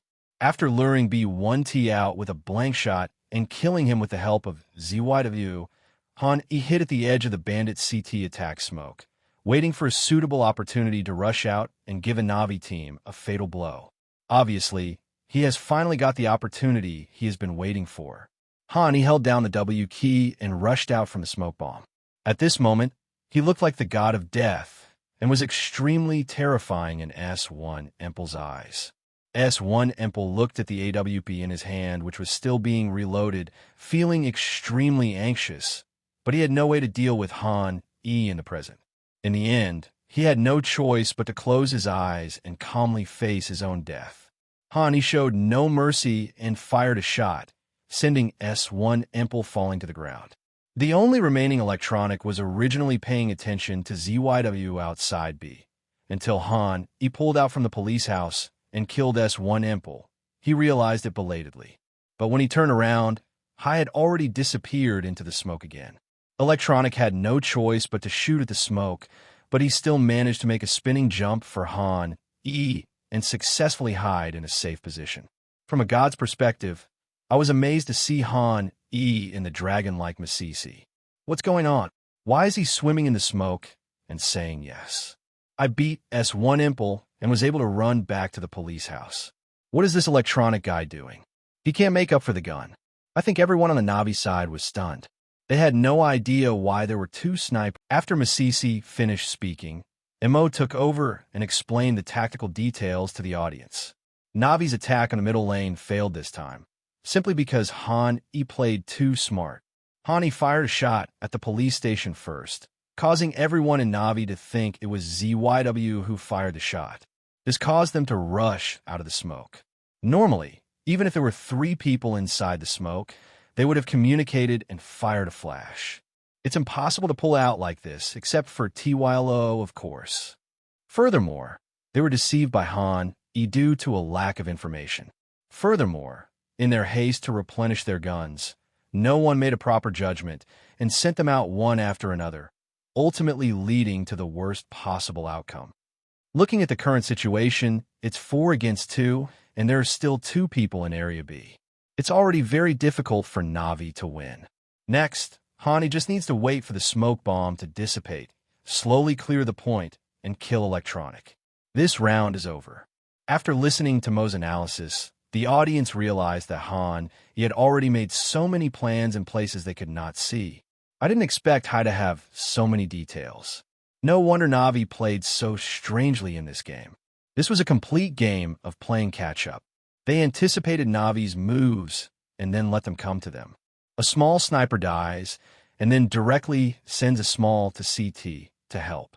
This is not only Na'Vi, but anyone else will fall for this trick, right? I will definitely report it in a random game. No matter who does this, I'd think he's a complete slam dunk. But if it's Hai, I'd think he planned it all. This is Han Yi's strength. While you're planning the first 3 moves, he's already waiting for you at the 5th. Watching him direct is truly a pleasure. Amid the audience's cheers, the smoke of the bandits' attack gradually dissipated, and Hani hid in the police's house and did not act rashly. The same goes for Electronic. He stood near the white car outside B, carefully holding the police car, fearing that he would pull him out and kill him in the next second. But he obviously forgot that there was more than one who could attack him in his position. RPK, the deputy B, had been cautiously guarding against Electronic outside B, but after waiting for a while and finding that Electronic still did not move, he decided to take the initiative. After asking Masuda for a flash bomb, he took the initiative to pull out of the dog hole and launched an attack on Electronic. At the same time, he did not forget to call Han for cooperation. The two planned to use the tactic of RPK pulling first, and then Han pulling back to finish off the opponent. But this time, Han Yi's help was not needed. When RPK pulled out, he happened to see Electronic's back. At this time, Electronic heard the flash bomb outside B and wanted to turn back, but it was too late. He was killed by RPK's consecutive shots outside B. With the fall of Electronic, Perfecto, the only one left, knew that the game was over, but he still chose to fight hard and launched an attack on Area B. However, in a one-on-one fight, he was defeated by Masuda, who had been prepared for a long time, and was shot dead in B channel. In this round of spear battle, Vitality successfully gained the upper hand again. Then Na'Vi entered a state of losing points continuously, including S1 Empel, who thought he could compete with Han before the game, but also had mentality problems after failing to snipe against A. He is playing more and more impetuously and more eager to prove himself. The consequences of doing this are also very obvious. That is, S1 Empel, who is becoming more and more excited, makes more mistakes when facing Han and is repeatedly killed by Han, forming a vicious cycle. As the two sides change sides in the pistol round, Han led the Vitality team to use a middle B strategy and easily capture Na'Vi's B area. After winning the pistol round, the outcome of the game was no longer in doubt. In the end, the score between the two sides was fixed at 16-6. The tactics that B1 add 3 and Bumble 4 studied before the game ultimately failed to defeat Han E. A trace of loss flashed across Bumble 4's face, giving people a very depressed feeling. However, he quickly adjusted himself. As the captain of Na'Vi, he knew that he could not bring this kind of emotion to his teammates. Then he forced a smile, looked at his teammates around him, and tried to say something. But at this moment, he noticed that even though he did not convey his emotions to the Na'Vi people, they all looked equally depressed. Everyone sat in front of the computer, looking at the performance panel in front of them, clicking here and there with empty eyes. There was not a single unnecessary word, as if everything in the outside world had nothing to do with them.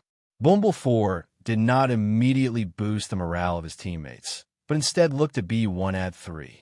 Receiving Bumble 4's pleading look, B1 add 3 cleared his throat. The loss on map 1 is not a big deal. This map is high strong point. It's normal for him to have amazing performances on this map. It's normal that we couldn't beat this Vitality team. After all, this is our first tournament with this lineup, and we still have a lot of time to get used to each other.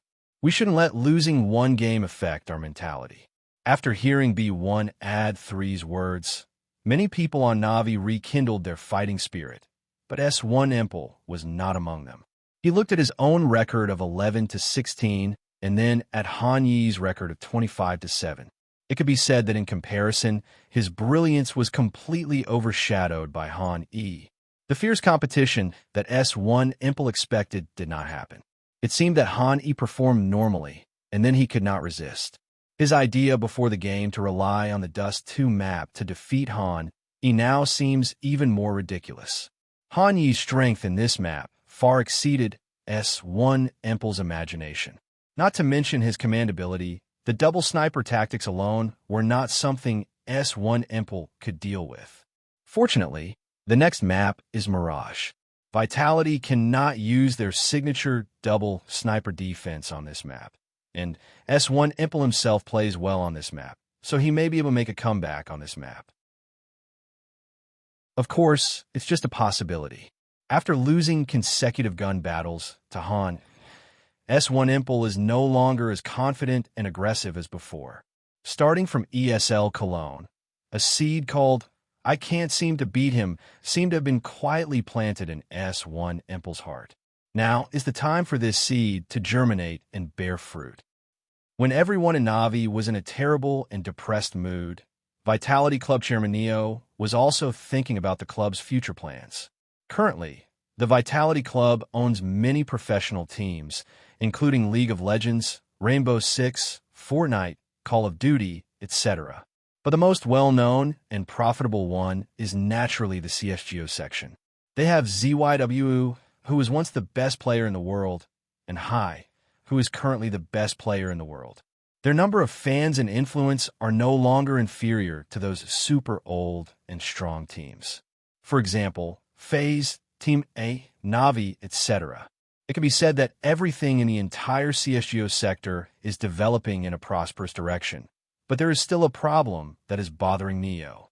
As the chairman of Vitality, he naturally wants to bring Vitality's CSGO section to a whole new level.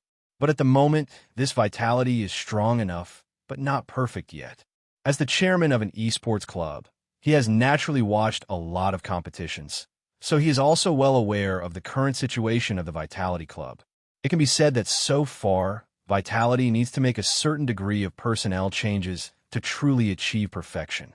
Among them, the players he most wanted to replace were Masuda and RPK. Especially the player Masuda. His personal ability is really poor, and he is not as active as Apex. He often makes mistakes, which leads to the fact that so far, all the teams that have met Vitality will attack Vitality's Iron Wall as long as they play on the nuke map. The name of the soft persimmon is already known to everyone in the entire CSGO professional circle. Apart from Masuda, there is RPK. Although this French heavy artillery is a founding member of the team, it has to be admitted that he is a bit old and his condition is no longer so stable. It is currently difficult for him to take on the role of frontal firepower. Especially after the deaths of Hai and ZYW, it was difficult for him, a rifler, to carry the overall situation. Because of the above reasons, Neo gave it some thought and decided to replace these two players and introduce two new players. As for the newly introduced players, considering that Han Yi has performed well since joining Vitality, Neo is no longer limited to France. He plans to form a truly international team and set his sights on the world. Because there are relatively few star players in the position of Masuda, and players who play well are also rare, there is no particularly suitable candidate among the players currently under discussion. Most of the players who are interested in joining are from third and fourth tier teams. After signing the contract, it remains to be seen who is stronger than Masuda. In addition to these third and fourth tier players, there are two players that Neo looks up to, and now he is planning to spend a large sum of money to buy them. But the negotiation process is not very smooth. The first player is Rops. In Neo's opinion, Rops is simply the replacement for Masuda and an indispensable part of building the Vitality dynasty. The only pity is that so far, Rops has only expressed his intention to join, and Vitality staff are still in contact. Whether he can be successfully signed remains a question mark. According to Rops, he'd want to play with ZYWU and High, but he also wants to play with Frozen and Kerrigan. He will have to wait until the end of his contract next year to make a decision on the specific details. In addition to Rops, the other player that Neo is optimistic about is a complete newcomer. The opposing team is currently ranked around the 3rd or 4th tier, and the team's name is also very unpopular, called Singularity. But in this less popular team, Neo is optimistic about a player named Jabby. The opponent showed the superb qualities of at least a 2nd-tier professional player. This 2nd-tier professional player was just a conservative estimate. Neo even felt that even if this player was promoted directly to the 1st tier and played directly in the 1st-tier professional arena, the opponent might not be unable to adapt. However, it is not only Vitality that has set its sights on Jabby. There is also an emerging club called Copenhagen Flames that seems to have noticed his potential and is in talks with the club about signing him. Neo plans to think about the specific contract details and whether Vitality should increase the stakes before making a decision. Compared with Masuda's substitutions, RPK's substitutions are much simpler. After all, what the world lacks most is top riflemen. What's more, Neo has already found the right person, the famous Nico. Neo has already told Nico the specific details. After this dream hack is over, Nico will be able to join Vitality immediately. When Nico replaces RPK, Vitality will achieve a 3-core drive, and then problems like air leaks everywhere will not occur. If they can get Rop's contract by next year, Neo can't imagine how strong this Vitality team will be. At the very least, it is foreseeable that this dynasty will last at least 2 years. During this period, Vitality can fully complete commercialization and obtain a large amount of funds to maintain the team's high expenditures. By then, the profit of the Vitality Club will reach the million level. It can be said that this time is a big gamble for Neo. He wants to push Vitality to another peak by replacing people. The Vitality players in the club didn't know that their team would be undergoing lineup changes after the competition ended. At this moment, they were in the club celebrating their victory. But then again, even if they knew that the club was about to replace some of their players with the current mentality of the Vitality team, they would accept it all calmly. This is esports. If you're strong, you can stay, but if you are weak, you can only play in some 2nd and 3rd tier competitions. They understood this principle on the first day they became professional players. Hani picked up the water cup, took a sip of water, and then carefully put the cup aside. Ever since this water cup killed Brother Electronic, he has regarded it as his lucky water cup and needs to avoid bumping it as much as possible. After that, Hani called all the Vitality players to boost their morale. We played well on map 1. As long as we play normally next time, we can win Mirage as well. Now come over here, brothers. At Hanyi's call, all the Vitality members came over and put their hands together. 1, 2, 3. As the positive counting sound ended, everyone worked together to press their hands down, then raise them high, still shouting, "We will win." After boosting everyone's morale, Han laid the chair flat, lay on it, closed his eyes, and rested for a while. After a few minutes, he suddenly heard Zaiwa's voice in his ears. "Do you want to eat?" He opened his eyes and saw ZYWU holding a box of donuts and placing it on his desk. He was a little surprised when he saw this scene. "When did you buy it?" After hearing this, ZYWU explained the whole story. "Just now, when I was taking out the trash, I saw a donut cart. 5 donuts for €10, and the vendor was having a promotion where if you buy 5, you can get 1 for free." When he said this, he was interrupted by Han. "You remember the sweet party too?" "What sweet party?" Faced with Han Yi's surprise, ZYWU obviously didn't understand. Seeing that Zaiwa's expression did not seem fake, he spread his hands, and then he realized that at this time, even in Dacia, the sweet party was not well known yet, and it was even more impossible for ZYWU to have heard of this meme. Everything should be just a coincidence. Han Yi's reaction just now was purely a subconscious response to stress. After all, by the time he traveled through, donuts had already been given another meaning, just like cheese, snow, leopard, and chicken. You are so beautiful. It's nothing. I just remembered an old friend. All right. ZYW did not delve into this matter. Han Yi reached out and picked out a cream-flavored donut from the box, then took a bite. The aroma of the cream and the crispy texture made him feel much better after eating such delicious food, and he couldn't help but exclaim in praise. The donuts are really good. The only drawback was that this dessert was a bit too sweet for Han Yi.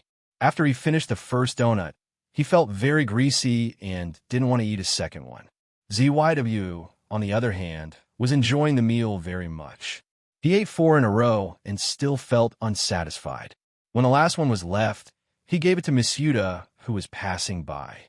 After this episode, Han Yi didn't plan to rest. In order to avoid being thirsty again, he drank the Coke in the cup.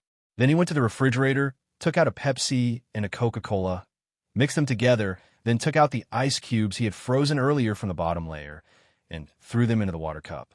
Then he tightened the lid and looked at the cup with a satisfied expression. Life is perfect only with ice cola. By the time Han Yi returned to his seat, the game was almost about to resume.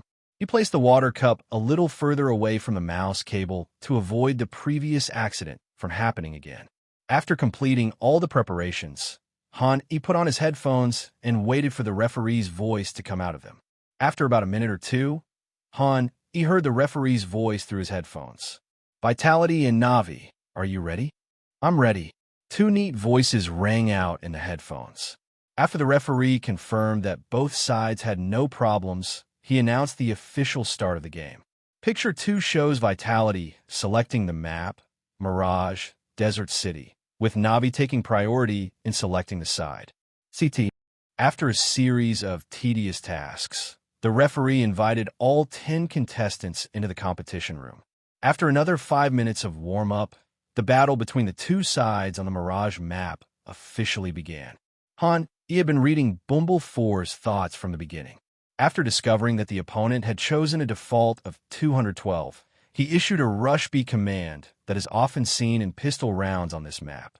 In this map, his B area is an upper and lower structure with 2 exits. One is a balcony and the other is a window. Because there are 2 exits, Rush B is much easier than maps like Helltown or Dust 2. This is also the reason why Han Yi dared to rush B at the beginning. Miss Yuta once again showed the spirit of a supporting role and gave Han Yi a P250 at the beginning of the game.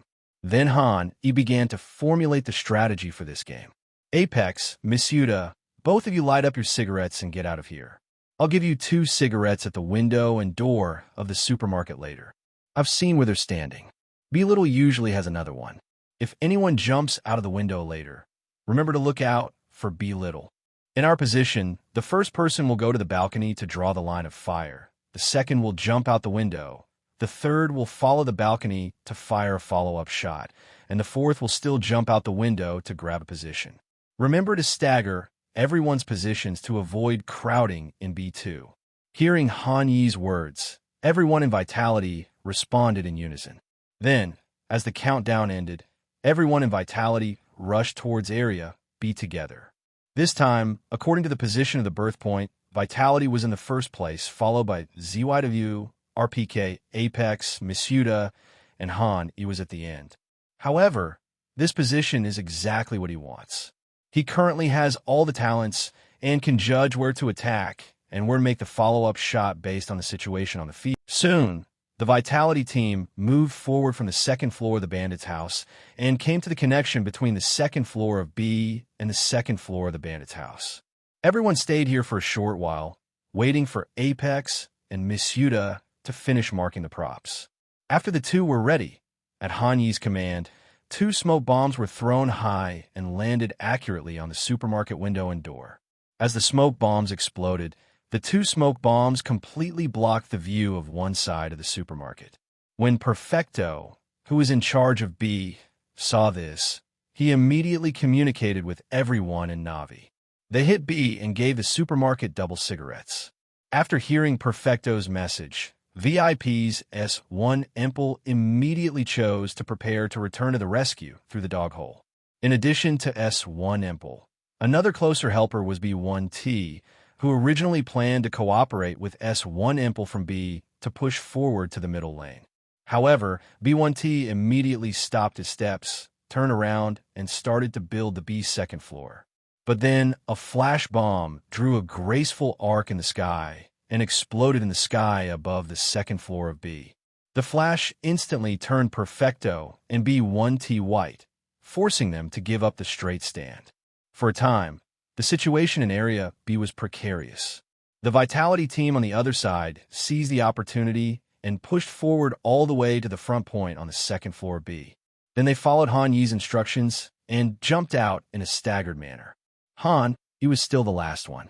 He was not in a hurry to find his victims in the initial melee, but was patiently waiting for the right opportunity to give the Na'Vi people a fatal blow.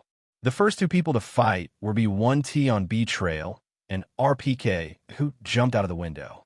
Because B1T was standing farther away from where the flash bomb exploded, his vision recovered much faster than Perfecto's. As soon as his vision recovered, he pulled out from the small archway A and went straight to the second floor of B.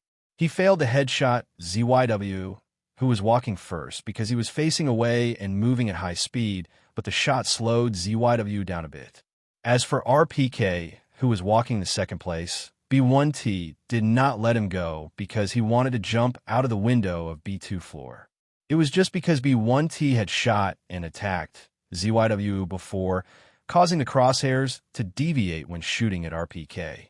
The shot failed to kill RPK instantly, but hit RPK's chest. RPK, who was shot, did not rush to fight back. Once he started to fight back from this position, it would block the position of the subsequent bandits, forcing them to be pulled out from the side of the balcony. As an experienced veteran, he naturally would not make such a fatal mistake. So RPK jumped from a window to the bottom of the window, despite the bullets from B1T and the risk of being sandwiched. After RPK stood firm, he looked at Xiao's B1T and launched a counterattack. At this time, B1T took the opportunity to fire two more shots, but these two shots only hurt RPK more, and he was still unable to kill him. As RPK landed and fired, B1T felt his screen suddenly shake, and a crisp sound of a headshot came from his own headphones. Facing B1T, who kept giving him chances, RPK performed successfully and shot B1T in the head. Then RPK kept up the good work and fired another shot. The second bullet hit B1T's arm accurately and took him away smoothly. He successfully got the first kill of the game and completed the breakthrough smoothly. Before RPK could be happy, Perfecto, who was on the outer side of the B site near the supermarket, took the opportunity to quickly pull out and fired several consecutive shots at RPK. RPK was caught off guard. He was already low on health, and faced with this sudden attack, he couldn't put up any decent resistance and was killed below the second floor of B. Perfecto successfully got the kill, and he breathed a sigh of relief.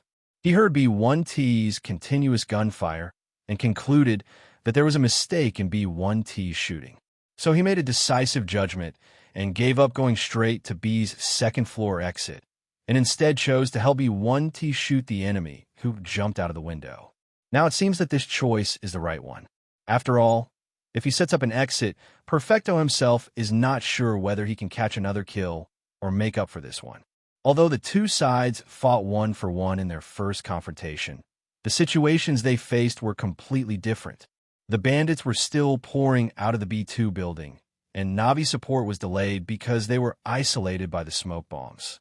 Next, the Vitality team only needed to kill Perfecto to successfully enter the B area. Perfecto knows this, and so do everyone at Vitality.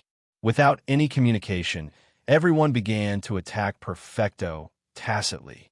The first to take action was ZYW.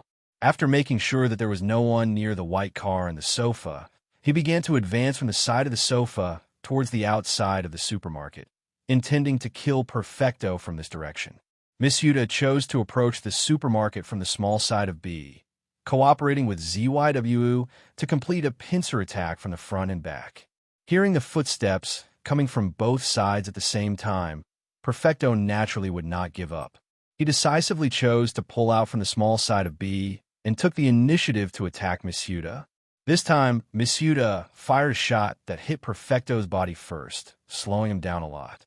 But Perfecto shot back and took away Misuda directly, completing an extraordinary performance of shooting. But Zaiwa's last shots were also very fast, not giving Perfecto much room to operate. Almost as soon as he killed Misuda, ZYW took away Perfecto. After a brief confrontation, Vitality exchanged 2 for 2 and took control of Zone B without any danger. Then Apex placed a bag on the second floor of B, and then the three of them dispersed and stood in different positions. Apex jogged all the way to the small front point of B, while ZYW hid behind the sofa. Finally, Han E still stayed on the second floor of B without moving.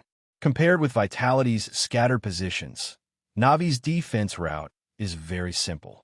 They choose to walk into the supermarket together in groups of 3, intending to rely on their shooting skills to make up the shots and constantly change people. It was indeed designed this way tactically, but whether the substitution could be completed smoothly was something that the Navi trio looked at the ID named High, and each of them was unsure. As the smoke from the supermarket windows and door gradually dissipated, the Navi trio officially launched a counterattack on Area B.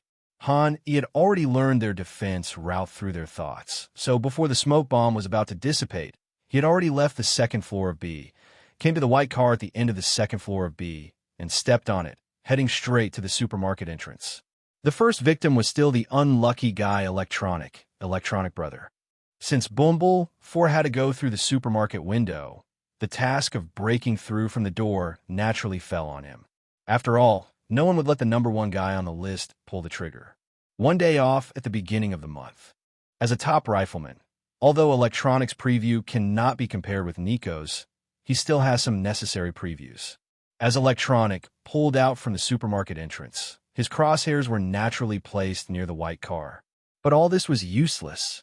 Under normal circumstances, Han Yi's reaction might not be as good as Electronic's, but with the help of Hot Feel, Han, he didn't need to waste time aiming at all.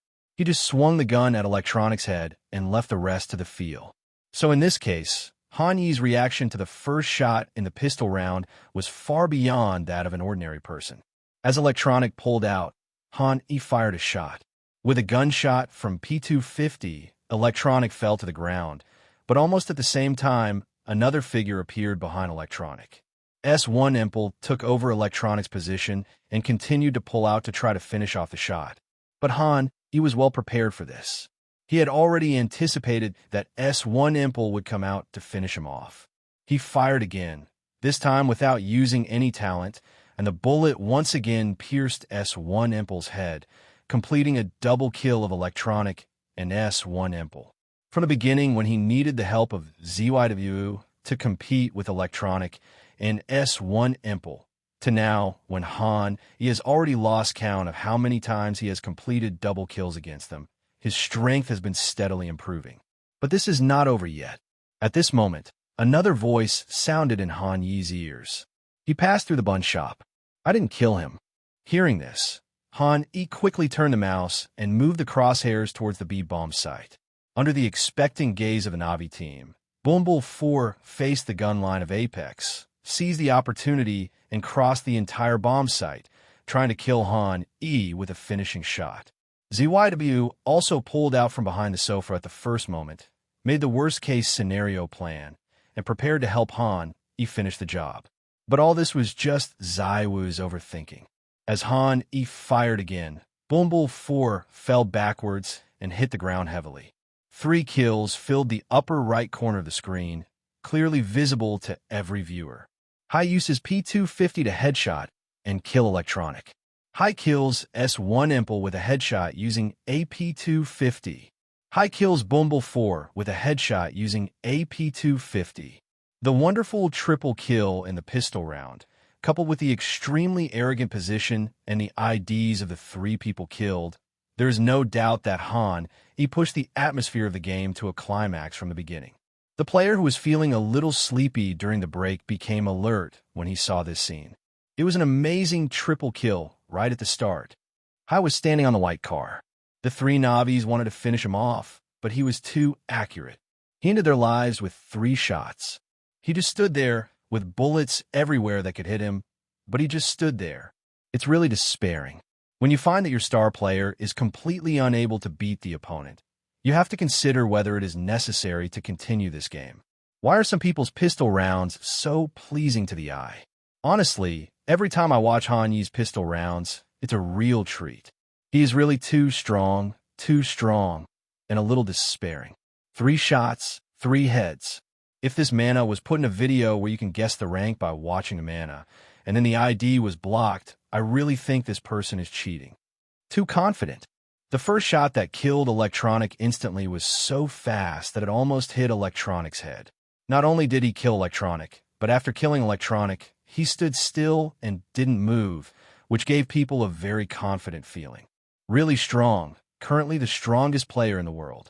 If you told me at the beginning of the year that there was a player that even Electronic and S1 Impel combined couldn't beat, I would have thought you were talking nonsense and crazy. But now that the facts are before my eyes, I have no choice but to believe it. Who would have thought that Hai, who is still battling Leo just 6 months ago, will be punching Dienge and kicking S1 Impel in less than a year? Amidst the exclamations from the comments, the Navi crowd was caught in a strange atmosphere. After a brief silence, someone broke out, but this person was not S1 Impel, but Electronic. Many people think that S1 Impel is the team bully of Navi and has the worst temper, but in fact, it is not true. S1 Impel just has low emotional intelligence, no brains, and occasionally puts pressure on teammates and does some disgusting things. The real bad temper is Electronic, who gives people an honest appearance. Because of Electronic's bad temper, he has a new nickname, Electronic Tyrant. According to the normal timeline, a scene will appear in the VLOG released by Navi itself soon, which is the scene of Brother Electronic spraying 3 people alone in the outfield. This scene directly made it one of the classic shots of CSGO. Electronic slowly opened his mouth and began to attack his teammates. Are you idiots? After they fired 2 cigarettes, their intention to attack was so obvious, yet you didn't stop them at all and just let them enter area B like that. If you can delay for a bit, S1 Impel will be able to return to B zone, and then I will return to defend. They will definitely not be able to take down this B zone. I'm too lazy to talk about the first picture, but can you guys give me some help with the second picture? You can't let me and S1 Impel play games with you every day, right? Electronic spoke several sentences in a row, making the atmosphere in the entire team feel even quieter. As for S1 Impel, it's not that he doesn't want to say it, but Electronic's personality is a bit bullying. He knows that his skills are not as good as S1 Impel. So even if S1 Impel makes a mistake, he will not blame S1 Impel, but will vent his emotions on teammates who usually play worse. This is just like some people who like to put pressure on their teammates when playing games with others. The person they put pressure on is often the worst person in the team, even if it is not their fault. Electronic is one of these people. In this kind of atmosphere, don't even think about Navi having any good performance. Bumble 4 was even more restrained under the pressure. The score between the two sides reached 3 o'clock in the blink of an eye. If they continue to play like this, it was obvious that Navi would lose this game. B1 Ad 3 keenly noticed that the team's atmosphere was not right and called the first tactical timeout. After the suspension took effect, B1 Ad 3 spoke, but he did not blame the Electronic brothers' behavior just now. Instead, he directed his criticism at Bumble 4, Perfecto, and B1T. Communicate, share, don't be mute. Everyone, speak up. Bumble 4, you have to start taking the lead. If you can't handle the pressure, go back to the second team. After finishing his speech, B1 Ad 3 closed his mouth appropriately. It's not that he is unreasonable or that he doesn't know that Electronic's simple pressure on others is a bad habit, but he can't blame Electronic. He can only use Fatball to speak and let everyone resume communication. It can only be said that this is the sadness of esports coaches. Every esports player knows that they must respect their coach and follow his instructions and arrangements. But in reality, in the club, the coach's say is not as big as that of the star players. To describe this relationship in one sentence is probably, if I listen to you, you are the coach. If I don't listen to you, you are nothing. This unequal relationship now exists in all aspects, such as salary, benefits, etc.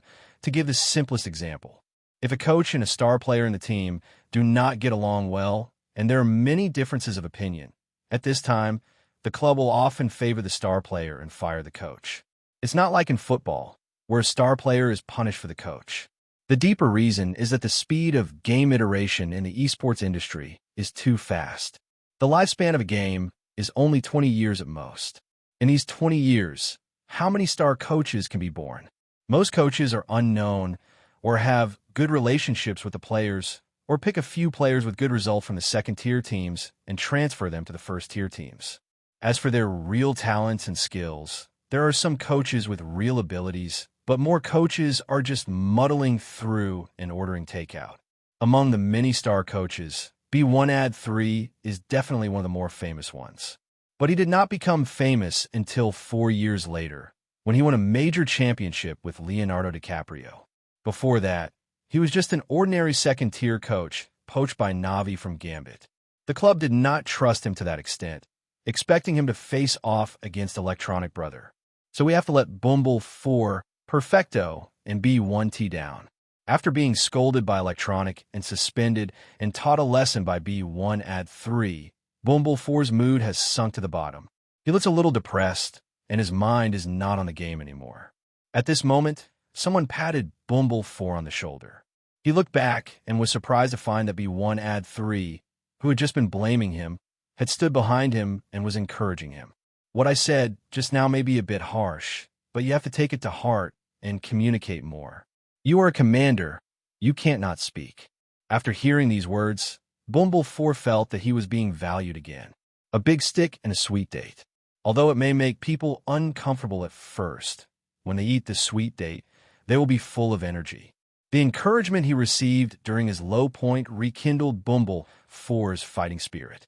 But soon, this fighting spirit was completely destroyed by Han E in a new round of tactical competition. In the new game, Bumble 4 set up the most traditional 212 formation, while Han E chose 401.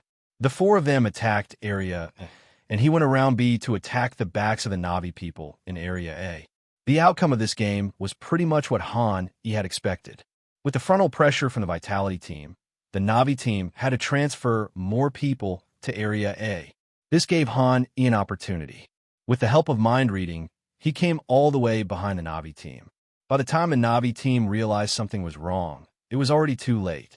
Han E, in cooperation with a One's Vitality team, launched a beautiful double-team attack, directly destroying Navi's defense and achieving a 2-for-5 exchange. By the way, there was also a gun upgrade, which pushed the score difference between the two sides to 6 o'clock in one breath. It was not until the 7th round that Navi used S1 Impulse Sniper to kill Han E and got the first point of the game. But before they had time to be happy, Vitality came up with even more sharp tactics. By the end of the first half, the score between the two sides had unknowingly reached 11-4. Then came the pistol round, but this time, the Vitality team played together and no longer relied on Han E to win the pistol round. This way of winning made the Vitality team even more motivated, and they pushed the score to 15-4 in one breath. Vitality's offensive was so swift and fierce that the Navi team was completely stunned. By the time the Navi team reacted, they realized that they had been losing the game without knowing when. At this point, Electronic was no longer under pressure, and Bumble 4 lay dejectedly on the chair, just wanting to finish the game as soon as possible. B1T, who had just entered the competition for the first time, looked a little confused. Perfecto, who had the lowest status, also remained silent, fearing that the war would spread to him. At this time, S1 Impel took a deep breath and took out a sniper rifle from a store. Brothers, we've come back from big deficits before. We only have one pike round left. If we can win, we win. If we lose, we lose. We might as well take this opportunity to play well and not leave any regrets. When the people in Navi heard these words, they found it hard to believe that these words came out of S1 Empel's mouth. When they understood the meaning of S1 Empel's words, a sense of fighting spirit rose in everyone's heart. To sum it up in one sentence, they can lose, but they must not lose so miserably and so completely. At least they have to struggle. After determining the target, Bumble 4 called Navi's last timeout. After halftime, Navi has become the offensive side, while the Vitality team has become the defensive side. After thinking for a moment, Bumble 4 ordered a combination of 4 AKs and a sniper rifle, and then he gave an order to control the center. This time, Bumble 4's idea was very simple. He controlled the middle lane first, and then it was very convenient to attack the Arch or B. When the bandits have control over the middle lane, they have the final say on where to attack.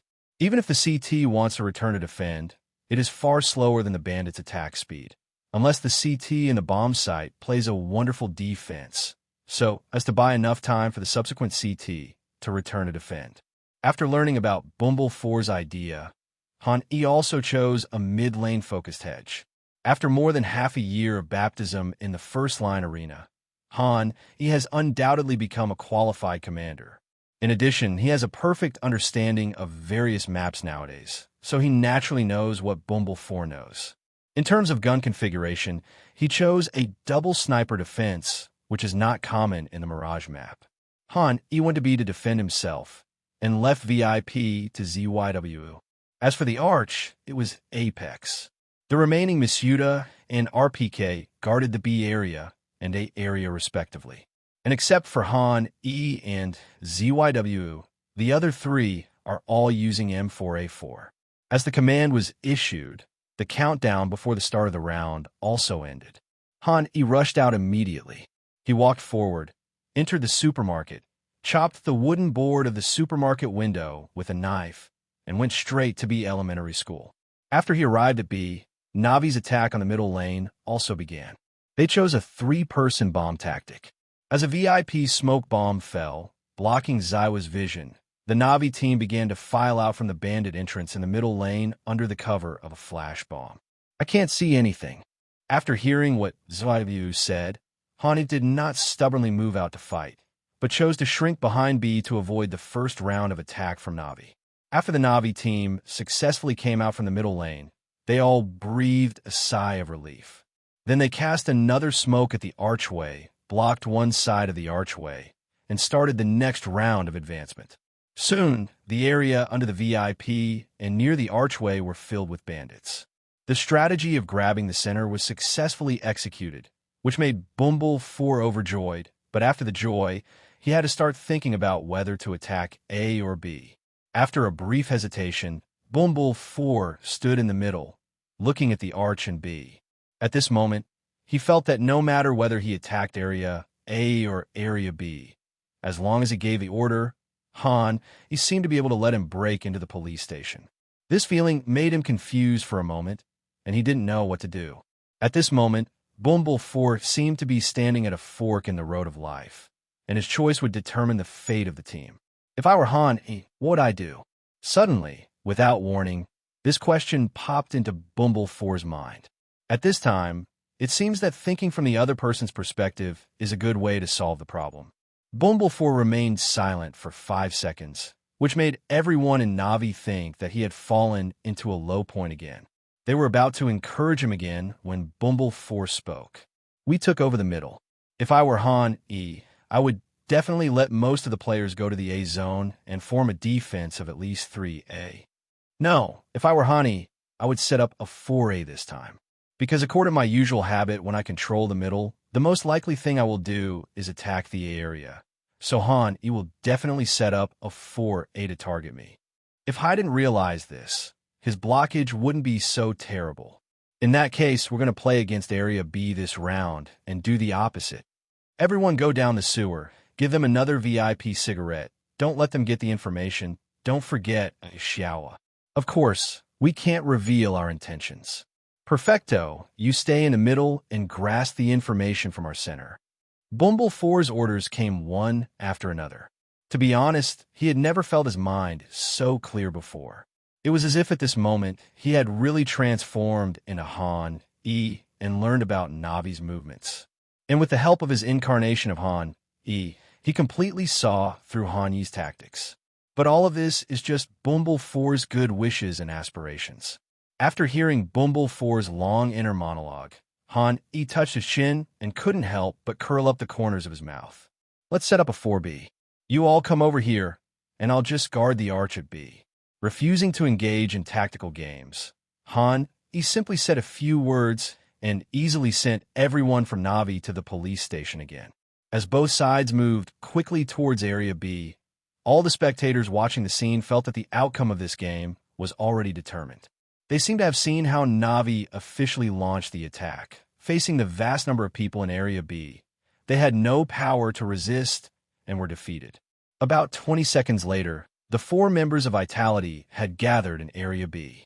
ZYW was still standing behind the sofa, while Miss Yuta, the main B, was standing under the balcony on the second floor of B, which was the sniper position of Lingshan. This place may not seem big, but there are actually many positions to choose from. It is still difficult for the bandits to kill the CT here instantly. On the contrary, the CT can use the advantage of surprise to kill the bandits coming out of the balcony. Except for ZYW and Miss Yuta, the remaining Apex and RPK were the last to arrive at Area B because they were guarding Area A before. They were arranged by Han E at the supermarket's shelf window respectively, and the other one was waiting at the periphery of the B site close to the supermarket side, ready to fire at any time. At this point, a 4-man B-zone defense has been formed. With their position, as long as the enemy in B2 dares to come out, they will be surrounded by gunfire from all directions. At that time, a dense firepower network woven by bullets will instantly destroy all Navi people. At this time, the Navi team had already gathered between the second floor of Faye and the second floor of B. Except for Perfecto, all the others were in place, namely Bumble 4, B1T, Electronic, and the last one was S1 Empel. Bumble 4 looked up at the time and saw that it was already 40 seconds. He immediately ordered the Navi team to attack Area B. As 2 smoke bombs rose from the sky and landed at the supermarket entrance and window respectively, Navi's attack officially began. The smoke bomb landed in the same spot as Vitality's, but unlike when Vitality attacked them, this time all the Vitality players were near the B-bomb site. When Apex saw the smoke bomb being thrown, he immediately ignored it, went through the smoke, and entered the outskirts of Area B near the supermarket, and successfully reunited with RPK. The first person to fight between the two sides was Bumble 4, who was responsible for pulling the gun line, and Miss Yuta, who was preparing to attack the Navi team with the white car, made an unexpected move. Because Bumble 4 was completely immersed in his art before, he was inevitably a little distracted and failed to pay attention to details. He kept the crosshairs near the sofa and pulled it out like this. The result was that when he heard the gunshots under his feet, he was startled and trembled all over, and his flesh shook. After this, his face, which was originally white, looked even paler. But Miss Yuta would not show mercy just because he was frightened. With a burst of fierce gunfire, Bumble 4 was completely shot through the body by the bullet shot from below. He fell down powerlessly, and his body slid from the balcony to the ground, hitting the ground heavily. Although Bumble 4 died, he did make his own contribution. B1T, who was in the second place, heard the gunshot of Miss Yuta and rushed forward quickly. Looking at Miss Yuta under his feet, B1T did not hesitate at all and shot him in the head. However, Zaiwa's speed in following up on others was not slow either. The moment B1T fired, ZYW suddenly stood up and caught B1T off guard. Suddenly, there was a sound of AWP gunshot, and a powerful bullet knocked B1T to the ground. Then, ZYW quickly squatted down and started to pull the bolt, waiting for the next bullet to be ready. In professional competitions, almost every player has developed a subconscious reaction to the sound of gunfire in every position. So when he heard the gunshot from the sofa, Electronic, who was in third place, did not hesitate at all. After B1T, he immediately pulled out from B2, and at the same time, he also pre-aimed the crosshairs, showing the excellent basic skills and situation judgment ability of a world-class rifleman. Electronic was confident that at this distance, as long as ZYW dared to stand up and peek, he had a 70% chance of killing ZYW instantly with one shot. There is no doubt that Electronic is very strong, and this strength gives him confidence, but ZYW is not bad either. He certainly knows the horror of being out of position, so he has no intention of standing up at all. He just wants to hide behind the sofa and wait for his teammates to create conditions for him. The two sides were deadlocked for a while, and neither could do anything to the other. Apex and RPK saw this and wanted to help, but at this moment, another sniper rifle shot was heard, but this time the shot did not come from the sofa, but from B2. At this critical moment, S1 Impel, as Navi's star brother, once again made his move. After he learned of Zywa's position, he seemed to have turned on his perspective, and a bullet accurately shot through Zywa's head through the earth wall of the sofa. Because of this shot, the situation of the game took a turn for the better. In the last second, it seemed that Vitality had already secured victory, but with the performance of the two Navi players, they once again created a hint of suspense in the game, and the player playing the machine couldn't help but praise them. There's more than one person in this game who stopped acting. S1 Impel said he's not going to act anymore either. He shot ZYW through the wall and killed him, making Navi's victory possible. After killing ZYW with one shot, S1 Impel and Electronic jumped together from B2 to the B area. A 2 versus 2 situation was formed in Area B, but the combat effectiveness of both sides was obviously not equal, and the Navi team also realized this. Therefore, the Navi people who jumped down from B2 did not rush to attack. They picked up Misuta's smoke bomb and threw it again to completely block the small side of B, and then launched an attack on the B area. He had already used Perception in the previous round, so facing this scene, he had no way to deal with it. He could only look for an opportunity to hide in the smoke to help, but there was a prerequisite, that is, the two people in Area B could not die, so as to create timing so that he would not be directly blocked when hiding in the smoke. So he immediately ordered Apex and RPK to stabilize. However, in such a chaotic situation, the human brain needs time to analyze commands. However, due to the current tension, Apex and RPK obviously no longer have the ability to think and analyze instructions. In this panic, they made a wrong decision. They chose to pull out and fight with Electronic and S1 Impel. Needless to say, the result was that the two of them were definitely no match for Electronic and S1 Impel. After a few gunshots, they both fell down. Seeing a 4B guarding like this, even who has a good temper, felt a little annoyed.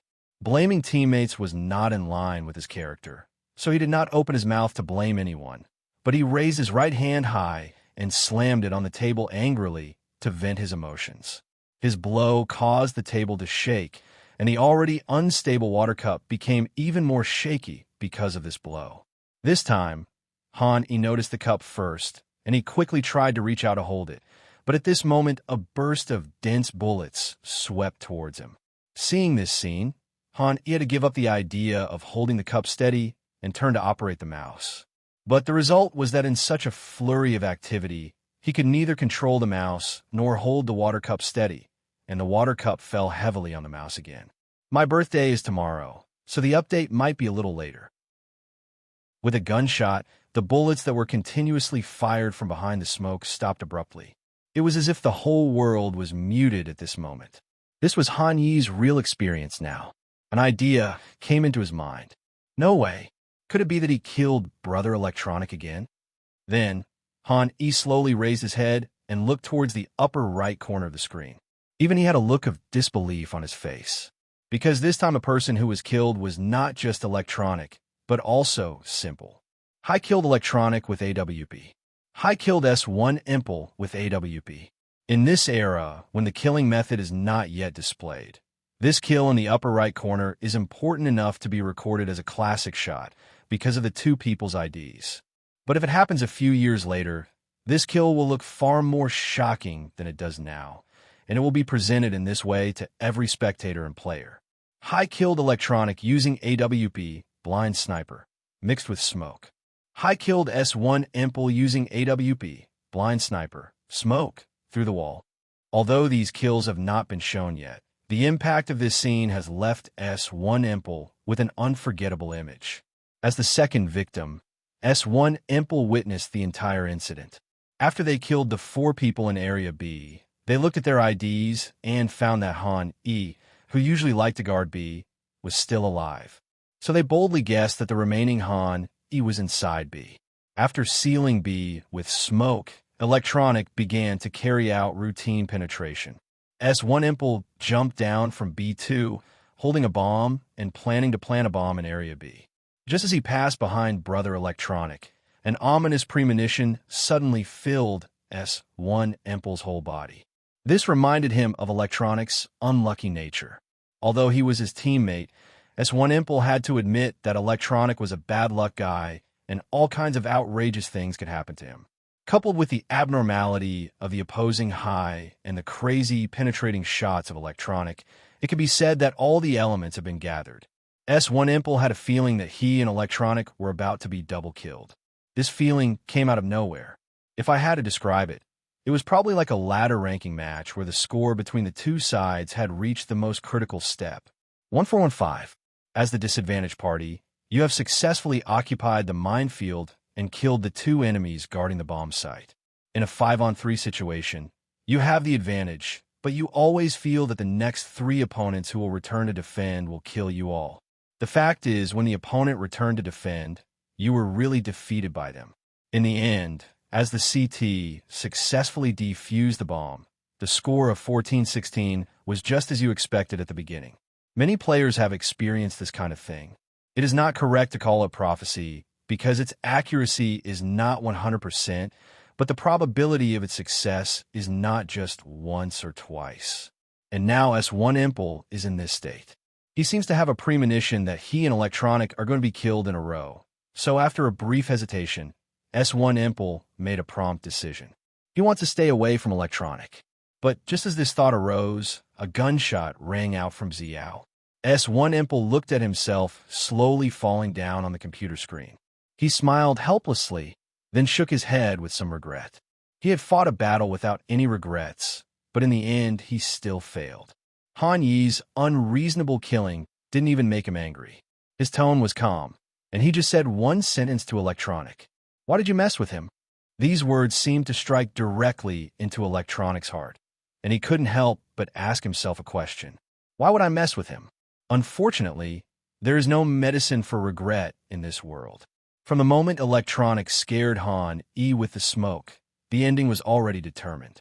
As Navi's strongest duo fell in the B area, Perfecto in the middle lane seemed a little overwhelmed when fighting one-on-one with Han E. Although his nickname in the community is the one-on-one god, Han Yi's performance in one-on-one games is even more exaggerated. With the blessing of the talent, Let's Duel, when fighting one-on-one, each attribute +3, Han Yi's attributes, even the lowest, are 98 points, and he has completely transformed into a Superman. The moment Perfecto showed his head, Han E fired a steady shot and hit him without giving Perfecto any chance to struggle. He completed the round with an incredible double kill and a clean sniper kill, and also declared Vitality's victory in this BO3. Han E took off his headphones in a casual manner, leaned back in his chair, then kicked his legs and slid the chair backward. He was getting farther and farther away from the camera, leaving an unforgettable departure shot for all the audience who were staring at him. Then a big bald man replaced Hai's position and turned off the camera as a greeting to the audience. Han E held his cell phone, lying on a chair, and looked at the rest of the team. He has basically determined his opponents for the next 2 games. First up is the semi-finals, where they will face the new Team Gambit. If 2020 was the end of the Astralis dynasty and the first year when countless teams began to emerge, then the 2 most dazzling rising teams in 2021 are Gambit and Na'Vi.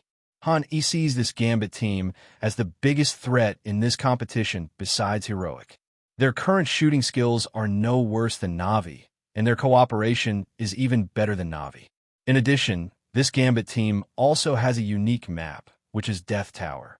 This map has not been played once since Han E transferred to Vitality. The main reason is that most teams do not like this map. For example, Gambit, which practices it as a signature skill, has not played it at all. So far, Gambit is still very strong on the Death Tower map. If you want to defeat them, you must consider how to defeat them on the Death Tower map. Apart from Gambit, Han E speculated that the opponent in the finals would most likely be Heroic. But to this day, Han E still can't remember what the scandal that broke out recently at Heroic was. So Han E has been paying attention to this team and has been watching some of their demos recently. Apart from finding that their command has improved a lot, he has not found any other suspicious points so far. Han E still needs time to verify what the specific scandal is. After checking his opponents for the next 2 rounds, Han E opened his phone to check his own results for this round. With a record of 72 kills and 27 deaths in 2 games, he still firmly sits in the MVP position, and his rating is as high as 1.52, completely turning his game against Na'Vi into a losing battle. A total of more than 3,000 people reviewed it, with a score of 9.9. With such an outstanding performance, even the harshest hater would find it difficult to give Han E a bad review at this moment when he is in such a disadvantageous situation. Then Han E scrolled down to the comment section, and soon a series of comments came into view. Is this the Han Sheng from the online competition? He killed Dianzi with a water cup twice. He's not even pretending anymore. Reply to the above user. You're obviously a newbie watching the game. Han Sheng isn't this green in offline matches. Considering this is an online match, he still hasn't been able to let go. Han Sheng's current water cup record is 3-0. After watching Han Yi's performance today, what should future professional players do? For now on, black people can say this. You're not even as good as Han Sheng's water cup. I can already imagine the look on Electronic's face when he sees he was killed by Han Sheng Shubai after the match is cut out tomorrow. He'll definitely be filled with confusion and daze. After reading all the comments, Han E closed the interface contentedly. Because they had already had a meal to celebrate their victory a few days ago, the Vitality team didn't plan to go out for another meal this time. After the competition, Han E continued with his daily life. Although it is daily, it is not what ordinary people understand as daily. He first watched all the opponents' demos to understand their tactics, so that after the mind reading is turned on, he can understand the opponent's thoughts and some tactical details at the first time, so as to make better deployment. By the time we finished watching the demo, it was already 6 o'clock in the evening. Han E then started another pre-war mobilization, calling everyone together and explaining the points that needed attention. The pre-war mobilization wasted another hour of Han Yi's time. He looked up at the clock and found that the arrow representing the hour had pointed to 7 o'clock. However, after finishing all this, he could finally breathe a sigh of relief. From now on, he had his own entertainment time. The high-intensity work has made Han E feel mentally exhausted, and he is in urgent need of rest. When he returned upstairs, closed the door, lay on the bed, and browsed his phone, he finally felt a little happiness. At the same time, I have to sigh that conducting is indeed the most thankless position in the world.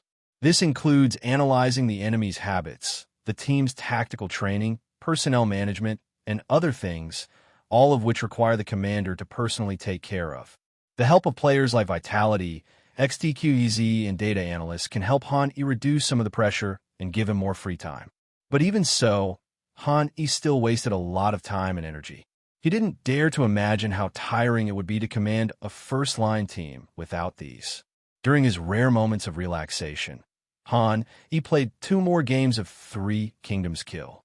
After severely beating up Xiao Lao Di, he nodded happily and fell asleep contentedly. The next morning, Han E did not wake up naturally, but was woken up by a knock on the door. He opened his phone and saw that it was only 6:30 in the morning. Who is it? Someone from the board of directors is here today and has something to tell you. The sound of XTQZZ outside the door sounded a little low, which gave Han a bad feeling.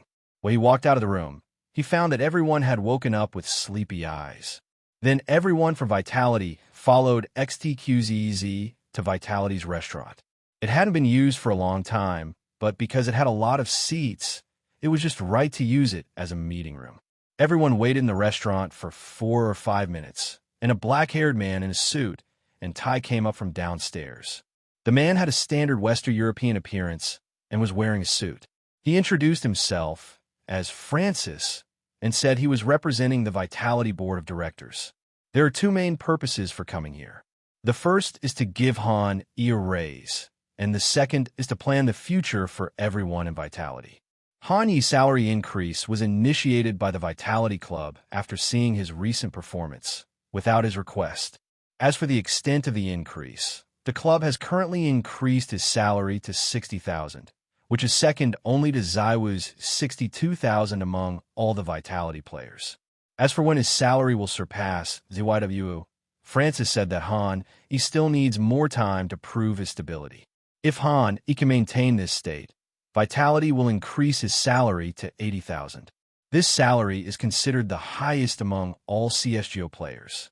It also means that even if Han does not win any championship, he will still earn 8.64 million renminbi a year based on the current exchange rate.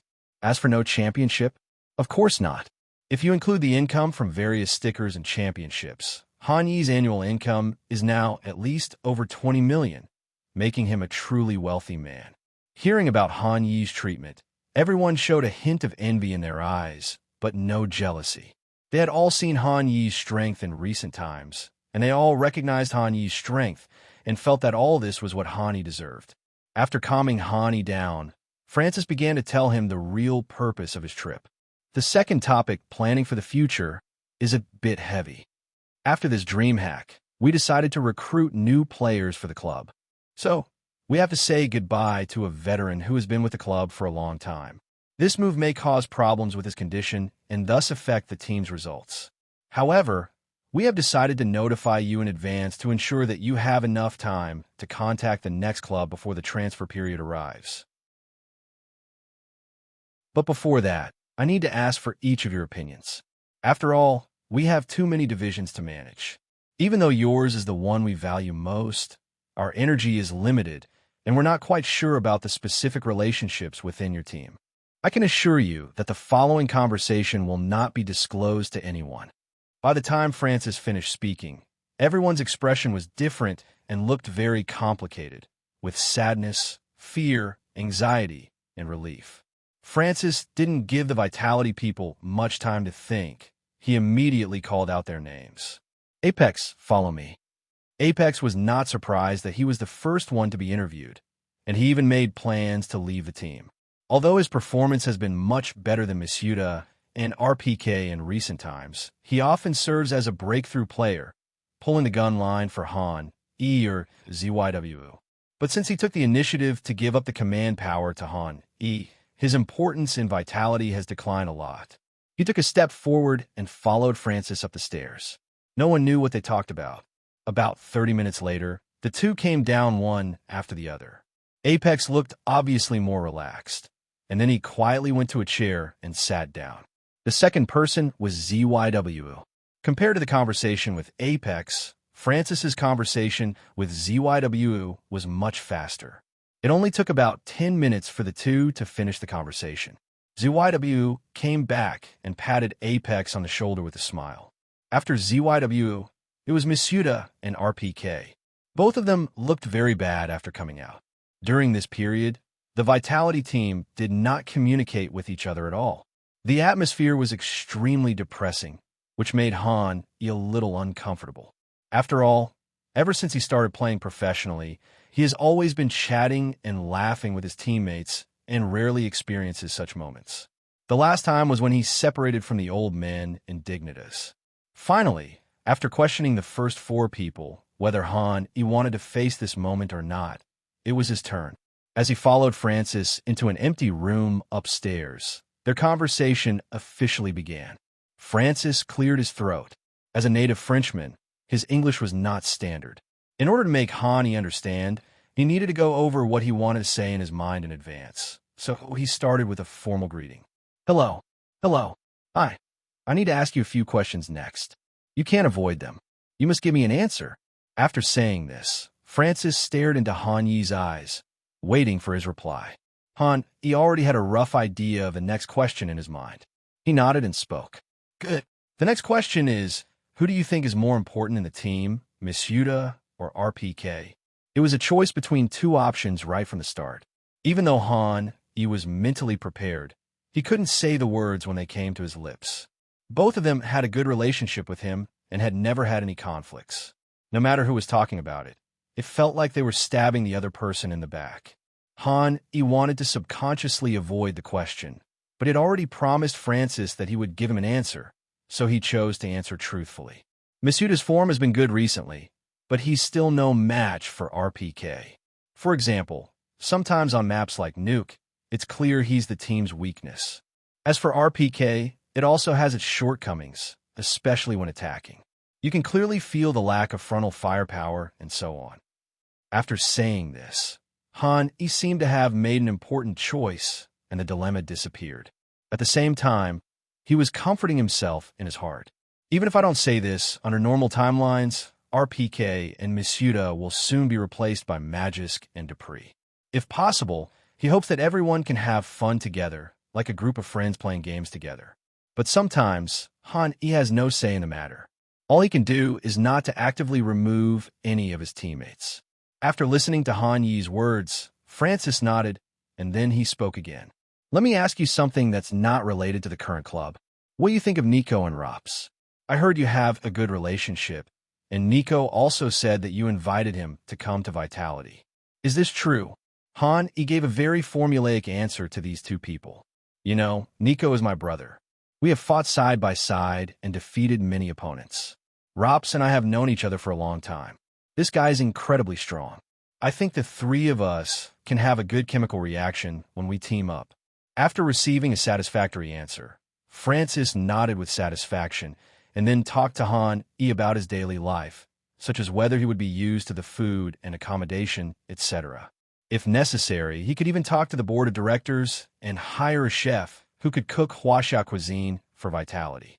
By then, whether the Vitality people want to eat Western food or Huxia food, we can make it. Han Yi naturally would not refuse the kindness of Francis and the Vitality Club. Otherwise, it would be a problem for him to eat every day. Francis reached out and glanced at his watch, noting that more than 10 minutes had passed. He asked his last question. Let's talk about one last thing. Do you know the player Jabby? In addition to Rops and Nico, we are also considering bringing a new player, Jabby, to Vitality. If you don't know him, wait until later and I'll have my analyst send you some of his demos so you can see his strength. After he finished speaking, Francis was ready to take out his cell phone and tell the analyst about this matter, but Han Yi's words made him stop what he was doing, and he only listened to Han Yi speak. I know him. The ID Jabby is known to everyone in the entire CSGO circle. Of course, this ID is different from Nico, S1 Impel, who have mixed reputations, or ZYW, who has a very good reputation. His ID is completely notorious. During IM Chengdu, Jabby's appearance was met with boos from thousands of people. As the rat among the snake and rat brothers, the other party's reputation is currently good, but Han Yi does not want to work with such a person. He doesn't like to blame others, nor does he like others to blame him. So when it comes to Jabby, Han Yi answered very straightforwardly. I don't like him. After more than 10 minutes of conversation, Francis thought he had some understanding of Han Yi. If he hadn't heard it with his own ears, he even thought that Han Yi would not say such straightforward words. You have a conflict with him? No, I simply don't like him. Francis nodded, indicating that he understood. Originally, Jabby was just a potential stock that they valued. They had just met him, so it was naturally impossible for them to offend Han Yi for Jabby. Since Han Yi didn't like Jabby, they no longer considered Jabby's transfer. Okay, let's stop here. I'm sorry to disturb your rest this morning, but the sooner this matter is decided, the better. I hope you can achieve good results in today's competition. After saying these words, Francis turned around and led Han Yi back downstairs.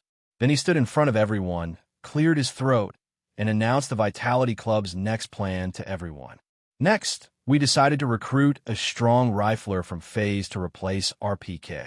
Taking into account the age issue, we are willing to give Misuda some opportunities. If you are unable to meet the board's satisfaction before the end of the year, we will consider replacing you with someone else. Let's end this matter here. I wish everyone a happy life. At the same time, if you, Misuda, decide not to stay in the team, you can tell us in advance. So far, it's a two-way choice.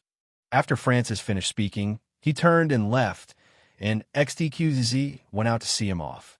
After Francis left, RPK looked at his teammates who were silent around him and laughed. I've been playing professionally for so long, I was planning to retire.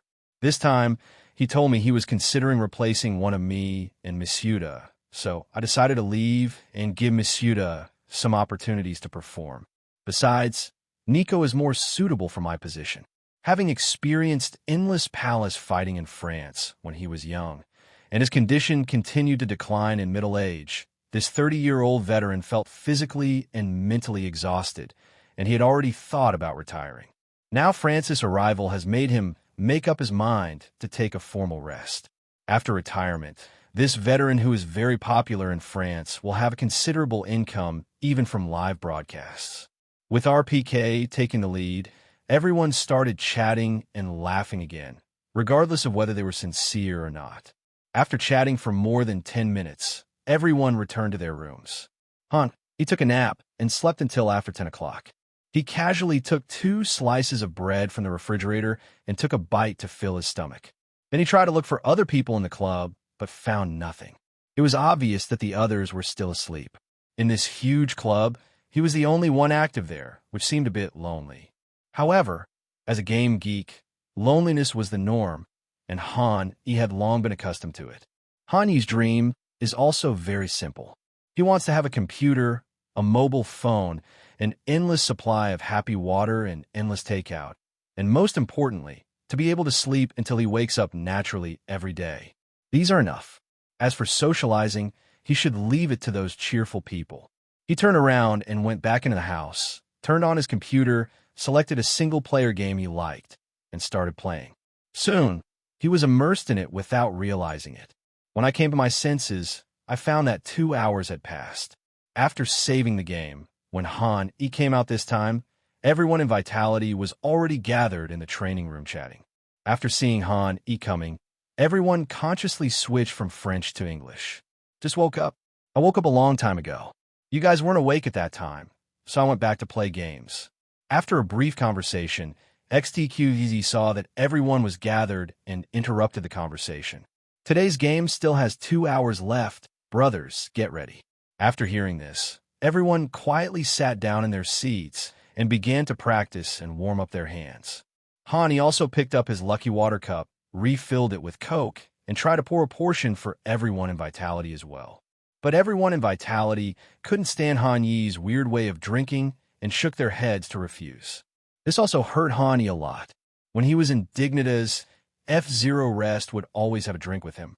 He didn't expect that everyone in Vitality was so unsociable.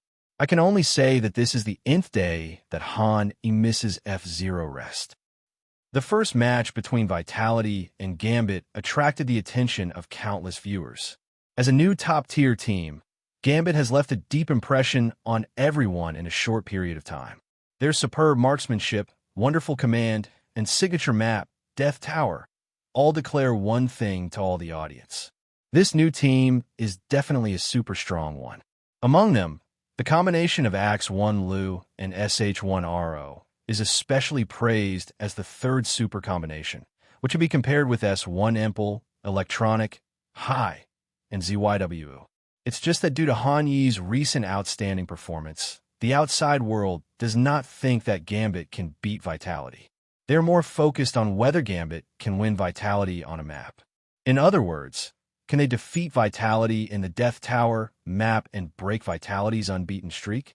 At present, Vitality has been undefeated in more than 10 consecutive small games. Since ESL Cologne, Vitality has always maintained its dominance in the game CSGO. More than a dozen commentators also gave their opinions, and most of them believe that Gambit could defeat Vitality on the Death Tower map. The reason is very simple. So far, Hani has not played any game in Death Tower, and his strength on this map is also a mystery. Compared to the unknown, people are more willing to believe what they see with their own eyes.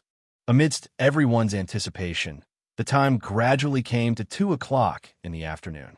Generally speaking, all matches in Europe will start at this time period, so that audiences all over the world can watch, including local European audiences.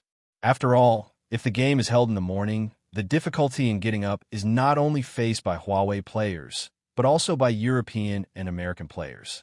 Therefore, putting the game in the afternoon is beneficial to everyone. As Han led the Vitality team to sit in their seats, they put on their headphones and listened to the referee's confirmation. The match between Gambit and Vitality is about to begin. In the dice-rolling minigame, as expected, Han rolled a point again and became the first to choose the map. Then came the map Bampic phase. While waiting for Han to make a decision, everyone in Gambit felt a little nervous. They are all new generation players who have just qualified for various first-line teams and have never had any experience in first-line competitions. A few months ago, the word youth training was still included in their team name. Facing an opponent like Vitality in the first major tournament, even if it is an online match, it would be a lie to say, I am not nervous. Even SH1RO, who had previously made bold statements that he could beat Vitality, is now extremely nervous. Being able to face off against 2 of the 3 best snipers in the world, SH1RO had an indescribable feeling in his heart. He was eager for the game to start earlier, but was also afraid of losing in the game. His performance was somewhat in line with what he said before. Nafany patted his shoulder, signaling him not to panic, and talked to him about the Bampic in front of him. Do you think they'll ban our Vertigo map? After hearing Nafany's words, SH1RO temporarily broke free from his nervousness and began to think about this possibility. I think it's very likely. After all, we've been on a winning streak on this map recently. Hearing SH1RO's words, Nafany smiled. That's fine. We can play against them on train station. Vitality doesn't play this map, and our performance on this map isn't bad. Just as Nafany finished speaking and SH1RO was about to say something, a hurried voice came from their headphones. Having played many games, they all knew what this meant. It meant that Vitality had completed the selection and the competition organizer was informing them that it was their turn to make a choice. If they take too long to make a decision, the referee's urging voice will be heard. So the two looked at the screen and found that Han Yi's first ban pick was not the Death Tower as they expected, but the train stop. Seeing this scene, Nafany snorted with laughter. It seems like we're not taken seriously. SH1RO nodded in agreement.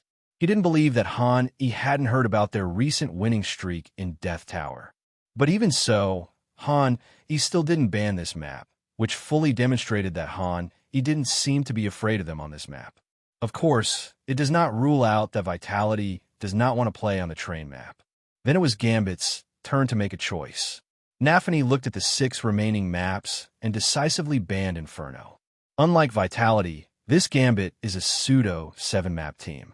The map they don't often play is Purgatory Town, but when facing some weak teams in Purgatory Town, they can release Purgatory Town and have more flexibility. But it is obvious that Vitality's Purgatory Town is not a weak team, so Nafany adopted the most commonly used Bampic method and banned this map. As he pressed the confirm button, the first round of bans for both sides was over. 1 ban, train stop Vitality. 2nd ban, Gambit. Next, it was Vitality's turn to choose a map, but their first choice was beyond everyone's expectations. Because they did not choose Dust 2, which they were good at, but directly chose Death Tower. This choice made Nafany, who was holding the mouse, feel a little overwhelmed. He stared at the selection button above, repeatedly confirming it, and finally confirmed that the Death Building was indeed Han Yi's choice. This action stunned everyone in Gambit. They looked at each other, with nothing but shock on their faces. We know you are strong, but isn't it a bit disrespectful for you to choose pictures like this? On the other side of the net, Han was arguing with the referee. No, they were too close to each other. I accidentally clicked the wrong one. Why can't I choose again? The rules do not allow re-election. Hearing the referee say this, he scratched his hair in annoyance. Anyway, the matter was a foregone conclusion, and there was nothing he could do. He had to answer a little stiffly. All right, he was indeed not afraid of Gambit's Death Tower, but he was not so arrogant as to help the opponent choose the map. Originally, he wanted to choose Dust 2, but unfortunately, his hand shook and he accidentally clicked on Death Tower. Afterwards, he immediately reported the situation to the referee, but the referee did not allow to reselect. He could only accept the bitter fruit helplessly, giving everyone the feeling that they were going to trample Gambit on this map. But God knows he is not that arrogant. Although he is 90% confident that he can defeat Gambit on this map, this almost humiliating map selection is indeed not in line with his character. Then Han Yi's eyes showed a trace of helplessness. He looked at the Dust 2 chosen by Gambit. It seemed that the misunderstanding was getting deeper and deeper, and it could no longer be explained. Then both sides banned Overpass and Nuke, leaving the last map to Mirage. So far, 3 maps have been confirmed. Image 1, Vitality Selection Vertigo, Death Building. Image 2, Gambit Selection Dust 2. Figure 3, Mirage. Immediately afterwards, the referee asked, "Are you ready?" The competition officially began. Map 1 was chosen by Vitality, so Gambit had the priority to choose the side, and they decided to start on the CT side. During this period, Vertigo showed a very strange deformity. That is, unless it was a pistol round, very few people went to the middle lane and B area. Basically, everyone chose to attack the A slope and seize the A slope. This also created a grand scene. That is, the attacking side had 15 rounds in a game, and rounds 12 to 13 were spent attacking slope A. CT also often adopts a 3A or a 4A defensive formation. The most common scene on this map is a big fight between the two sides on the A slope. The reason for this situation is mainly due to the uneven level of strength of Valve's map designers. Some map designers can design excellent maps, such as Mirage, Dust 2, Inferno, etc. A more extreme example is that even a game mode like Hostage Rescue, where there is no fairness between the attacker and the defender, can give birth to a classic map like White Room, which has been widely praised by community players. But there are some maps that are not liked by players. Even after various changes, there are still unpopular maps among the player community and are not welcomed. The most obvious example is the Vertigo map. This map can even be said to be a typical example of Valve's map failure, and it is generally believed in the community that this is an extremely failed change. In March 2019, Valve replaced Cache with Vertigo. This adjustment was criticized by countless players, especially the CNCS community. At that time, the so-called Old Three actually referred to Cache, Mirage, and Inferno. The name of the National Library actually refers to Cache in CSGO, not Dust 2, which was passed down from the 1.6 era. Note, just like the Doghole in CF is B-Pass, the national map in the 1.6 era was Dust 2, but in CSGO it became Cache. However, with the removal of Cache, the title of national map once again fell on Dust 2. The reason why Valve removed Cache is very simple. The map has a simple structure, and the win rates of CT and T are unbalanced. However, they did not expect that the problems of Cache map are also inherited in Vertigo map, and are even more serious. And the problem with this map is more than that. It is not just the imbalance in the win rate between CT and T. It is even serious to the point that the benefits of attacking A and attacking B are not equal. Area B of this map has many height differences, various blind spots that need to be searched, and CT's counterprops that are extremely easy to throw out. For any bandit who wants to attack Area B, it seems like they are experiencing a nightmare. And with the constant changes in the middle lane has never been able to form a reasonable systematic way of playing. Even if many teams as the attacking side control the middle lane, they are very likely to be attacked by CT from both A and B at the same time, making it difficult to deploy. Therefore, some old viewers should be impressed by Vertigo during this period. Playing only in Zone A has also become a focus of discussion within the community during this period. This situation continued until the major teams continued to study and delve into this map, and it was finally slowly changed. So far, Gambit's understanding of this map is far superior to that of other teams. They have realized the importance of a slope, so they will actively control a slope every time and not let the enemy get a slope so easily. Hani has watched so many games for so many years that his understanding of the map is more than 2 or 3 years ahead of Gambit. His tactics are no longer limited to the A area or the A slope. He thought for a moment and decided to give Gambit a different surprise right at the start. So he ordered an attack on Area B. Gambit chose a 311 formation with 3 A areas, 1 middle lane, and a single B. The middle lane is mainly responsible for collecting information and supporting the A area when necessary. This position requires an experienced veteran with sufficient judgment ability to be competent. So the choice naturally fell on Hobbit, the oldest and most experienced player. In addition to Hobbit in the middle lane, another player who took on the responsibility of single B alone was the Emperor Axe1Lu. As the only rifler who could compete with Nico in 21 to 22 years, Axe1Lu fully embodies the saying that the greater the ability, the greater the responsibility. Because the B area is easy to defend, coupled with his extraordinary strength, he can often make Gambit start with 2 or 3 A without any pressure or worries. But this time, the opponent he faced was completely different. As usual, Axe1Lu waited until the game countdown ended, and then he rushed out immediately. He planned to rush to the edge of the wooden board above the B stairs and give the Vitality team a warning from here. During this period, Axe1Lu has met many top players and defeated many opponents, so he knows that Han, E, and ZYW are very strong, but he still has the courage of a newborn calf that is not afraid of Tiger. As Axe1Lu stepped onto the wooden board and prepared to stop the Vitality people from above, Han, E, who was walking in the front, reacted so quickly that it was far beyond Axe1Lu's expectations. Han even gave the impression that he did not stop at all. He jogged all the way out and then shot a bullet accurately into Axe1Lu's head. Watching his figure fall, Axe1Lu was stunned for a second or two. Then he seemed to come to his senses and shouted, "They're attacking Area B." Axe1Lu's sudden death caught the entire Gambit team off guard, and they quickly began to fight back. But when they returned to the police house, they were greeted by 2 smoke bombs, which were thrown at the locations connecting the platform and the exit of the police house.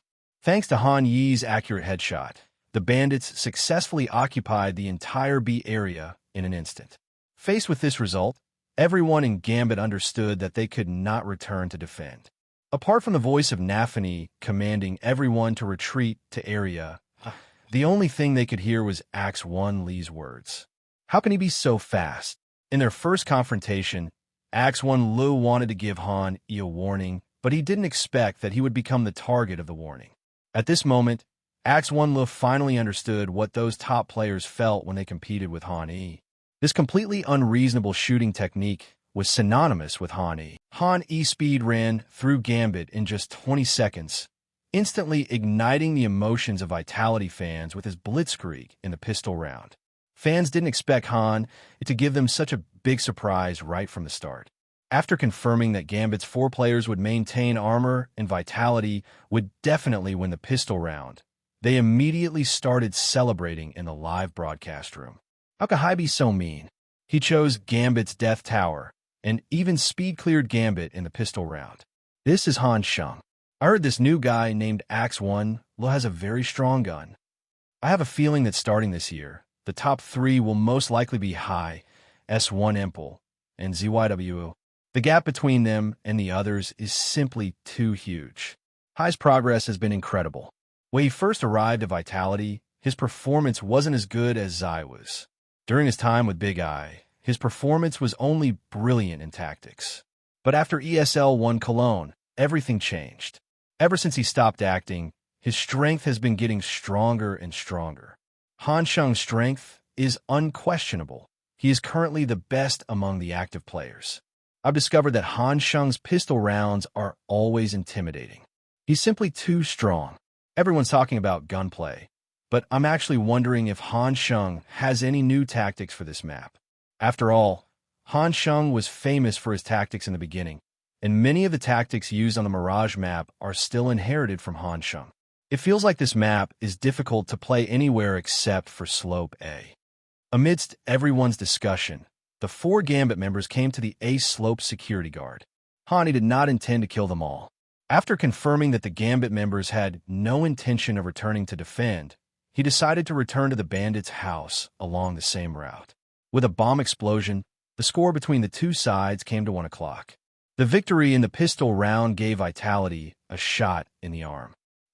He was confident that he could defeat Gambit, but that didn't mean that all of them were confident.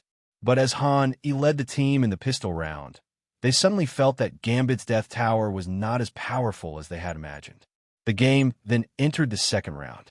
Gambit, who had saved 4 armors in the pistol round, naturally would not choose Eco in this round. They chose a combination of 4 MP9S and 1 FN57. Except for Axe 1 Lu, who has no armor, everyone else has invested a lot of money in this round.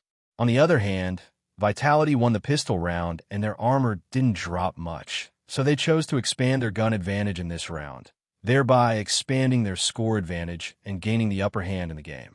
So after Hanyi's brief thought, they chose a gun configuration of 2 Curries and 3 hairdryers. 2 of the Curries were naturally given to Han, E, and ZYW, and the 3 hairdryers were given to the remaining 3 people. But the contributions of the 3 did not stop there. They also had to use the remaining economy to buy props to help Han, E, and ZYW open up the situation. After all the equipment was collected, Han E began to understand Nafany's tactics for this game. This time, Nafany learned from his previous experience. He did not let Axe 1 Lu attack alone, and considering that Axe 1 Li's gun could not handle the task of attacking alone, he chose a 212 start. In this map, everyone in Gambit thinks that the A slope is particularly important, so their main A is Nafany, who is the commander. As a commander, he must of course be at the forefront, responsible for helping everyone sort out the situation. After all, not everyone can do what Hani does and be in control of the overall situation from beginning to end. In addition to the commander Nafany, there is another candidate for the main A, that is Gambit's main sniper SH1RO. This is also the mainstream way of playing the Death Tower map in the CSGO game in the next 1 to 2 years. Placing snipers and commanders in the A area can help the team better control the A slope and judge the game situation, thereby increasing the winning rate of the game. The middle lane is still guarded by veteran Hobbit, who is experienced and trustworthy when guarding alone. As for Zone B, Nafany chose to ask the team support, Inters, who has dual forms, Soft Egg and Hard Egg, to help. After learning about Gambit's formation in this game, Han E thought for a moment and decided to start from the middle lane, but not everyone went to the middle. Apex and Misuda, the 2 of you go to B1 and wait for my command. When I give the order to attack, you will attack the B slope and put pressure on the CT in Area B. As for the mid lane, ZYW and RPK, you 2 follow me. We'll flash immediately and then pull out. After we get out, if there's anyone there, you guys go and attack them. If they retreat and defend, you guys come with me and attack Area B from the platform. Don't worry about the exits on the left and right of the middle road. Just block them with 2 smoke bombs. From Hanyi's perspective, the reason why most teams couldn't play well in the middle lane on the Death Tower map was that they played too slowly at the beginning. Later, when formulaic props were formed, major teams tended to emphasize a quick battle in the middle lane, either flanking Area A or Area B, and rarely staying in the middle lane, waiting for the opponent to counter-clear. Therefore, Hani had only one request for everyone in Vitality, and that was to be fast, the faster the better. After this was confirmed, the competition officially began. He went straight to the stairs at the beginning and then quickly came to the door of the elevator room. If he went out from here and turned the corner, he might encounter the enemy. As he moved, Hobbit, who was guarding the middle lane on the other side, also heard footsteps in the middle lane. As an experienced veteran, he had no intention of confronting the Vitality team head-on. He immediately cut out the incendiary bomb and smashed it to the ground, while he quickly retreated. There are a lot of people in the middle lane. Please clear the A slope quickly and come help me. As the most experienced person in the team, Hobbit of course has the authority to command. He is aware of the current situation. Due to Axe 1 Lee's gun problem in the B area, it is impossible to transfer Inters to the middle lane to help him. Now that he knows that Vitality has a lot of people in the middle lane, he can only pin his hopes on SH1RO and Nafany in the A area to complete the counterclear of the A slope as soon as possible. Hearing Hobbit's words, Nafany couldn't help but speed up his counterclearing moves. He really didn't understand why he didn't play according to the rules. If Rush B in the first game was still excusable, many teams played like this. But in this second round of submachine gun battle between the two sides, especially when the Vitality team had an economic advantage and more complete props, shouldn't they attack the A slope? By starting the battle on slope A earlier, the bandits can take advantage of their firearms to win this point. Therefore, from Nafany's perspective, Hanyi's command in this game was completely illogical. Obviously, at this moment, Nafany has not realized the seriousness of the matter. He thinks that as long as Gambit can control the A slope, all problems will not be serious. As for the middle lane, he can just wait until they go back and start counter-clearing. The only thing he needed to do now was to quickly control slope A and go back to help as soon as possible. We'll be able to control slope as soon. Hold on for 10 seconds. I'll be there soon. This requirement was not difficult for Hobbit. One fire was enough to hold back the Vitality team for 5 or 6 seconds, not to mention that he had a smoke bomb in his hand, which was enough for him to hold back the enemy for 15 seconds. So Hobbit began to retreat continuously. He planned to retreat to the back point and delay Vitality's attack at the police station. After SH1RO and Nafany returned to defense in Area A, they attacked the enemies in the middle from both sides. In this way, Gambit can easily win this game. But he still thought too simply of Hani. Facing the flames thrown by Hobbit, he didn't hesitate at all. He decisively threw a cigarette at his feet to extinguish the flames. Then RPK, who had been prepared for a long time, cut out the flash bomb and threw his props towards the small opening above. He took advantage of the flash bomb's cover and successfully broke out from the smoke bomb. After confirming that Hobbit did not go straight ahead, ZYWU quickly followed. After both of them came out of the smoke bomb, they took the RPK who was lagging behind out of the smoke bomb, and then threw out 2 smoke bombs at the first time. These 2 smoke bombs were obviously carefully planned. Without Han, E, and ZYWU revealing their positions, they landed at the entrance to the police house in the middle lane and the exit of Area A respectively, blocking both the left and right exits. In this way, it is equivalent to resolving Gambit's mid-lane pincer attack in advance. Then the two of them quickly pressed forward and arrived near the diving platform. Hobbit realized the intentions of the Vitality people the moment he saw the 2 cigarettes, but he was powerless to stop them. Currently, his only route back to defense is the one that goes directly from the police house to Area B. But what Hobbit can think of, Hani can also think of.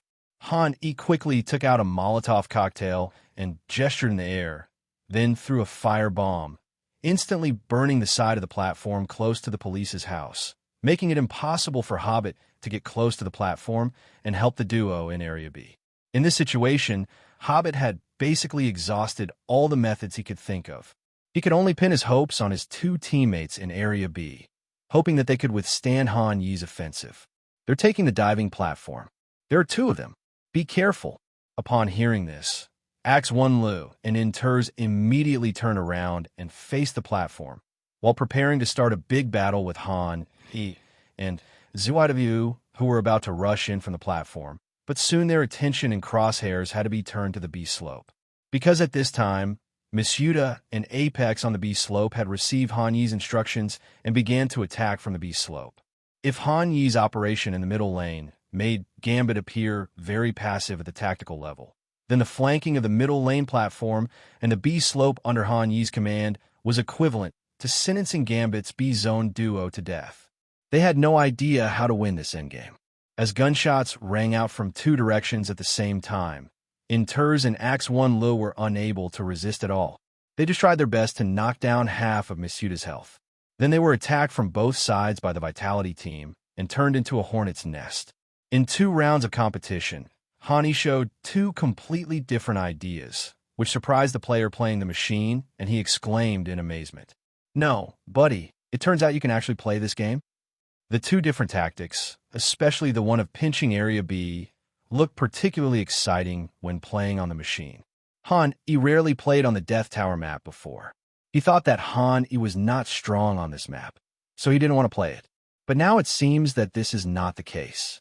Based on the tactical fluency in the first 2 games, the player can be sure that Hanyi's command ability in this map is no worse than other maps. In some ways, the pressure he puts on his opponents on this map is far greater than on other maps. Because so far, no one has seen Hanyi's other tactics on this map. Only God knows how many different offensive ideas he can come up with to constantly refresh the audience's attention. After Inters and Axe 1 Lu were both killed, Gambit was once again forced to protect their guns. Axe 1 Lee's brows were furrowed, and his tone was somewhat helpless. "You can't let them attack us from both sides. We can't hold on." Inters on the side also nodded, agreeing with Axe 1 Lee's words. This put the pressure on Hobbit. He knew that he was half responsible for the loss of Area B just now, but when he thought about Hanyi's previous operation, he felt helpless. There's no way. I'm the only one in the middle. I can't push them back. Hearing that B and the middle laner had their own difficulties, Nafani spoke up. "Then let's try a different strategy. I'll go mid, and SH1RO, you take A alone." That's fine, right? They don't seem to have much desire to attack the A ramp anyway. When the commander spoke, everyone in Gambit had no objections and agreed. Okay. With the sound of a bomb exploding, the score between the 2 sides reached 2 o'clock. Han E, who had been eavesdropping on Gambit's tactics in the previous round, tapped his fingers on the mouse during the preparation phase of this round, and it can be said that he was in a very happy mood. Let's do a traditional A slope bombing. I think since we've hit B twice in a row, this A area should be easy to capture. Hearing Han Yi's words, everyone in Vitality cast a strange look at him, because they have heard this sentence countless times, but most of the time they heard in the latter, which is similar to brother. They played 3 games in the B area last time. Let's play this time, or we have played several games in A in a row. Why don't we play B once? However, this was the first time they had heard such straightforward instructions in a professional game.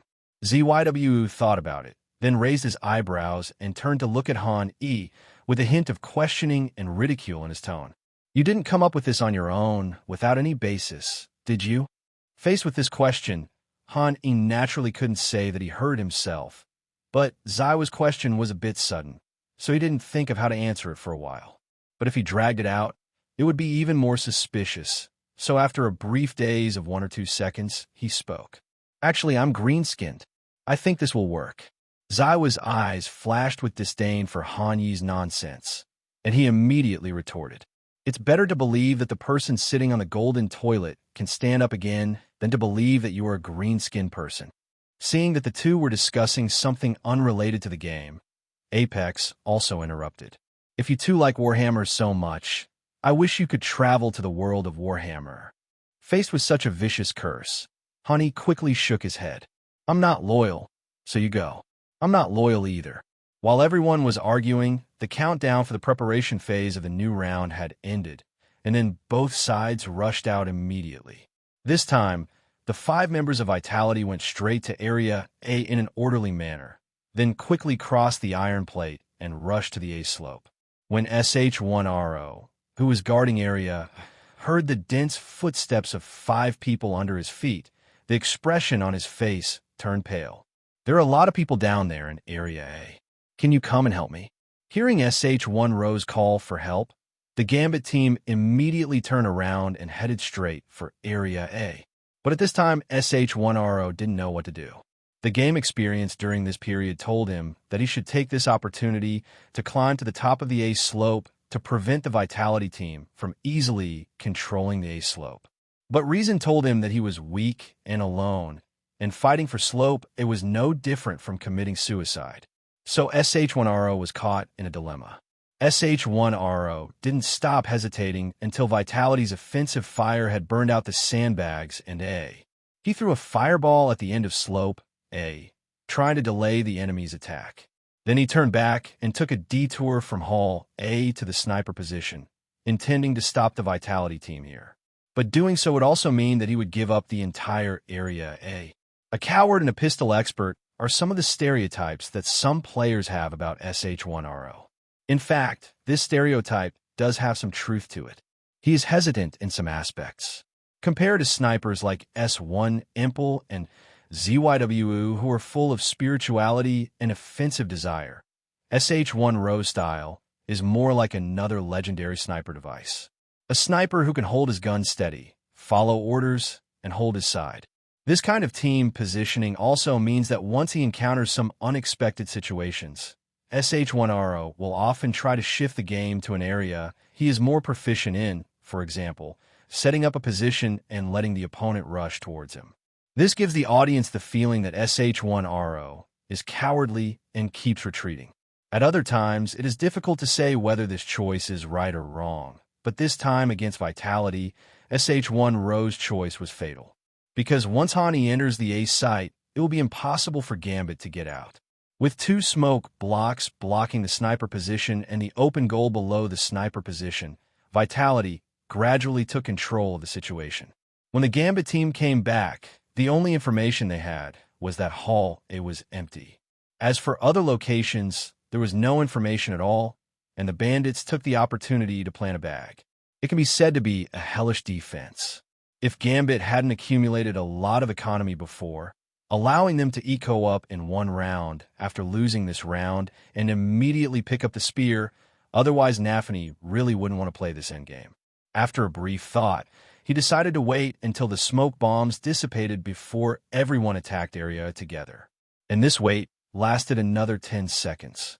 Just when Nafany was about to order an attack, he seemed to have guessed his thoughts and fired 2 consecutive rounds of fire at the exit of Hall A and the sniper position respectively, forcing back the Gambit members who had just tried to rush out.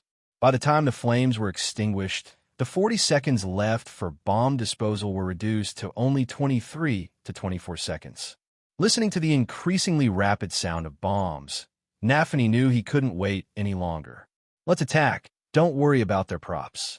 Just after Nafany finished speaking, the Vitality team threw out another round of new props, apparently intending to completely suppress the Gambit team. It can be said that in this contest, the Vitality players had a clear goal, and they did not want to give the Gambit players any chance to fight. Looking at Gambit, because of Nafany's order, they also dodged in the first moment and pushed out of the police station. Axe1 walked in front of the team.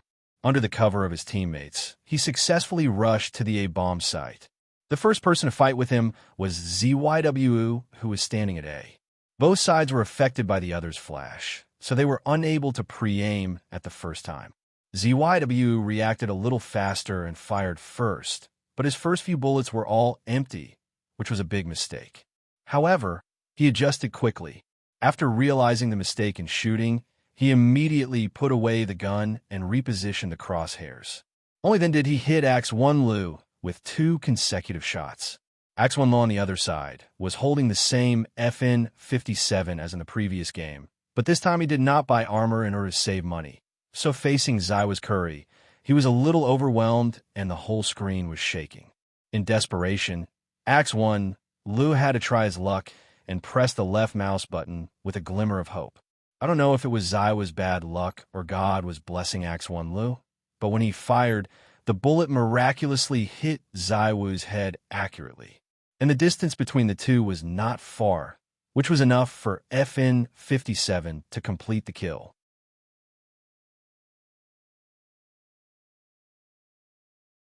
Looking at ZYWU slowly falling, Axe1 Lu felt relieved and a smile appeared on his lips. He had already prepared himself mentally to be killed, but he didn't expect that he could survive and kill ZYWU. The joy of surviving the disaster was also the reason why a smile appeared on his face, but it was obvious that he was too happy too early. Although Hani has great faith in Zywa's personal abilities, he also knows that even strong players like ZYW and S1 Impel can make mistakes in the game, so he will never leave ZYW alone. When he first arranged the formation, he had already considered how Vitality should deal with the situation if ZYW made a mistake. There was a burst of hurried footsteps coming from inside Xiao. Axe1 Lu immediately adjusted the crosshairs, set up a headshot position, and faced Xiao's enemy. Soon a bandit jumped out with a hairdryer in his hand. While in the air, the gun in the bandit's hand kept firing bullets. Axe1 Lu quickly pressed the left mouse button to launch a counterattack. But because Apex jumped out, his shot only hit Apex's stomach, and then he was swallowed by countless bullets. The two sides traded 1-for-1 in the first round, but Gambit obviously would not give up so easily. Taking advantage of the gap created by Axe1 Lu, all the people except SH1RO rushed out from Hall together, intending to make a finishing move. Not to mention completely defeating the Vitality team, but also to kill a few more of them and pave the way for the subsequent victory. Hearing so many footsteps coming out of Hall, Hani knew that it was time for him to show his talent. He decisively pulled out from the A slope, but he was not looking at the exit of Hall, but aimed his crosshairs at the sniper position. SH1RO, who was in the sniper position, showed his head and had been waiting for Han E for a long time. He fired the first shot the moment he saw Han E. Han E saw that he was one step behind, so he decisively turned on the Eye of Death, and in an instant the whole world slowed down again. Then, Han E heard a crisp sound, and he knew it was the sound of SH1RO's bullet hitting his bulletproof helmet. This precise shot reduced Han Yi's health to only 40 drops, but these 40 drops were more than enough for Han E in his current state. He had previously pre-aimed at the sniper position. In this state, his secondary positioning was extremely fast. He did not give SH1RO time to perform and directly fired a backhand shot. In the game CSGO, although you can clearly see the traces left by tracer bullets, in fact, the bullets do not have various falling or flying speeds like PUBG. Instead, the bullet will hit the enemy the moment you shoot. Even if the two sides are hundreds or thousands of meters apart, the bullet will hit the target in an instant. So the moment Hani pressed the left mouse button, the Curry bullet in his hand had already hit SH1RO's head. But Curry is not AK after all. After one shot, SH1RO is still alive, and his health has been reduced to only 20 drops. Now SH1RO and Han E are both candles in the wind. Then SH1RO fired again, but this time Han Yi's health was reduced. At this distance, the trajectory of SH1RO's MP9 had begun to spread. This shot only hit Han Yi's body, reducing his health to 23 drops. After that, SH1RO had no chance to shoot again. Han Yi's second bullet shot out from his gun chamber, hitting SH1RO's chest accurately and taking SH1RO away. The battle between the two men may sound slow, but in fact it only took a few tenths of a second from start to finish. The other members of Gambit were still on their way forward and had no idea what was happening. From their perspective, the two gunshots were heard briefly and then ended immediately. One of the three did notice the kill prompt in the upper right corner of the screen, but before they could even take a look, Han E had already rushed out from Slope A. He looked at the three people in front of him and launched an attack immediately. Two consecutive shots to the head. Hobbit had no reaction and was knocked down in an instant, followed by Nafany, who was also unable to resist. Everything can be attributed to the fact that Han E is too strong in his current state. He can immediately shift his aim to the second person as soon as the enemy falls. For him, as long as the gun fires 4 bullets, he can kill 2 enemies. He killed 2 people in one breath. Just when Han E was about to attack the last Inters, the Inters at the back reacted and attacked Han E first. This time, Han E, whose health was already at the bottom, failed to complete a quad kill miracle. He was knocked down on the A slope by the bullet shot by Inters. But he actually destroyed Gambit's not-so-perfect defense with his own strength. At this point in the game, even if the round has not yet ended, the machine has already made its own judgment. Congratulations to Vitality for winning this round. Han E, with one ridiculous killing spree, instantly decimated all 3 Gambit members. With this amazing burst of power and confident marksmanship, can anyone tell me how he managed to fire 2 bullets so accurately and then quickly locate the next person with his crosshairs? He's not even human. In CSGO, he's like a god. His control over the rifle has reached an incredible level. Do you know how difficult it is to shoot someone in the head twice and then quickly pull the crosshairs to blow off another person's head? The tone of the person playing the machine was full of disbelief. He recalled Han Yi's triple kill just now and could only describe it as picturesque. Killing every enemy was done cleanly and neatly without any delay. This was the first impression Han Yi gave to everyone. When a machine was praising Han Yi in terms, who he originally thought would not be able to cause any trouble, suddenly broke out and killed Apex and RPK in succession, until Masuda, who came to finish off the opponent, killed him, which allowed Vitality to win this round of the game. This sudden change also made the audience in the live broadcast room worry for the Vitality team. They couldn't help but feel scared. If it weren't for Han Yi's triple kill, Gambit almost made a comeback. But for Han Yi, as long as he can win this point smoothly, it doesn't matter how many guns are dropped. This time he took the curry, which gave Inters the chance to kill him. If he switched to AK next time, under the same conditions, he could guarantee that the 4 Gambit players would not be able to even fire a shot. Besides, it was just 4 guns lost. Even if they lost this round, Han Yi felt that Gambit could not defeat him on this map. He is indeed qualified to say such things. 3 games, 3 different ideas, 3 different tactics, made everyone in Gambit sweat profusely. As the commander, Nafany picked up the tissue beside him, took out 2 or 3 pieces of paper in a row, and wiped the sweat from his forehead. He never expected that Han Yi's command would be so sharp that he was completely unable to defend himself. In addition to command, Han Yi's shooting skills were also ridiculously strong. The whole person gave people the feeling of a god of war. After Nafany finished wiping the sweat off his face, he looked down at the tissue in his hand and found that it was already wet with sweat. The 3 games allowed the young commander to see something different. He felt from the bottom of his heart that Han Yi was so strong. At this moment, Nafany seemed to see the highest mountain and the longest river in the game CSGO all falling on the same person. It can be said that after 3 games, Han Yi has completely brought the Gambit players back to reality. It was at this moment that they realized what Han Yi's confidence was in not banning their Death Tower. Previously, Gambit believed that their Death Tower was either the best in the world or very close to it, and they didn't take Vitality's Death Tower seriously at all. But now reality has undoubtedly slapped them in the face. After 3 games, their morale was completely destroyed.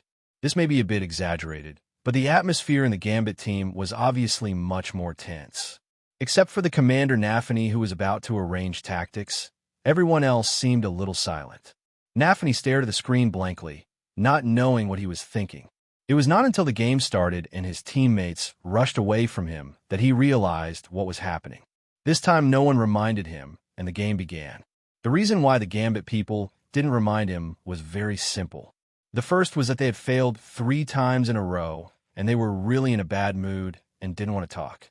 Secondly, seeing that Nafany didn't say anything, and this was an ECO round, he thought he was thinking about the strategy for the next round, so he didn't say anything to interrupt him. This caused Nafany to miss the preparation time unknowingly while admiring Han Yi's strength. This little episode was nothing to the entire Gambit team. After all, they were in an eco game and didn't expect to win this round. It didn't matter whether they did it by default or not. But for Han Yi, it was a bit troubling. He had been eavesdropping on Nafany's thoughts since the preparation stage. But the other party was always muttering about the highest mountain and the longest river in his heart. There was not a single tactic, which left Han Yi a little confused. As the preparation phase was about to end, Nafany still had not issued any tactical instructions. In order to avoid chaos in the team at the beginning, Han Yi chose to issue a standard default first and take control of the map. As for what was going on with Nafany, he planned to eavesdrop for a while longer. After the order was given, the countdown for the game ended and all the Vitality players rushed out. Han Yi stood in a relatively safe place in the bandit's house. He did not move in a hurry, but listened patiently to Nafany's thoughts. But time passed quickly, 1 second, 2 seconds, and Nafany still didn't think about the game, which made Han curse Nico inwardly. Although he didn't know who the highest mountain and the longest river were that Nafany was thinking of, Han guessed that there was an 80% chance that one of them was Nico. I can only say that Nico is a bit inhumane. He has interfered with his normal game. I must condemn him in my heart. While Han was thinking this, on the other side, Nico, who had just finished the game and returned to Europe to rest, sneezed several times in succession without any warning. This made him sniff and sigh. When he arrived at Vitality, he wouldn't have to run around like this anymore, but would have his own club base. Although FaZe has high salaries, good benefits, and many star teammates, the same thing still applies. FaZe does not have its own base, and the players need to travel back and forth. It would be fine at other times, but in this era of rampant epidemic, getting sick is inevitable. Especially during this period, Nico could feel that his health was getting worse and worse, and he sneezed frequently. After Nico was silently criticized by Han, the game time passed bit by bit, and Nafany finally had a new idea, but he did not think about the tactics of this game. Instead, he began to ask himself how to play this game. This caused Han to become suspicious. Eventually, he couldn't stand Nafany in this state anymore and decided not to play any tricks with Gambit. He chose to play a muscular CS first, and then call a pause in the next round to help Nafany find his form. Let's attack B and explode a wave of bombs. After hearing this tactic, everyone in Vitality nodded. They had practiced this set of tactics many times before under Han Yi's leadership, so they were quite proficient in it. With just one sentence, everyone knew what Han Yi was going to do. In this era, the tactic of using explosive bombs to hit B is still very rare. Although the goal was to attack B just like in the pistol round, Han Yi planned to use a different offensive method to win this round. Under Han Yi's command, the Vitality team gradually approached Area B. After arriving at the bottom of the stairs in Area B, they gradually dispersed, and each person came to his or her own bombing position.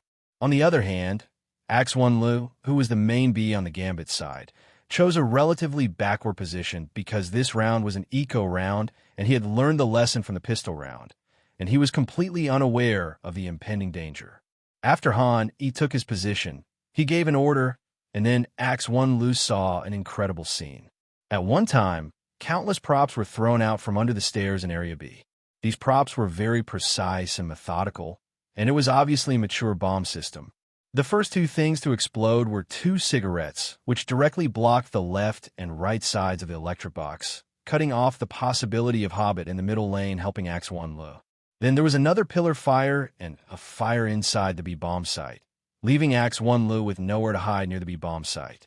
The last flash bomb shot up into the sky, completely turning Axe1Lu white. By the time Han rushed up from the B slope, Axe1Lu was like a lamb to be slaughtered, standing inside the B bun with his eyes covered at a loss. Han defeated Axe1Lu with just one easy shot, and then the Vitality team rushed forward. After checking that there was no one in the B area, they placed a bag on the slope of the B site, but they did not hide back on the slope. Instead, they stood behind a wooden board and a box, waiting for the Gambit team to return to defend. The Gambit members were not slow to react either. They were already armed with pistols, so there was no need to protect their guns. After they gathered at the police station, the 4 of them rushed towards Area B together. The Vitality team was no pushover either. This time, under Han Yi's command, they did not choose to sit and wait for death. Instead, they pulled themselves out together and engaged in a head-on gunfight. This time Gambit failed to successfully make a player substitution. Instead, they were easily defeated by the Vitality team, who cooperated with a counter-clear flash. It was not until all his teammates were killed that Axe1Lu, who had a lot to say at the time of death, started talking. Their tactics put a lot of pressure on me. I thought, even if we had a double B, it would be difficult to defend. After hearing what Axe1Lu said, Hobbit nodded in agreement. As the CT guarding the middle lane, it could be said that he was the person in the entire Gambit who understood Axe1Lu's situation best. Hobbit started to return to defense as soon as the B area was attacked, trying to help Axe 1 Lu, but Vitality's 2 smokes completely cut off his possibility of returning to defense. Because of this, the veteran felt that Vitality's offensive tools this time were somewhat unusual. Why don't we try Double B first?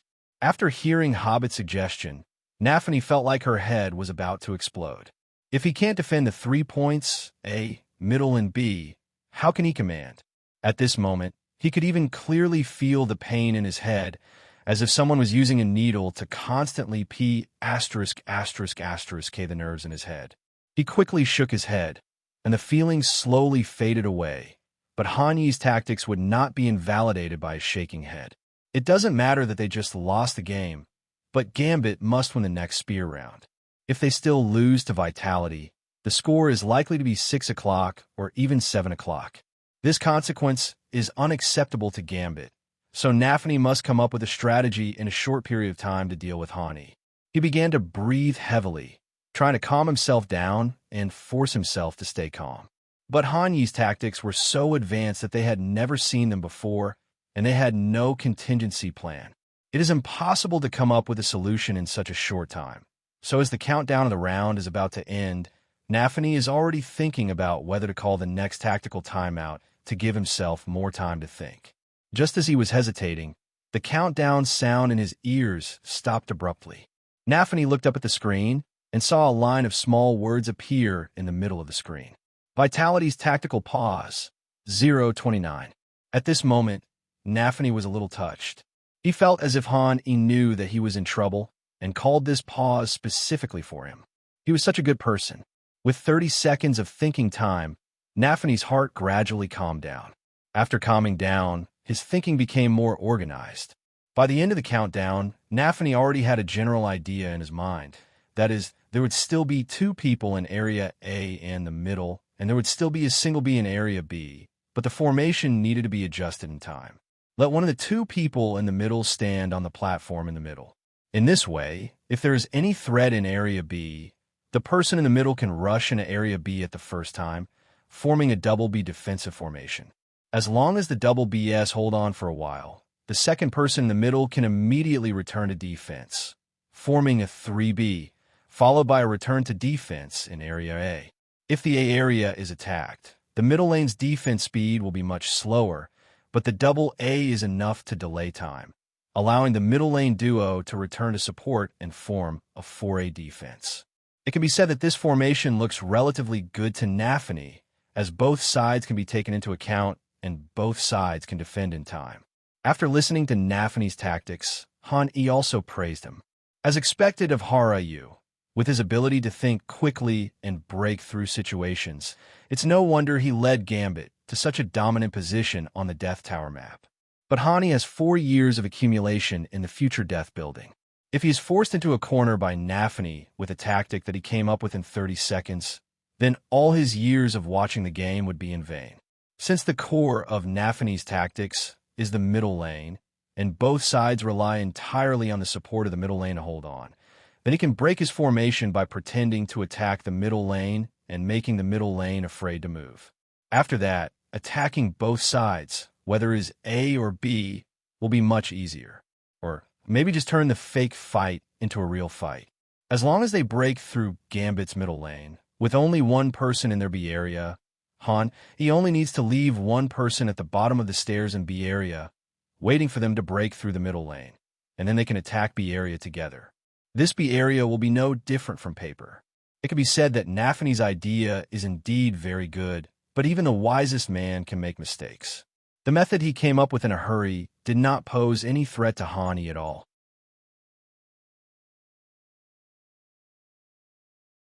After determining the attack route for this round, Han Yi chose to leave the weaker Misuda near the bottom of the B stairs, while the others attacked the middle lane. Misuda at the bottom of the B stairs needs to steal the post, and he is alone.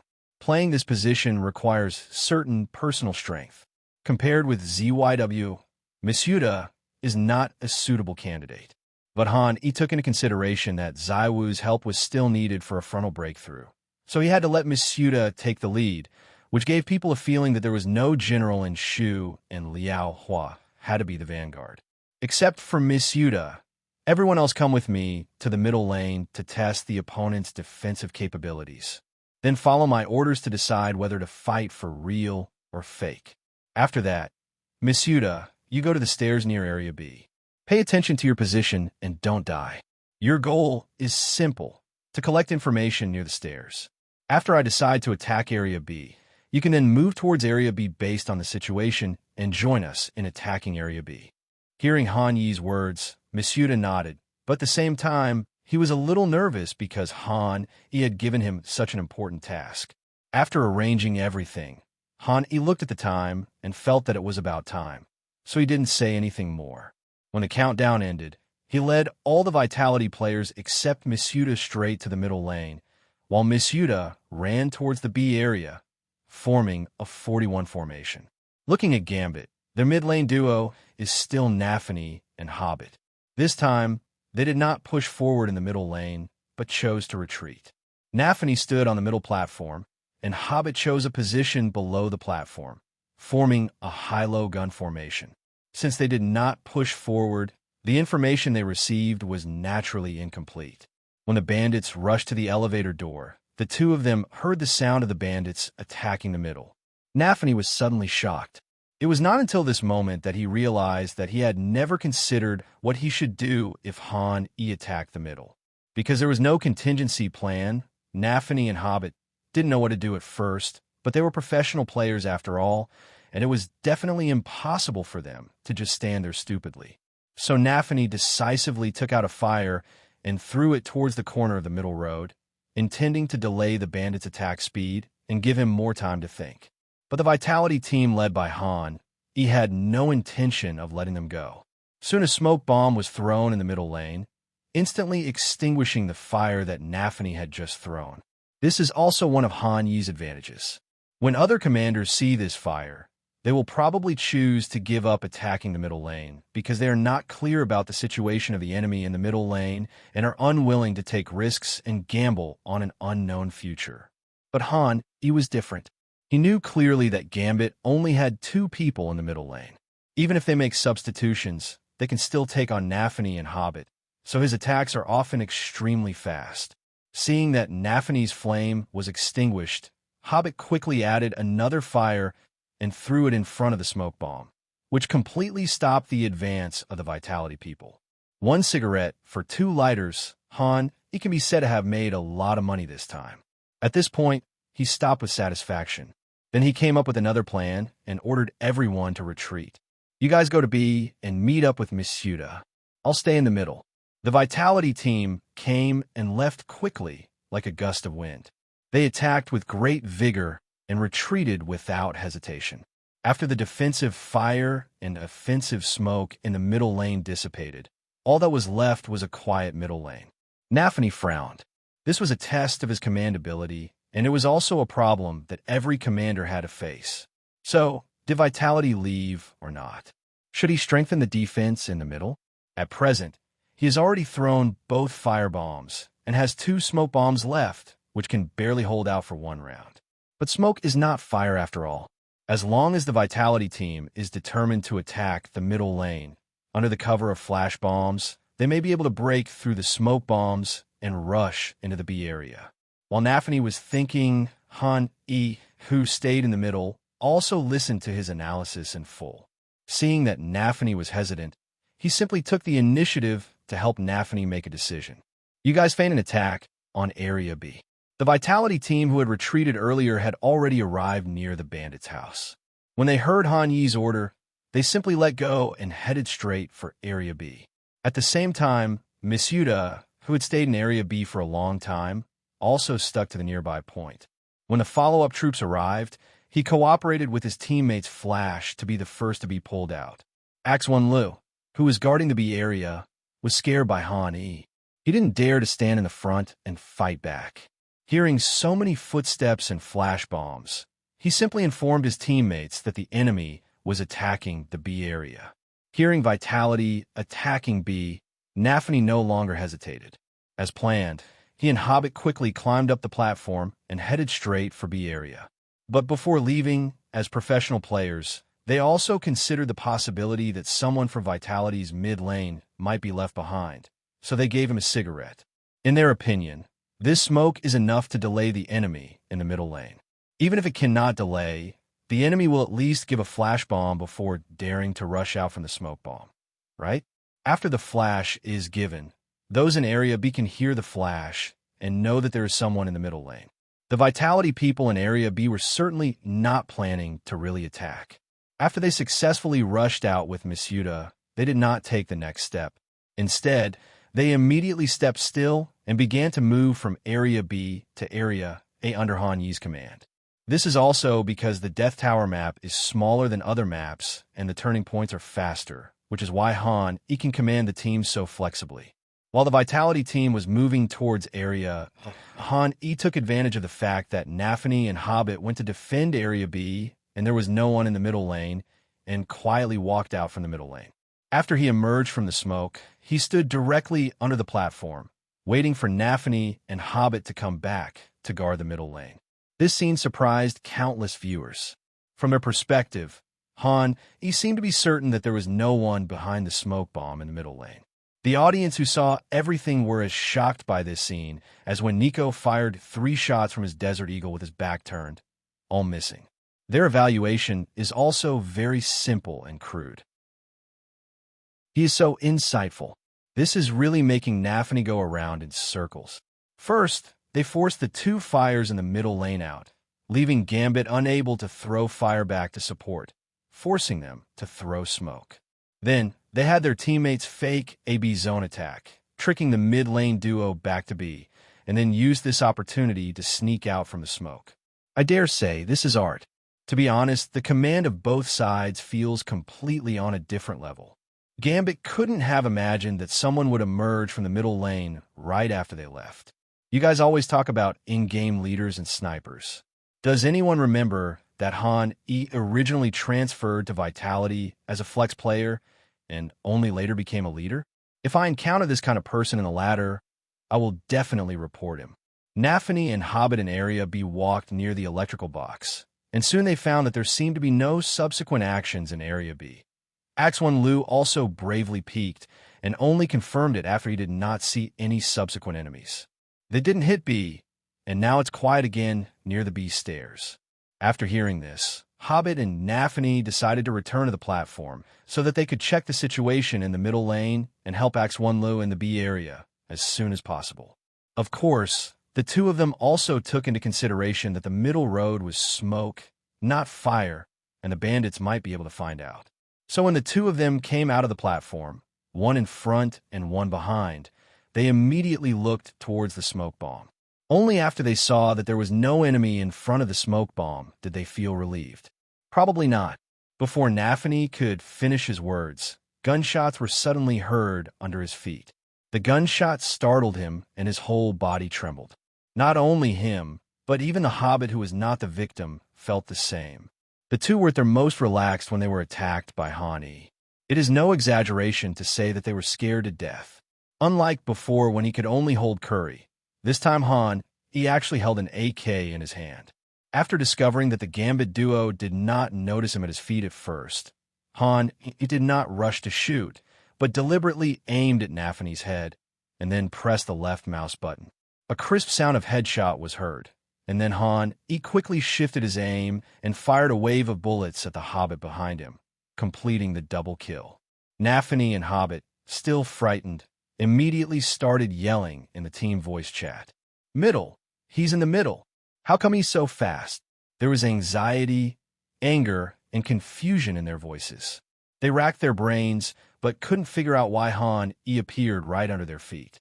After killing 2 people in the middle lane in one breath, the situation on the field also changed. The current Gambit formation is 1B, 2A. It can be said that whether attacking Area A or Area B, the Vitality team can easily win. Han Yi immediately ordered the Vitality team, who had originally been attacking Area A, to return to Area B and set up a 41 double team. It can be said that in this round Han Yi displayed his mobile warfare to the fullest. The Gambit members just felt that there were enemies everywhere and they were being attacked by Vitality everywhere. By the time all kinds of props shot up into the sky from the stairs near Area B, and the flames once again burned the entire Area B, Nafany had already realized that he had lost tactically to Han E again in this round, and he had been led by Han E from the beginning to the end. As Vitality officially launched an attack on Area B, there was only one Axe-1 Lu in Area B, and Inters and SH-1 Aro in Area, and were unable to help Axe-1 Lu due to the presence of Han E in the middle lane. Axe-1 Lu realized that he would definitely not be able to defend against this set of props by himself. All that was left in the team voice was a long sigh from him, and then he was swarmed by the Vitality team in the middle lane and below the B area, and was killed in the B area. After losing this round, Gambit no longer had the strength to fight. Hani also reintroduced his Death Tower to audiences around the world through various tactics. Just like what he did on the Mirage map when he first debuted, he made everyone realize that there are so many strategies that can be played on this map. This advanced map concept also made everyone feel once again that he has another terrifying aspect besides his marksmanship and visible command. After losing the game continuously, the Gambit players no longer had the will to continue competing on this field. Seeing that the opponent had little desire to survive, he stopped exposing more tactics. In the following period of time, the two sides could barely fight back and forth. Vitality's score was also moving towards victory step by step, and finally the score between the two sides remained at 16-6. It could be said that these 6 points were the result of showing mercy.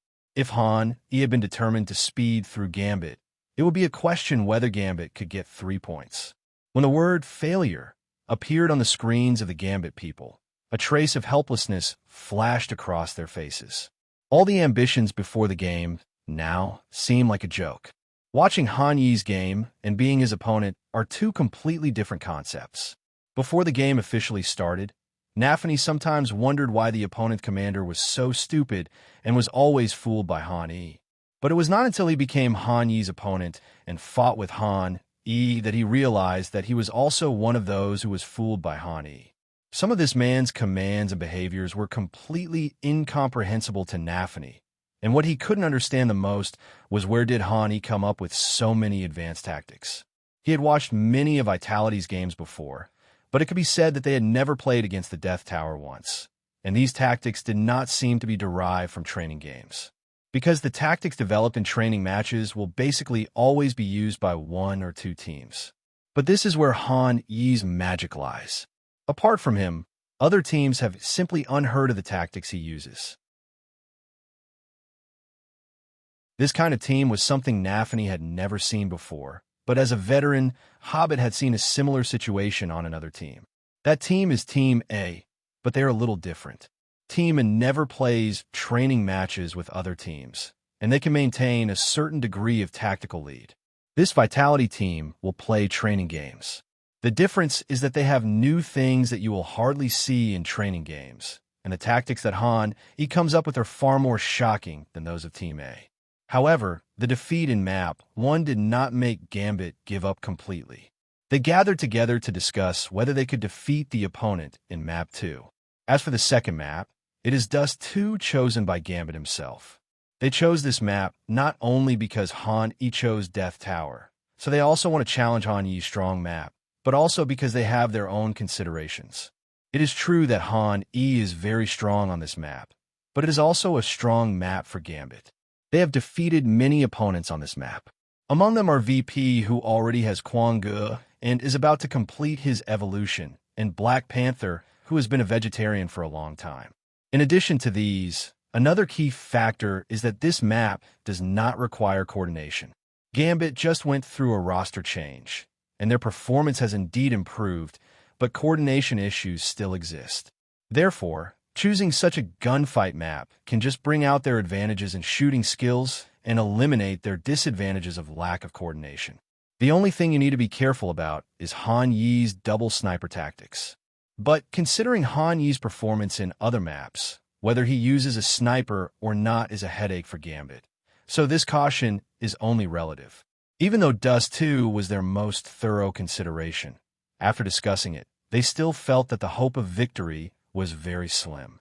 Or, in other words, Ever since the Death Building was destroyed by Han, they have been going further and further on the road to failure. Realizing they were about to be eliminated, everyone in Gambit had a feeling of powerless regret on their faces. They never expected that the Death Tower, which they thought was the opponent's weakest map before the game, turned out to be the opponent's trump card. The endless variety of tactics left them completely at a loss as to how to respond. This feeling of failure dealt a huge blow to everyone in Gambit. It was like 1 second you were told that you had become the best player in the world, but the next second a mysterious person suddenly appeared, and you were at a disadvantage in every aspect of the battle with him.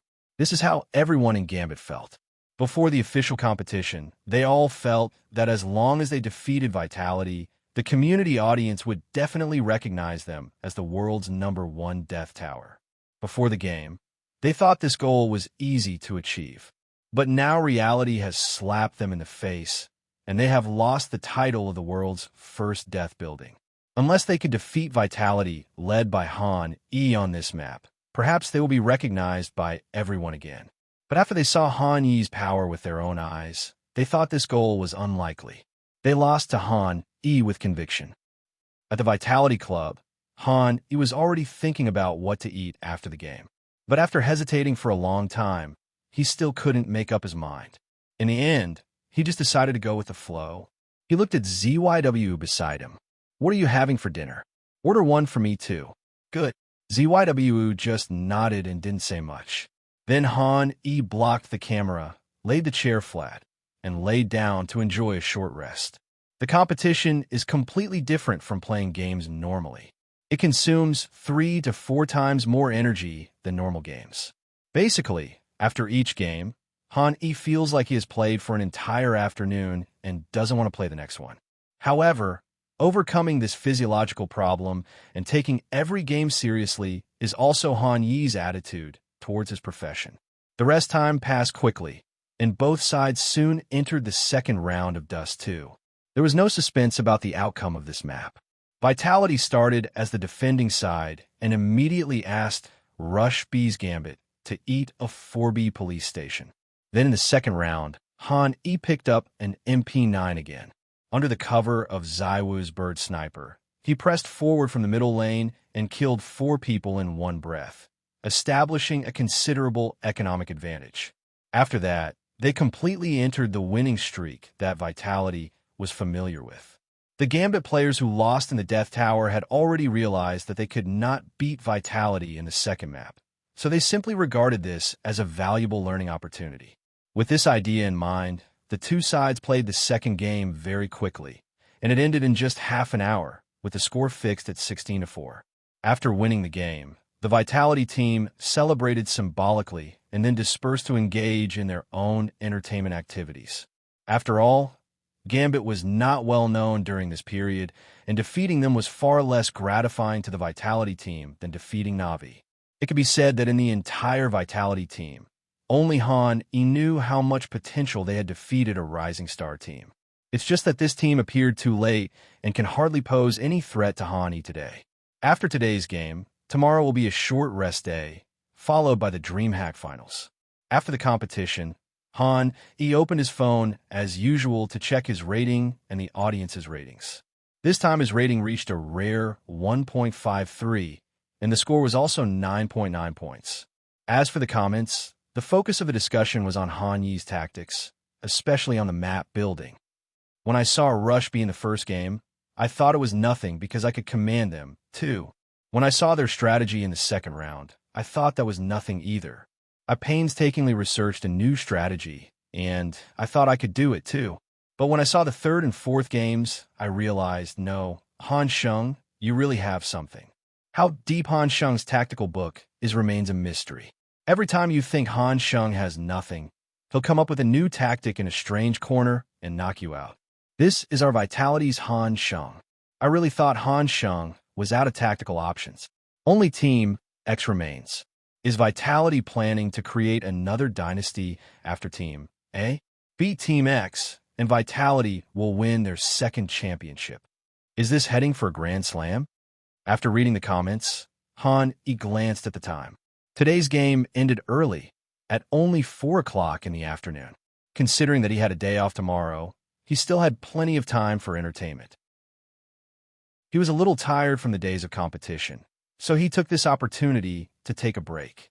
However, before officially taking a break, Han opened the attribute panel, intending to take a look at the attribute panel that he had not seen for a long time.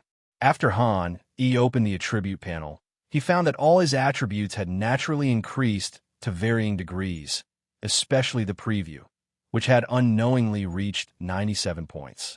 The attribute values he had accumulated during this period could also be increased again.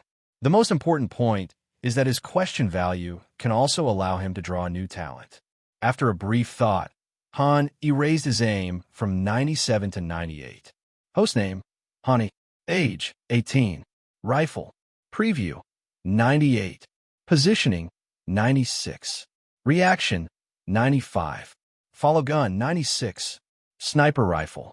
Preview, 95. Positioning, 95. Reaction, 95. Follow gun, 95. Submachine gun.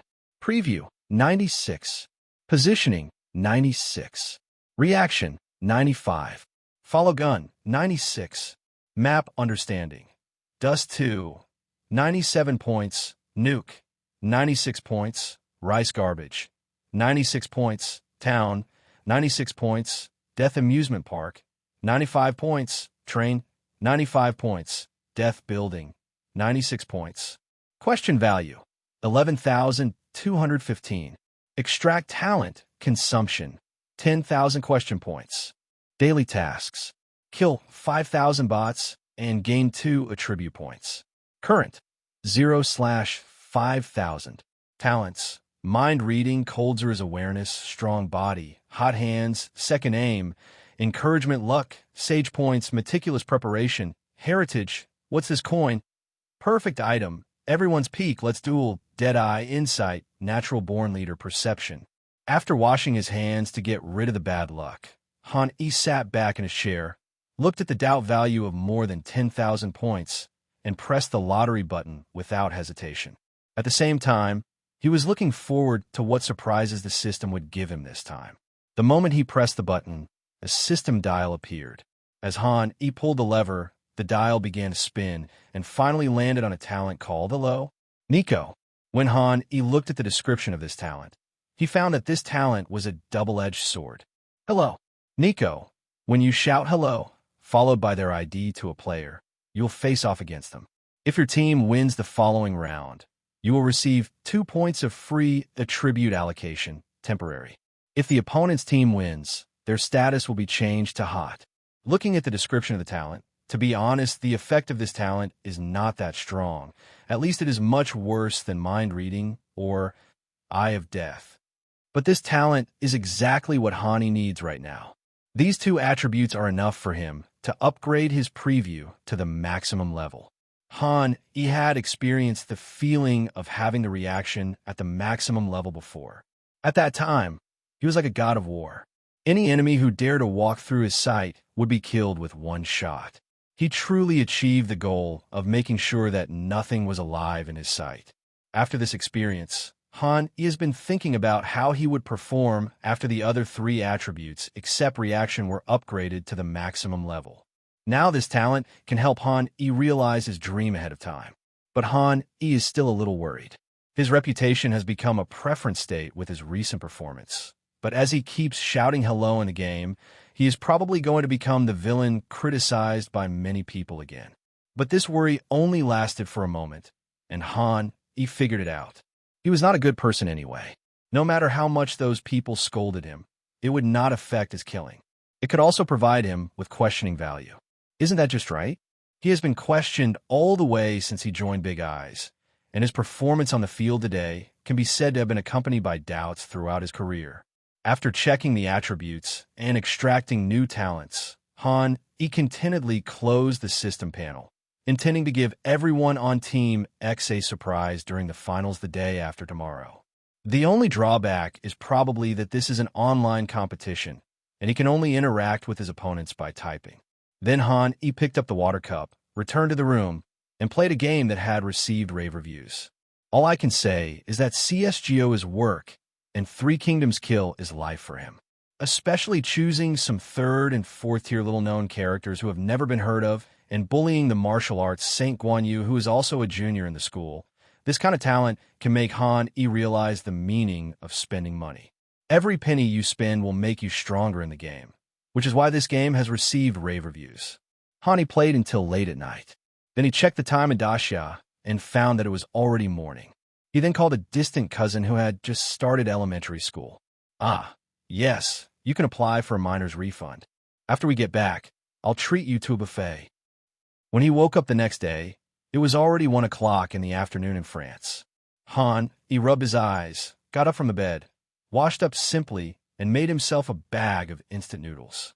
Of course, he did not forget to beat 2 eggs into it. Then he sat down in a chair with satisfaction and found an animation that interested him to watch.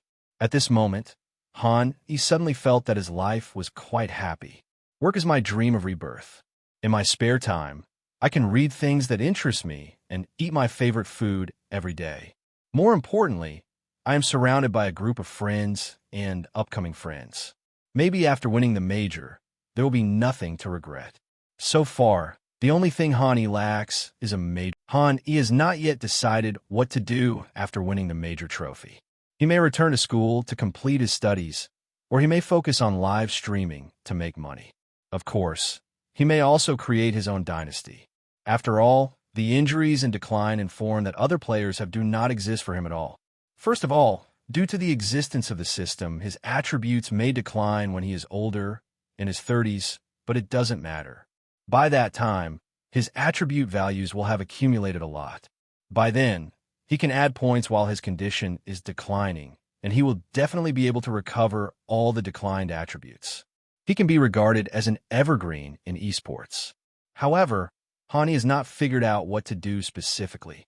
This question is a bit far-fetched for him right now, so he's just thinking about it casually. He will have to wait until after the major to take specific action. Before he knew it, the instant noodles in the bowl had been eaten. He picked up the bowl and drank the soup in it, then showed a satisfied expression. Every time Han eats instant noodles, he feels that it is a real pleasure to finish all the noodles and drink the soup. And he believed that he was definitely not the only one who thought so. After all, he had met many people from elementary school to university, and only a handful of them ate instant noodles without drinking the soup. They were the real heretics. On the contrary, those who drank up the soup were the mainstream. After washing the dishes, he walked to the refrigerator and took out the Coke he had chilled yesterday. Then he returned to his room. There was no game today, so he didn't plan to go to the training room downstairs. He decided to stay in the house for a day and enjoy the holiday life. The only thing he could think of was playing games, which was what made him different from others. If an ordinary person keeps playing games, he will soon develop a disease called electronic impotence. But he is different. Although he also has this symptom, he can quickly discover new games and become addicted to them. While he was resting, 2 people were not in a good mood. In today's CSGO, if we want to evaluate the 3 strongest riflemen, the most popular candidate is undoubtedly Nico, who has not yet completely become a tragic hero. In addition to Nico, the second place is Axe One Lu, who has not yet been troubled by liver disease and can compete with Nico. In addition to Nico and Axe One Lu, the third place is the electronic tyrant Electronic. The 3 of them were considered the strongest riflemen at the end of the CSGO game. Gambit, where Axe One Lu is located, and Navi, where Electronic is located, are both CS teams, and both have just lost to Vitality. This makes the 2 teams feel a sense of mutual appreciation. So they agreed to have a training match in the afternoon. Before the meeting officially started, Electronic picked up his phone and looked at the screen.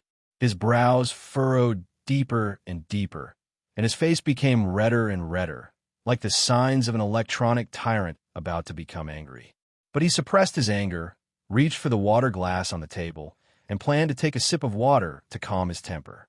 But he didn't notice that his outstretched hand was shaking uncontrollably. The moment he held the water cup, he didn't hold it firmly, and the cup fell heavily on the table. This seemed to trigger a switch in Brother Electronic, and he slammed the table in anger and yelled, "You can kill people like this. You don't even care about your face anymore. Why should he? I can't figure it out.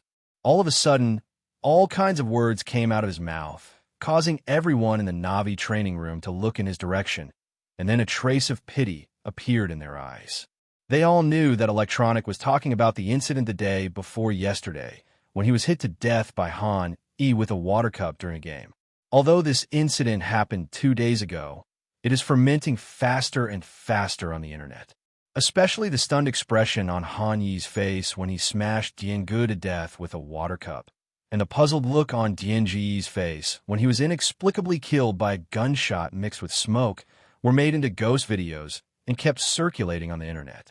This also made Electronic feel like the sky had fallen on him. What kind of experience is it to wake up and become the object of ridicule by the entire network? It can be said that this time Electronic has truly experienced it. There's even a formula that's emerged in the community. Han Yi's water cup Electronic player killed by Electronic. The current community environment is no longer as harmonious as when Han Yi was just reborn. With the popularity of the game CSGO, the first anchor to become popular was Eggplant, and Eggplant's various Eggplant languages were also widely spread in the community and games. Also, because of the Wandering Earth, the most common player in CSGO during this period was a player with an Eggplant avatar and the ID Lieutenant Colonel Liu Peiqia. There are all kinds of memes about who is Wu Jing and who is Eggplant everywhere. The CS community is gradually moving towards abstraction, and there is no turning back.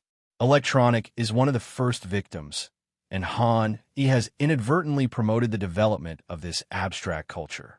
After venting his emotions, Electronic made a bitter face and typed a line of words in the game room. Electronic, I'm really impressed. I've become the object of ridicule online. I've been killed by water bottles twice in a row. Apart from me, I've never seen anyone so unlucky. Electronic, so annoying. Electronic had no intention of asking the Gambit members to comfort him. He just wanted to find someone to talk to and vent his emotions. This person could be an opponent or a stranger. Anyway, as long as he talked it out, he would feel much better. But he didn't expect that his words would resonate with everyone in Gambit.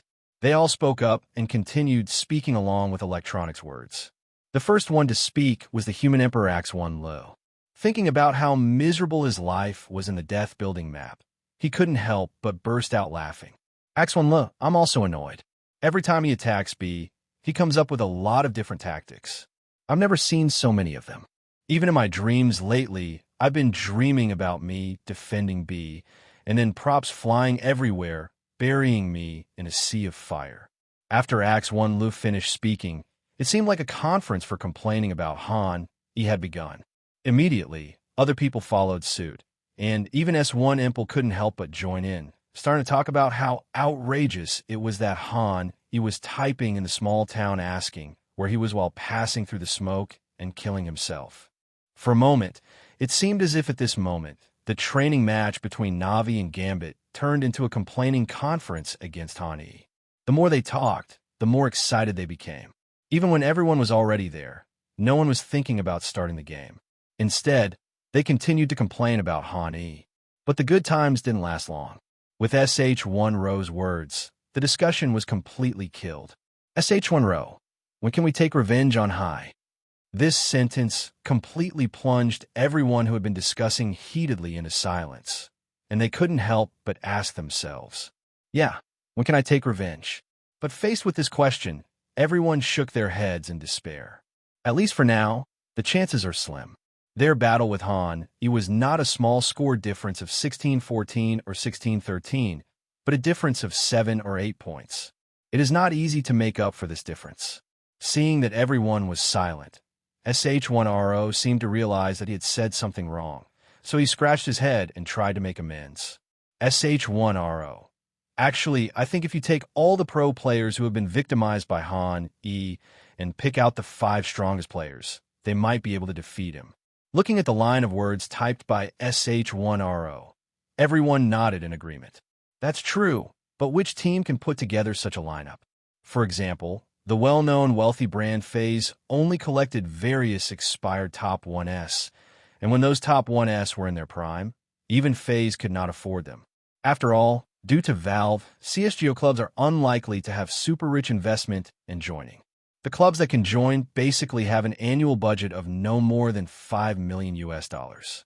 Compared with those League of Legends clubs that have tens of millions or even hundreds of millions of dollars, they are indeed not as generous as them. This also leads to the fact that most CS teams are basically composed of 1 or 2 star players, 3 veterans, or 3 weaker young players. Unless it is a friendly signing, such as FaZe in 22 years, Rops took the initiative to take a pay cut to join, it is possible to bring star players together. But judging from the current situation, this possibility will basically not occur in the next 1 or 2 years. In other words, unless they put together an all-star lineup, it would be wishful thinking for them to defeat Han. Almost everyone thought of this, and the expressions on their faces became even more helpless. But in this world, there are always some people who think very quickly. I saw Nafany slowly typing a message on the public screen. Nafany, have you forgotten that there are exhibition matches in majors? Nafany, as long as we can gather 5 celebrity players and have an exhibition match with Han, then defeating Han, it won't be impossible. Nafany, for example, I know that those who have conflicts with him include Twists, Stewie2K, and some we don't know about yet. If we unite everyone and pick the 5 strongest ones, we will definitely be able to defeat Han. After listening to Nafany's words, everyone thought about it and felt that this was the case. They could not defeat Han on their own, but by uniting everyone's strength, defeating Han in the exhibition match could be considered revenge in a sense. But new problems soon arose. Bull 4. How do we convince him to play an exhibition match with us? Nafany, I haven't thought about that yet, but I think it should be possible once we convince the organizers. I think a lot of people will want to see it. If we give it a more interesting name, like the Avengers, I think the organizers won't miss out on the traffic. After thinking about it, everyone agreed that this was the case. They suddenly didn't even want to play the training match. Everyone was immersed in this so-called Avengers Alliance and couldn't extricate themselves. Everyone began to fantasize about the scene after they defeated Han. While everyone was discussing Avengers, Han, he was already tired from playing and fell asleep on the bed. He spent the entire day playing games. Except for ordering a pizza takeout, he did not leave the house for the rest of the day. It was considered a good rest day. He agreed with everyone to hold a combat meeting against Heroic tomorrow morning, and then make some tactical deployments to strive to win the DreamHack Championship. After that, Han did not stay up late. Instead, he turned off the computer early and lay down on the bed to take a nap. Then the next day, everyone in Vitality got up early and gathered together to listen to Han talk about the progress of this Heroic compared to the last time. Their command has improved a lot recently, and they often receive a lot of spiritual instructions. We need to pay attention to this, and I suspect they have some secret weapons that haven't been revealed yet. In short, this Heroic is likely the strongest enemy we've encountered so far. Everyone should be on their guard. Han, he didn't waste too much of everyone's time. After all, Heroic was an old rival. He finished what he wanted to say in just over 10 minutes. Then they booked flights for the day after tomorrow and planned to go to Lisbon, Portugal after the game to watch the match between Munich and Paris Saint-Germain. It was also the last team building for this Vitality team, and it was a farewell to RPK. Therefore, regardless of whether Vitality can win the championship in the next game, they will go to watch the football game together, as agreed before. After finishing all the trivial matters, Han sat in front of the computer and started practicing shooting to adjust his feel. After all, he didn't train at all yesterday, so he needs to find his form in advance today. Time passed by little, and it gradually came to 2 o'clock in the afternoon. The DreamHack competition that had been played for half a month would come to an end today. Many spectators sat in front of their computers early, waiting for the game to begin. There is one thing about CSGO games that is particularly beneficial to players. That is, under normal circumstances, the game will start at the time it is said to start, and it will never start at the time that has expired, and you will also have to watch an 1-hour opening ceremony. In this respect alone, it is much better than many games. Hani remembers that when he watched other game competitions before, He would often order takeout in advance and then sit in front of the computer on time to watch the game. But in the end, the food was cold, the competition hadn't started yet, and I was just watching all kinds of weird people dancing and singing. Every time this happens, he wants to say a few words to the organizers. For an internet-addicted teenager like him, he is not interested in any celebrities or pop songs. At most, he will compliment the other person on their good looks or that their song sounds good. What he really wants to see is the two teams constantly competing on the field and defeating their opponents with operations, not a star or singer who can't even play the game while singing and dancing there. After complaining about all this, he heard the referee's voice in his headphones. "Excuse me, are all the contestants ready? Our competition is about to begin. Contestants who are not ready, please hurry up." "I'm ready." Two neat voices sounded in the headphones at the same time. After hearing the voices, the referee nodded with satisfaction and then arranged for the two sides to conduct a cyber dice rolling session. As expected, he continued to perform steadily and became the first to choose the map. The game still adopts the BO5 format, with each side banning a map. The order of the remaining 5 maps will then be decided. Whoever wins 3 maps first will be the champion of the 2020 DreamHack competition. Hani looked at the 7 maps in front of him and decisively disabled the train stop train. Next, it was Heroic's turn. They didn't hesitate at all and were almost banned immediately, disabling Dust 2, which they didn't usually play, but he was very good at. The ban picks for both teams in the first round were exactly the same as in ESL Cologne. Then it was Yi's turn to choose the maps. Currently, the maps he is good at are Inferno and Mirage. But considering that Inferno is also Heroic's signature map, Mirage should be the best choice at the moment. So he pressed the confirm button on the map of Mirage. Of course, he could also consider Nuke, but on this map, Misuta's ironclad defense has always been unstable. So he did not need to take the risk to play this map. With Hani locking in Mirage as the first map of this DreamHack finals, it was KDAN's turn to choose the map. He held the mouse in his hand, his eyes revealing his determination to win this game. This championship meant a lot to him, and he had to win it. He has been studying Vitality for a long time and naturally knows their weaknesses on the Nuke map. Many teams have performed well against Vitality on this map. He originally thought that Vitality's weakest map should be Vertigo, but now it seems that it should be Nuke. After thinking for a moment and realizing that he couldn't think of any better options, KDN chose Nuke as the second map for the game. Of course, he has another option, which is to have an Inferno battle with Hani. This map is Heroic's specialty map, but KDN thought about it and decided not to try it because he felt that he could not beat Hani on a regular map. So he just gave up. After the first 2 hands were determined, it was Yi's turn to choose the map again. KDN's choice was slightly different from what He had initially expected, but it did not affect the overall situation.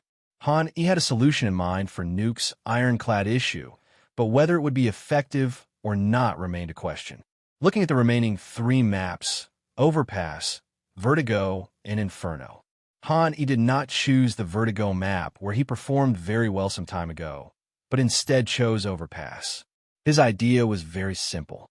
After such a long competition, Death Tower could be said to be the only map where he still had a huge tactical advantage.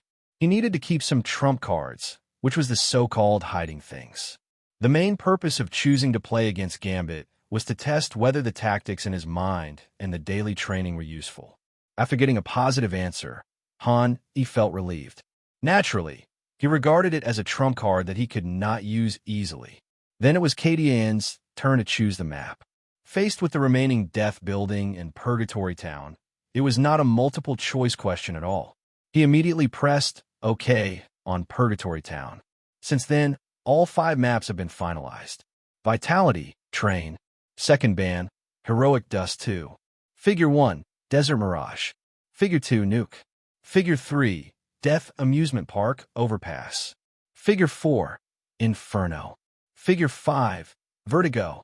It can be said that except for the different order of figures 4 and 5, everything else is almost the same as the previous ESL Cologne, which is also a feature of CSGO competitions.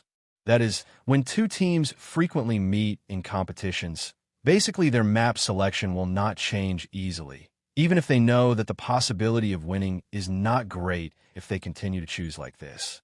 Because practicing a map requires a lot of manpower and time. Even if a team tries to change its map pool, it is a long process and it is difficult to practice it without 1 or 2 months.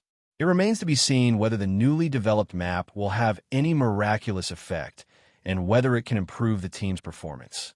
After all, there are many examples in the history of the game CS where expanding or changing the map pool has caused a team to lose its competitiveness.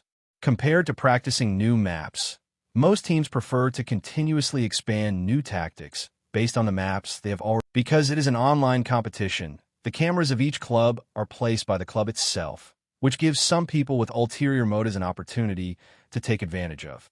After Hundin discovered the viewing bug, he has been thinking about how to use this bug to improve the team's performance.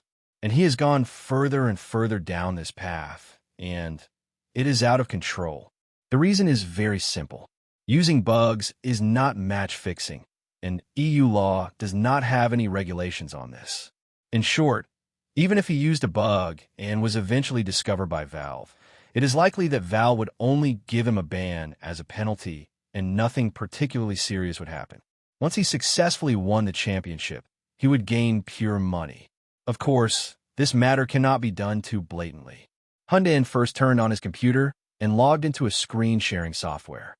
The function of this software is to allow his mobile phone to receive the image of the computer screen.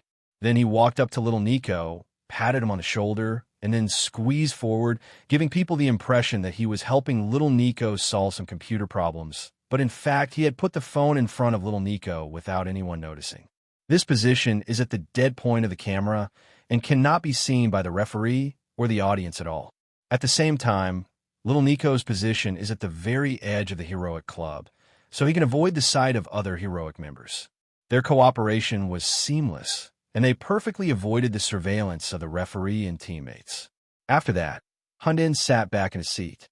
After the referee pulled the players, coaches, and directors into the competition room, the competition officially began. During the warm-up phase, Hundin, as the heroic head coach, should have only been able to see the perspective of the heroic team.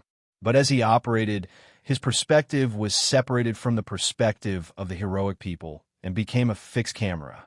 As Hundin pressed the left and right mouse buttons, his perspective kept switching, sometimes above area B, and sometimes in the middle. In short, as long as it is a key position, Hundin can see it all at a glance thanks to this bug. This is also the confidence he has in defeating Vitality. No matter how strong you, are, I can predict every move you make. Why can you be my opponent? As the warm-up time ended, the game between the two sides officially began. Because Map 1 was chosen by Vitality, Heroic chose the defensive side first. As soon as the game started, Han-E began to sense KDN's thoughts. Facing Han-E again, KDN's first-round tactics were obviously much more conservative. He adopted a 212 formation, with the middle laner responsible for observation, and the remaining double A and double B could effectively prevent the bandits from rushing in. Faced with this common position, Han-E didn't have any good way to crack it. He first took the P250 from Misuda, and then asked Misuda and Apex to pick up the props and prepare to execute a wave of B area bombs. He still planned to use double smoke to block the supermarket entrance and window, and then use a rush tactic. When the opponent has 2 BS, Han-E can kill one first with his hot hand, so it is not difficult to enter the B area. After capturing Area B, considering that Area B is easy to defend but difficult to attack, the heroic team wanted to return to defend, but it was not as easy as the Vitality team captured Area B. After formulating the battle plan for this round, as the game officially began, Han-E led the Vitality team straight to Area B. On the other side, little Nico stared at the screen of his mobile phone as soon as the game started. Hundin also kept switching perspectives and soon noticed the movements of the Vitality people. After seeing the movements of the Vitality team, I heard little Nico's suggestion in the team voice. I always likes to start with B. Why don't we go with a 3B, 1C, and 1A formation? After listening to what little Nico said, Kadian, as the commander, carefully considered his suggestion and then nodded. Then I'll go to B, and you can add another VIP. Following Kadian's order, the three of them quickly headed straight for Area B. Paying attention to the minimap at all times and then analyzing what both sides are planning to do next based on the minimap is considered a basic skill for being a commentator. Therefore, if one team is preparing to rush B and the other team is starting with triple B defense, it naturally cannot escape the eyes of the machine. Is High going to crash in Acadian's police station? 2 smokes, 2 flashes. This tactic must be familiar to those who often watch Vitality matches. I feel like Kadian predicted Han Yi's pistol round plan and launched a counterattack in advance. He's done a lot of research on High. Before Kawanji could finish his boasting, he saw Han Yi leading everyone to stop on the second floor of B, and then all the people in Vitality began to move towards the sewer. As this scene happened, Rush B's tactics came to an abrupt end.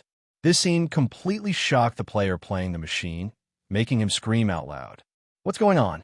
Are there any more experts? High seemed to sense that they couldn't enter Area B, so he led everyone directly to Area A. And they're switching positions very quickly. Heroic's reaction was a bit slow. They couldn't keep up with Hani. The Vitality team has already reached the archway, and it's too late for Team X to return to defense.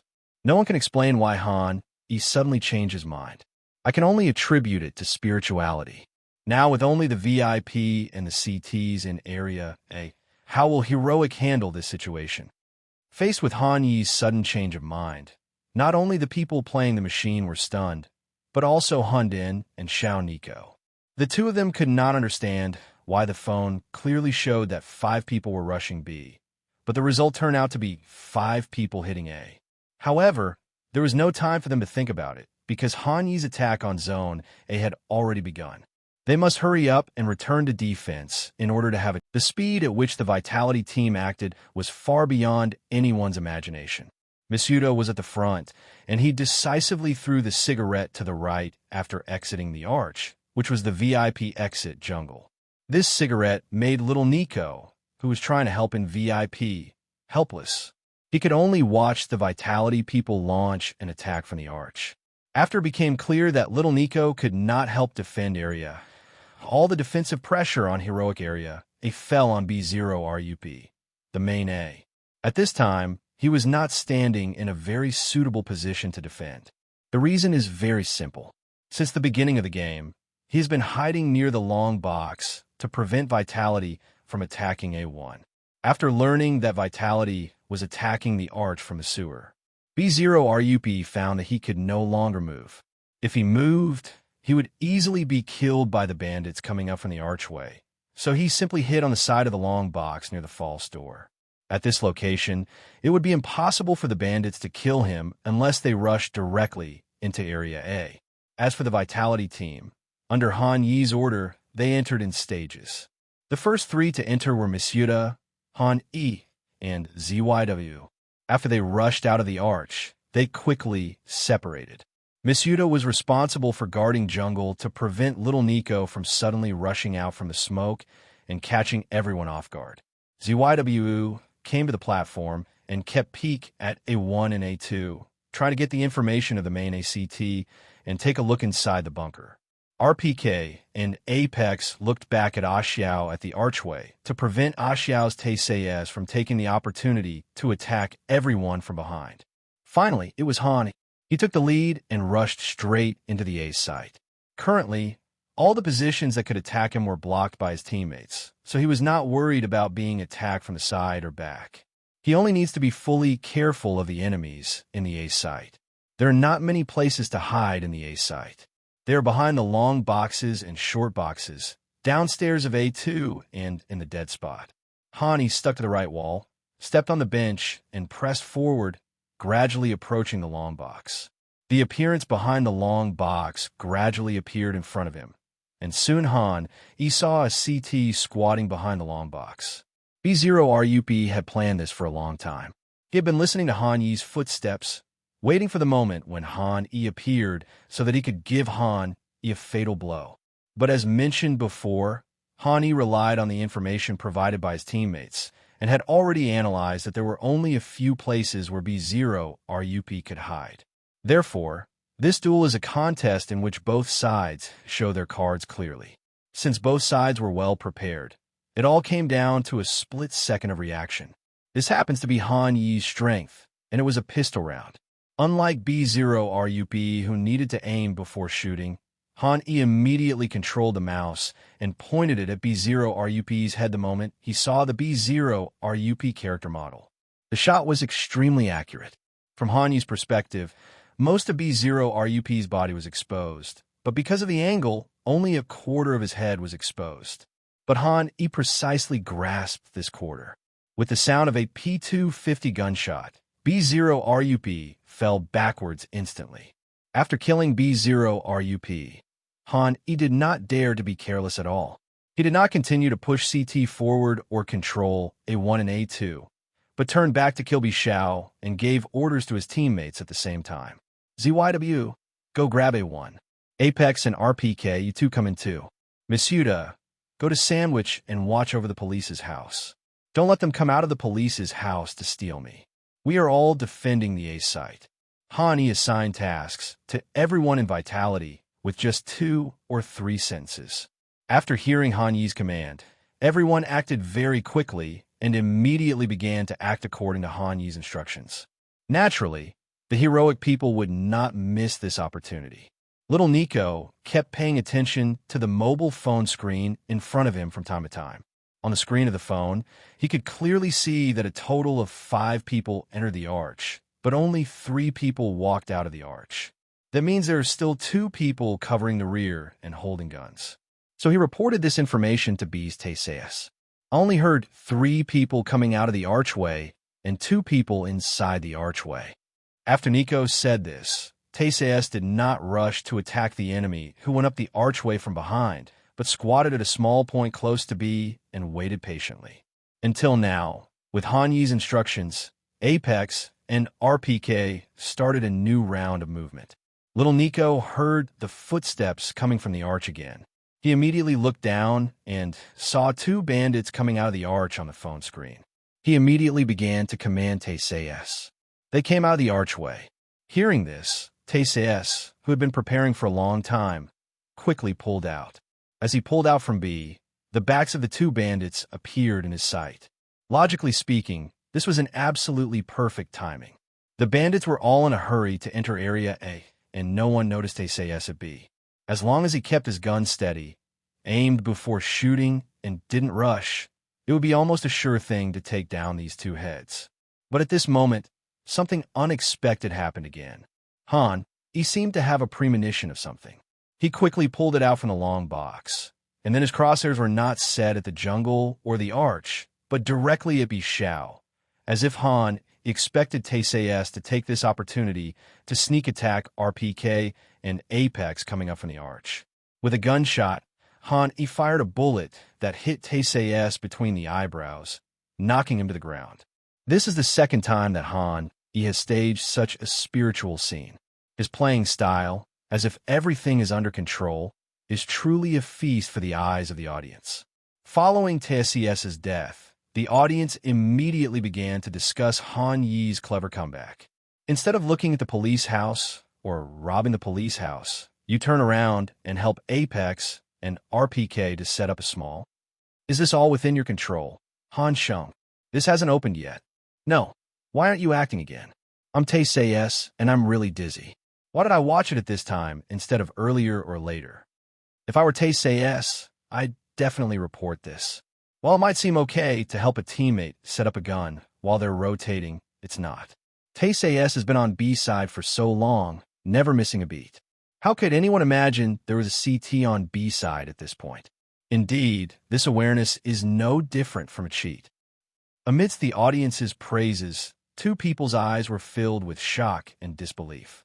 These 2 people are naturally Little Nico and Hundin, especially Little Nico.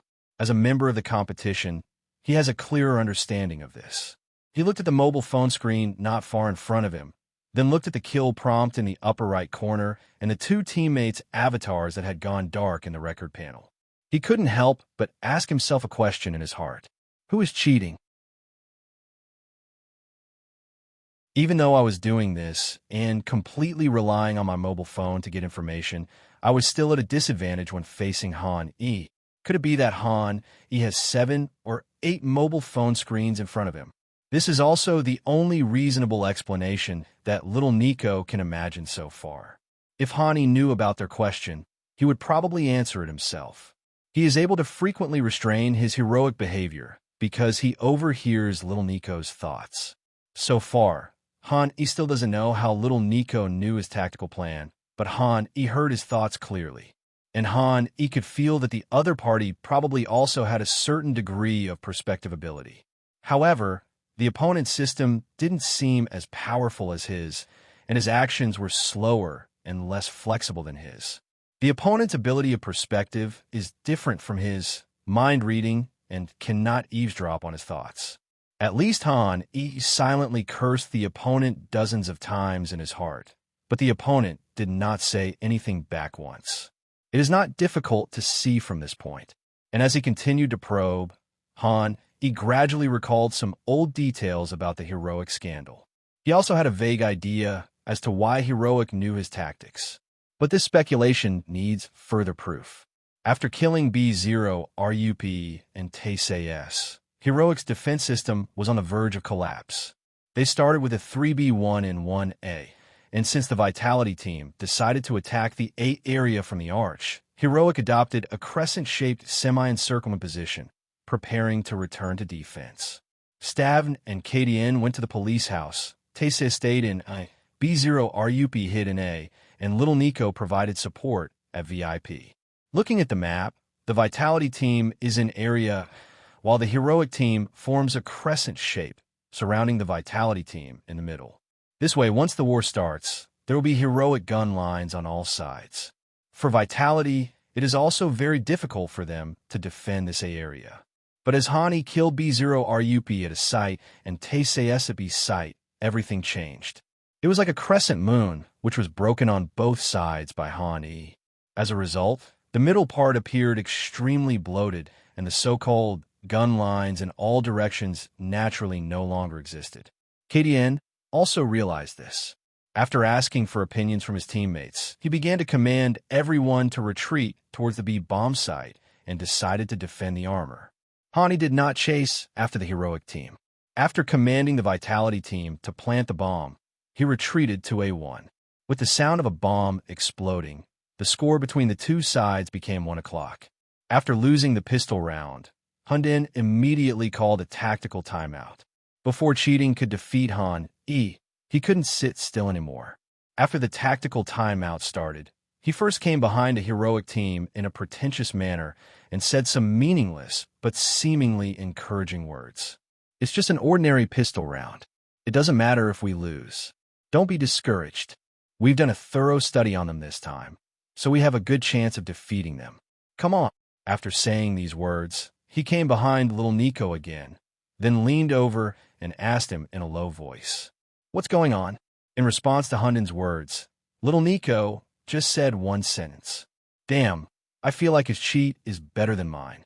Yes, this is how little Nico really felt after losing the pistol round. Hundin pondered for a moment, then patted his shoulder comfortingly. "It's okay. Maybe XDQZZZ and Hai cooperated better than us. Next round, I'll speed up the acquisition of information and try to let you see Hai's movements as soon as possible. That's all we can do." Little Nico nodded and agreed with Hundin's approach. After all, there was only 30 seconds, and the two did not communicate much, and then Hundin sat back in his seat. As the game started again, Hani began to sense KDN's tactics for this round. Because 3 armors were preserved in this round, KDN still invested in it and started 3FN 57S. And they planned to execute a tactic of pushing out from the middle lane to see if they could catch Vitality's default player in the middle lane. Hani thought about it and decided to execute an A-hit strategy in this round. The advantages and disadvantages of this tactic are very obvious. The disadvantage is that hitting it will cause the CT in the middle lane to return to defense very quickly, and eventually it will turn into a gun-toting round. The advantage is that Han E can use the hairdryer to gain some economic benefits and accumulate some money for the subsequent long gun round. As for attacking B, it is also a reasonable tactic, but Han E is worried that after he starts shooting and attacks B, the heroic members may not return to defend, resulting in their hairdryers being unable to kill anyone, and there is no way to accumulate economic benefits. All I can say is that both sides have their reasons, so Han E chose the first one. He might lose his gun, but as long as he wins, he can quickly accumulate an advantage through this tactic. As the game officially started, Han E led everyone to run towards A1 immediately. This time, Han E did not stop and kept moving forward. He knew that if he stopped, he might have to face the A area defended by 5 heroic players in the next second.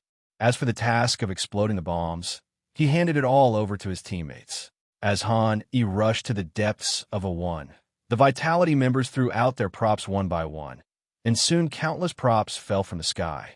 The 3 most eye-catching props are still the most classic police smoke, a jump platform smoke, and a smoke bomb under the jump platform, which isolate the entire area.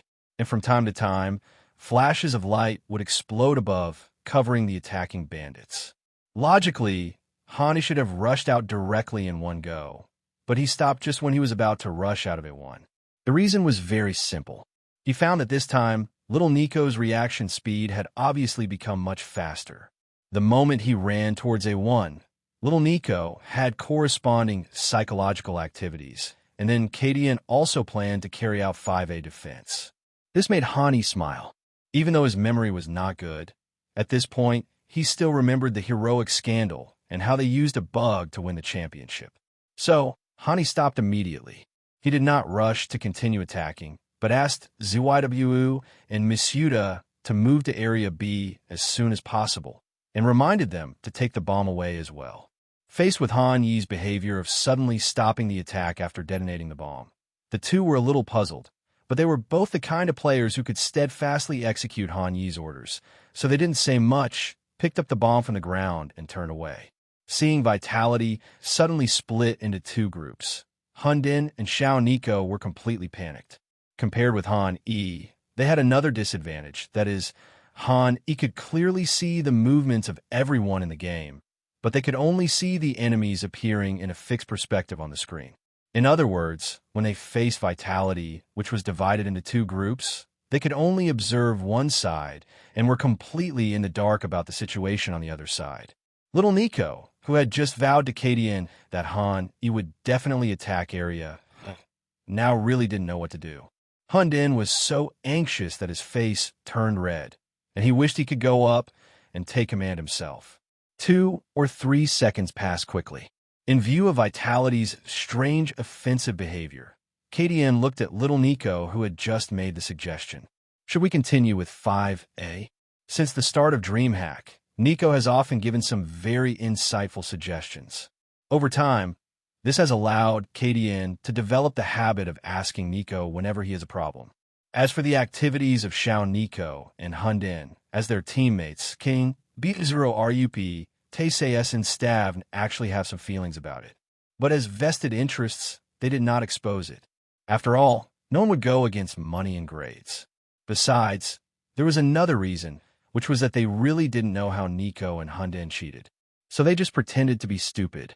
At the same time, as a team composed of pure second-tier players, Heroic really needed such a championship to make a name for themselves. At that time, they did not realize how much of an impact it would have on them when Hundin and Xiao Nico were caught cheating in the near future. Away from home around the world, even the most tolerant Huaxiao audiences had a very bad reputation for this heroic team, until later, because of KDN's continuous pursuit of his dreams, their opinions of them changed slightly. But it does not prevent that between 21 and 23, among all the first-line teams, Heroic still had the fewest fans. KDN's words hit the nail on the head for little Nico. He was just worrying about how to explain the situation to KDN. Now that KDN took the initiative to ask, he came up with an idea after a little thought. I think they didn't leave after throwing the cigarettes, so they should be in A1. Why don't we push in and force a fight? In a game with 3 FN-57s and 2 USPs, it is common for 5 people to walk together. If Heroic also learns Vitality's way of dividing troops, it is very likely to result in a consequence. That is, the firepower of areas A and B will be insufficient, and they will be breached by both. Therefore, in order to win this game, Heroic must be with 5 people together and strive to achieve the effect of continuous shooting in the chaos. This way, the probability of winning is the highest, and this is also the most common comeback in professional competitions. After hearing what little Nico said, KDON immediately gave instructions. Let's press forward and attack A1. The back-and-forth communication between the two did not take long, only 2 or 3 seconds. But if little Nico's thinking time was also taken into account, the time might be extended to 5 seconds. During these 5 seconds, Han E did not stand foolishly at A1, waiting for the Heroic to come and clear him out. He had already started leading everyone to retreat the moment Xiao Nico was thinking about clearing A1. When 5 seconds passed, and the Heroic were ready to clear A1, Han E had already led the Vitality people to retreat to the corner at the back point. Han E also had time to take a look at ZYW and Miss Yuta, who had left early. He felt relieved after seeing that they had already walked into the second floor of the bandit group and were about to plant a bomb in Area B. We've made such a big fuss in Zone A. The CTs will definitely come to Zone A, and considering their economic situation, they'll probably counter-clear us. We'll just have to fight hard and kill if we can, but forget it if we can't. ZYW and Miss Yuta have already gone to Zone B to plant the bomb, so we're sure to win this round. Han Yi's words sound very logical and reasonable at first glance, but from the perspective of 2 veterans, Apex and RPK, they are still a bit too far-fetched. What if they don't come? Just as the 2 veterans finished their words, the sound of dense footsteps was heard in A1. A trace of shock flashed across their faces. Even though this scene happened frequently, every time they experienced it in person, it still made them feel incredible. This feeling is probably like playing a game with friends, and then without any information, he suddenly said inexplicably that the 5 opponents were all in the middle. The next second, you pull out and see that all 5 opponents are there. At this moment, this is the experience of Apex and RPK, because Han E had already said that ZYW and Miss Yuta were going to Area B. Apex and RPK didn't have any psychological burden. Hearing the enemy's footsteps getting closer and closer, the 2 of them, one above and one below, were pulled out at the same time to face the Heroic 5-man team. Among them, Apex stood on the eaves of A1, and RPK stood at the corner below. They held the hair dryers and pulled them out at the same time, causing a little trouble to the Heroic people. Although there's an old saying that CT has never looked up since ancient times, it depends on the situation. For example, now the 5 Heroic people are rushing out of A1 together. It would be abnormal if no one looked at the eaves. After a fierce exchange of fire, the 2 men achieved a 2-for-3 exchange. In the blink of an eye, only KDN and B0RUP were left alive on Heroic's side. Just when the 2 wanted to breathe a sigh of relief, Han E took the opportunity to suddenly attack. Compared to Apex and RPK, Han E's shooting skills are far beyond their reach. Almost as soon as Han E saw KDN and B0RUP, he immediately opened fire. B0RUP, who was standing at the front without armor, was instantly melted by Han E in the blink of an eye, while KDN, who was behind, successfully escaped the disaster. As a sniper, his reaction was not slow. He immediately pulled the trigger and shot Han E in the head with an accurate shot. At this distance, FN-57 was enough to kill him instantly. Han E watched his figure slowly fall down, but there was no trace of worry on his face. To put it in a broader context, he has already asked ZYW and Miss Yuta to go to Zone B in advance. No matter how strong you, KDN, are you able to defeat ZYW and Miss Yuta? To be more specific, he is not dead yet. With the successful launch of the second aim, Han E once again stood at the corner of A1. This time he chose a completely new way to pull the gun and jumped out. Just like before, Han E killed B0RUP, who was walking in front instantly the moment he was pulled out, But it was different from the last time because Han E jumped out this time. KDN was unable to shoot Han E to death instantly and only shot him in the chest. When facing a top player like Han E, when you fail to kill him instantly with one shot, it's his turn to shine. As Han E landed, he immediately pressed the left button of the mouse, and countless bullets flew towards KDN. KDN was completely unable to resist. In just 2 seconds, he was overwhelmed by countless bullets. Vitality successfully started with a 2 o'clock lead. As Vitality won again, Nico and Hundin stared blankly at the computer screen. At this moment, they were really at their wits' end. Their reaction in this round was very quick, and they also made decisive responses at the first opportunity. But with Han Yi's division of troops, they were once again left helpless. Hundin also called the second tactical timeout of the game. He resisted the urge to immediately find little Nico to discuss how to deal with the situation. He first came behind the heroic people, pretended to say a few irrelevant words, and then came to little Nico. At this time, little Nico looked at Hundin and asked, "What to do? What to do?" Hearing little Nico ask himself this, Hundin also wanted to ask himself what to do. Han Yi's tactic of dividing the troops can be said to have completely restrained them. First of all, they don't have 2 computers and 2 mobile phones to allow little Nico to observe 2 positions in real time. Secondly, even if they have them, the confidentiality of 2 mobile phones is completely different from that of 1 mobile phone, and they can be easily discovered by the referee. Once discovered by the referee, it basically means their career is over. So even if it were possible to make 2 mobile phones, Hundin and little Nico would not dare to do so. It was because of this that the 2 of them were in trouble. Hundin thought for a moment and then spoke. "In that case, let me offer you a suggestion. Just focus on what's in front of you. Last time, we had a pistol round, and we had no choice but to push out from A1.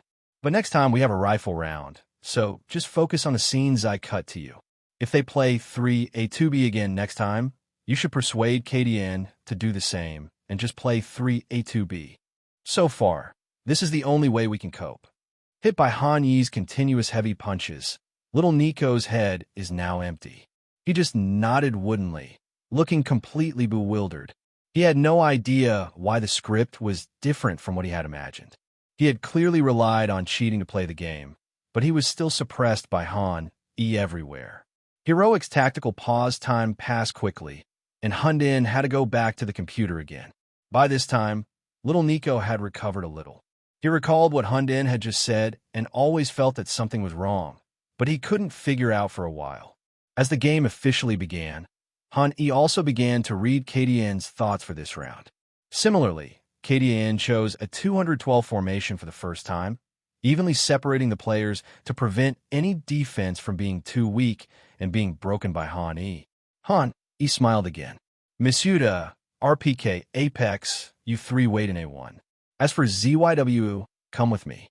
This time we'll go to the 2nd floor, then go to the sewers and attack the archway from there. It's a simultaneous attack on A1 and the archway." Good.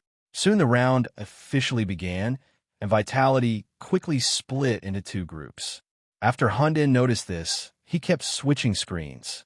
After giving A1 the perspective, he frantically clicked the left mouse button, and then he saw Han E and ZYW in the B2 building. But because Hundin was stuck in a bug, the system essentially judged him as a member of the CT side. So from his perspective, he couldn't see the IDs of these 2 people at all. Combined with the position analysis of the previous game, Xiao Nico and Hundin mistakenly thought that the B2 duo was still ZYW and Misuda. Little did they know that Han E had already swapped places with Misuda, and their destination this time was different from Area B from the last time. When they arrived at the junction of the 2nd floor and the B2 floor, Han E glanced at the position of everyone and spoke slowly. "Let's make a feint attack on Area A to make it easier for ZYW and I to move." Hearing Han Yi's words, the Vitality players in A1 immediately burst into smoke and repeated all the props from the previous round. As a 1 smoke bomb rose into the sky, Hundin no longer paid attention to the movements of Han E and ZYW, but instead switched his focus to the area near A1. After obtaining the information of the Vitality team through his mobile phone screen, Xiao Nico immediately gave his suggestions. I suspect they're going to use the same strategy as the last round. Let's keep one in B. That position can help defend A and can also return to B in time when danger comes. Then leave another in B bomb site and play a 3A2B defensive formation. The situation was urgent, and KDN just said okay to little Nico's suggestion. But what Hunin and Nico didn't know was that just as their cameras were shifted away, within a few seconds, Han, E, and Zuidavu walked quietly from the sewer towards the middle lane and did not move towards the B2 floor as they expected. After Han, E, and Zuidavu arrived near the middle lane exit, they did not rush to launch an attack. Instead, they remained in a state of calm throughout the entire process and moved towards the archway and under the VIP. As for the fact that the smoke bomb was about to disperse, Han E believed that even if the smoke bomb was completely dispersed with A1 and the middle archway sandwiching area, the advantage would still be on the bandit side, so there was no need to rush. When they successfully reach the arch, all they need to do is have ZYW block a B smoke to isolate TCS on B, and then he will use a police smoke. After that, relying on his and Zywa's shooting skills, they will seize the platform and the area under the platform. This is no different from the classic 3 offensive smokes. And because the attack is launched from 2 different directions, there will be more restrictions on the CT's position. Therefore, for the bandits, this method of attack is actually better than the traditional quick attack method of attacking with A1 and A2 together. Of course, doing this is not entirely beneficial. First of all, because it has to go through the sewer, the risk increases a lot. In addition, the personnel are scattered, so it is easy for the CT side to concentrate and counterattack. But for Han E, all these risks are almost non-existent. If the heroic people try to rebel against the Qing dynasty, he will definitely be the first to sense it and respond, so Han E dares to implement such a risky combat plan. At the same time, during the 1 year of rebirth, Han Yi's mastery of mind reading continued to improve, thus presenting a unique command style of his own. As Han, E, and Zhu gradually approached the middle arch, the plan was developing as he expected.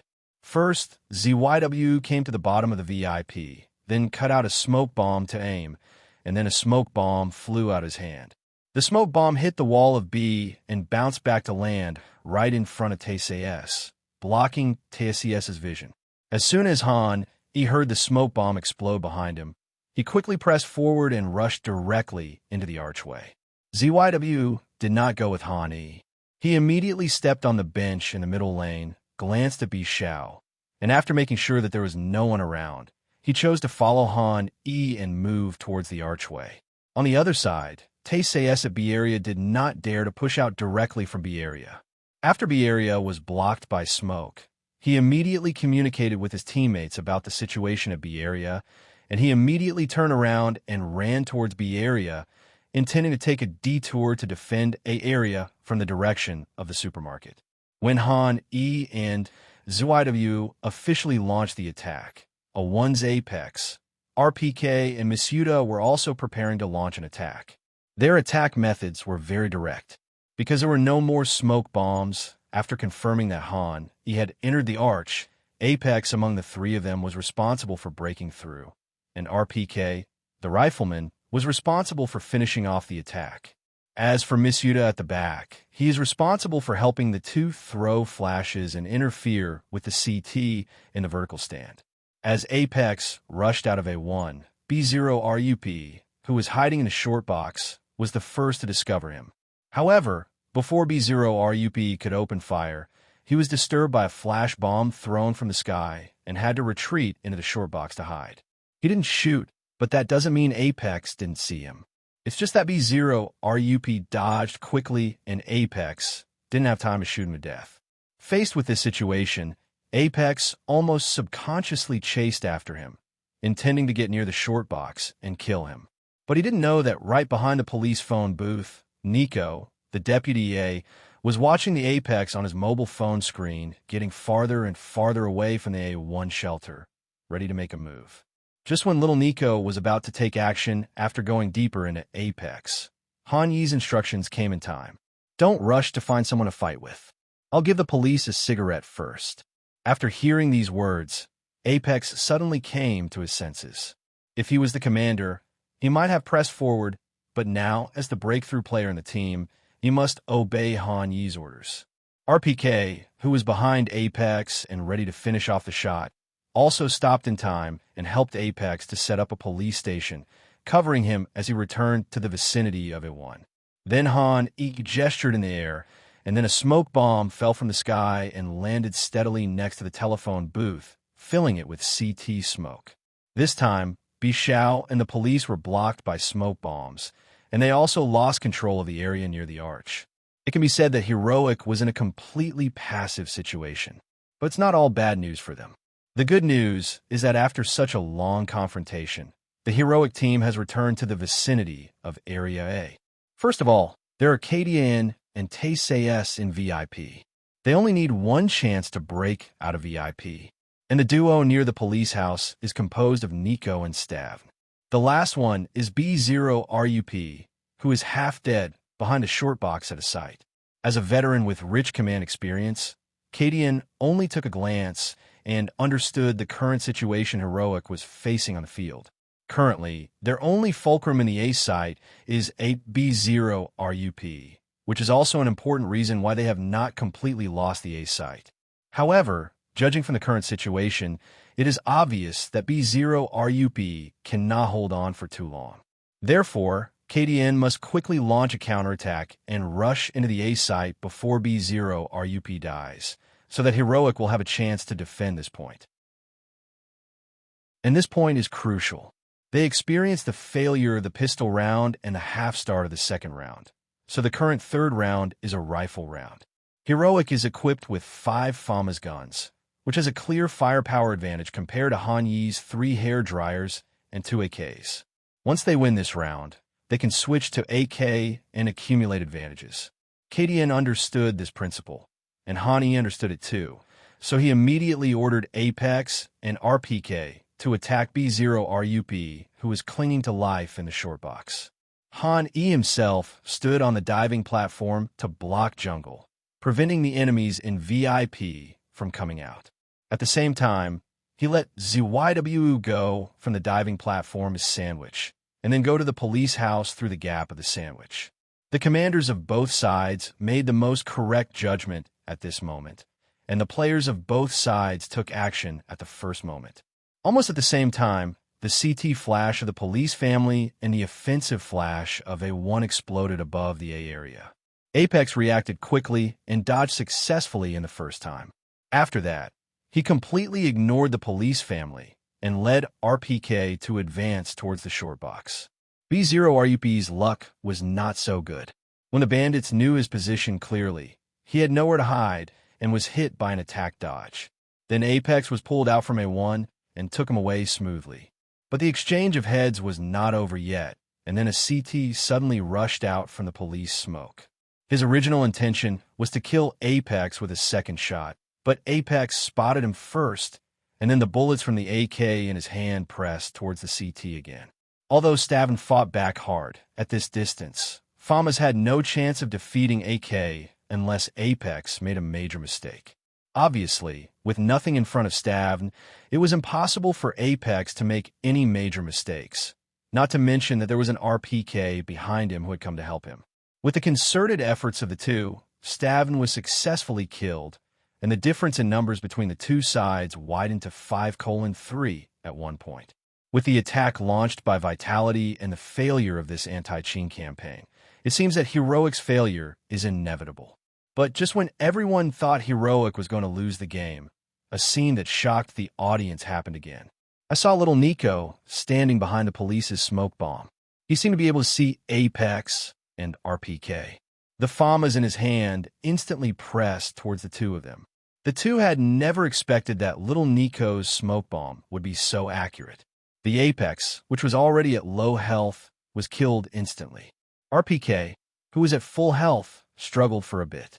After being attacked, he immediately ran towards the dead point, but little Nico had no intention of letting him go. He followed him with his crosshairs and continued to attack, eventually killing him a little before the dead point. This scene made many viewers stand up and repeatedly confirm the ID. After confirming that the ID was Xiao Nico and not Han E, they were amazed again. What's going on? I sent this really High's first-person perspective. I'm Nico. I just went to France and stole High's USB drive. I'm a USB drive. I can prove it. Is this the second one that he won't perform? You don't act anymore? With little Nico's double kill, the heroic team once again saw the hope of victory and they began to celebrate. Nice gun. They're fighting back again. So strong. Listening to the cheers of his teammates, little Nico was also a little proud. This ability to mix with smoke, penetrate smoke, and aim at people is not only possible for you. Honey, I can do it too. On the other side, everyone in the Vitality Club fell into silence for a moment. Hani glanced at the time. After such a long time, there were only about 30 seconds left before the end of the round. From the current position, if they couldn't plant the bomb quickly, it would be difficult to plant the bomb after the smoke bomb dissipated in another 7 or 8 seconds. So he spoke decisively. ZYW, help me kill Jungle. Don't worry about the police. I'll deal with him. Hearing Han Yi's words, ZYW nodded and immediately pulled out of the sandwich and went straight to the jungle. At the same time, Han Yi jumped from the diving platform, went straight to the short box, and took the bomb from Masuda's hand. When Hani came behind the short box, he did not rush to find the police's little Nico to fight with him. Instead, he threw away the hairdryer first and picked up the AK that Apex had just dropped from the ground. Then he stood behind a short box and activated the talent, Perception. You can sense the enemy closest to you. Since you don't want to act anymore, I won't act either. With Perception activated, the image of little Nico clearly appeared in Han Yi's mind. The smoke bomb in front of him became as if it didn't exist at this moment. And unlike little Nico, who had to constantly rely on the phone in front of him to get Han Yi's information, his location was constantly sensed by Han Yi. On the other side, little Nico, knowing how powerful Han Yi was, chose a more unconventional position at the bottom of the slope near the telephone booth. At this position, probably only one head would be exposed. The reason why he chose this position was very simple. He had seen too many videos of Han Yi walking through smoke, so he thought it was always a good idea to be cautious. After arriving at this position, little Nico stared closely at Han Yi's every move on the mobile phone screen. He was waiting for a suitable opportunity to kill Han Yi through the smoke. As long as he killed Han Yi, he would have created a famous scene of killing 3 people through the smoke. But he soon discovered that something was wrong, because Han Yi, whom he regarded as his prey, began a series of abnormal behaviors. I saw Han Yi behind a short box. After picking up the AK, he did not put it down or run around. Instead, he raised the AK and looked in his direction, then walked straight forward as if he was not satisfied with the angle just now. Little Nico thought he was Han Yi, thought about the angle he was looking at just now, and was surprised to find that he was right in the middle of Han Yi's crosshairs. This discovery made his hair stand on end, and he felt as if he had fallen into an ice cellar. A huge sense of crisis came over him. Something is wrong. Sensing a sense of danger, little Nico quickly moved to the other side. He was afraid that if Han Yi moved forward and he entered Han Yi's attack range, Han Yi would suddenly shoot him to death, so he had to avoid risks in advance. Just when little Nico thought he had escaped danger, a typing prompt suddenly rang in his ears. He looked down and saw, as a professional player, Nico naturally knew about the scene where Han Yi greeted S1 Impel and then killed S1 Impel through the smoke. Therefore, when he saw this scene, he seemed to have a premonition that Han Yi was going to kill him through the smoke. At this moment, little Nico's hair stood on end and his scalp felt numb, as if Han Yi was holding a knife over his head. The next second, Han Yi proved with actual actions that his feeling was correct. I saw an AK bullet quickly pass through the smoke and hit little Nico's head accurately. There wasn't a single extra bullet. Little Nico was shot in the head and fell backwards. When he died, his eyes were wide open, his face full of disbelief, as if saying, "You really don't want to act anymore?"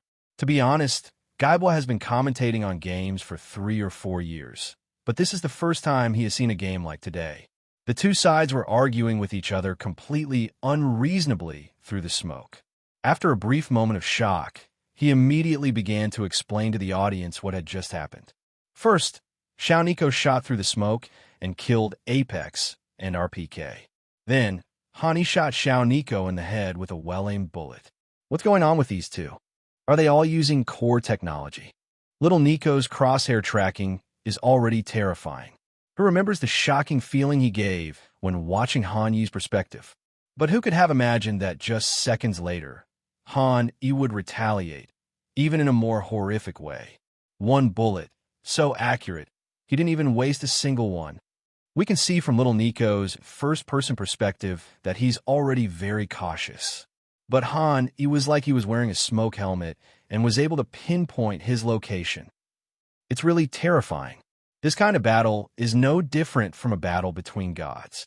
It's all smoke, no one can see to be honest, Nico is Danish, so I can accept him being able to penetrate smoke. After all, Danish core technology has dominated CSGO for so many years. But Han Yi's accuracy in penetrating smoke is a little unacceptable to me. Don't ask. The answer is CN core technology, Danish core technology. These two people can be treated as cheaters in a pub game, right? It's all horrible. With Han Yi killing little Nico, the threat from the police's house was officially eliminated, and his perception status disappeared, but his improvement did not end. After little Nico died, the talent, Nico was successfully triggered, giving him a 2-point attribute gain. As expected, Han Yi added these 2 attributes to the pre-aiming, so that the pre-aiming successfully reached 100 points. As the preview reached 100 points, Han Yi felt as if he had opened up true perspective at this moment. At this moment, Han Yi was behind the long box, close to the false door. When he looked toward the archway, he seemed to see the scene behind the box through the box. Arches, diving platforms, and jungles, the terrain of the map, Milaji, is deeply imprinted in Han Yi's mind. In this state, Han Yi can easily place the crosshairs where the enemy may appear with 0 mistakes. The moment he pulls it out, the crosshairs will definitely appear where he wants it to appear. Of course, this state is not omnipotent. Han Yi keenly noticed that some places appeared gray, somewhat similar to the fog of war in RTS games. It only took him a moment to understand what the fog of war meant. Currently, his understanding of the game of the Mirage map is 96 points, not 100%, which means that there are still some less important places that he has not fully mastered. Therefore, in this part of the map, even if Han Yi's preview points reach 100, he still couldn't accurately preview. However, these areas are only a minority after all. The places that Han Yi pays little attention to are basically some corners and crevices that may only be used once in 1,000 games. Han Yi then cut out the bomb and began to place it. As the sound of the bomb being placed rang out, gunshots from ZYWU and Jungle were heard at the same time. After a rapid exchange of fire, 2 prompts came from the upper right corner. ZYWU killed TCS with a MAC-10. KDN kills ZYWU with a headshot using a FAMAS. Facing a 1-on-2 situation, ZYWU still suffered a loss due to the gun, and only lost 1 person, but his mentality was good. Looking at the surviving High, he felt that the outcome of this game was already decided. The last person just came out of the jungle and should be near the arch. After placing the bomb, Han Yi listened to Zaiwu's reminder without fear. He took preliminary aim and pulled it out from behind the long box. As Han Yi's body continued to be pulled out from behind the long box, he realized the horror of what would happen when the preview reached 100 points. At this moment, Han Yi's crosshairs were as steady as a machine. As he gradually walked out from behind the long box, the view near the archway gradually appeared in Han Yi's eyes. On the other side, KDN had just come out of the jungle. As he moved towards the platform, his crosshairs were always placed near the long box. He knew that Han Yi had planted a bomb behind the long box, which was why he launched the attack just now. From KDN's perspective, he had already been out of the jungle for a while and was currently standing right in front of the arch, a typical unconventional position. If Han Yi doesn't pull out next, He will have some difficulties, but as long as Hani pulls out, he could defeat Han easily with unconventional means. Unconventional. This word refers to positions that are unexpected and difficult to anticipate. But in Hani's current eyes, these unconventional points do not exist at all. As long as he is willing to aim in advance, there is no position that he cannot aim in advance. Even those locations with fog of war are the same. At most, there may be a slight deviation when previewing, but the crosshairs will still be near the enemy in the final analysis. He is very strong in this state. Finally, when half of Hani's body was completely pulled out from behind the long box, the scene behind the long box also appeared in Hani's eyes.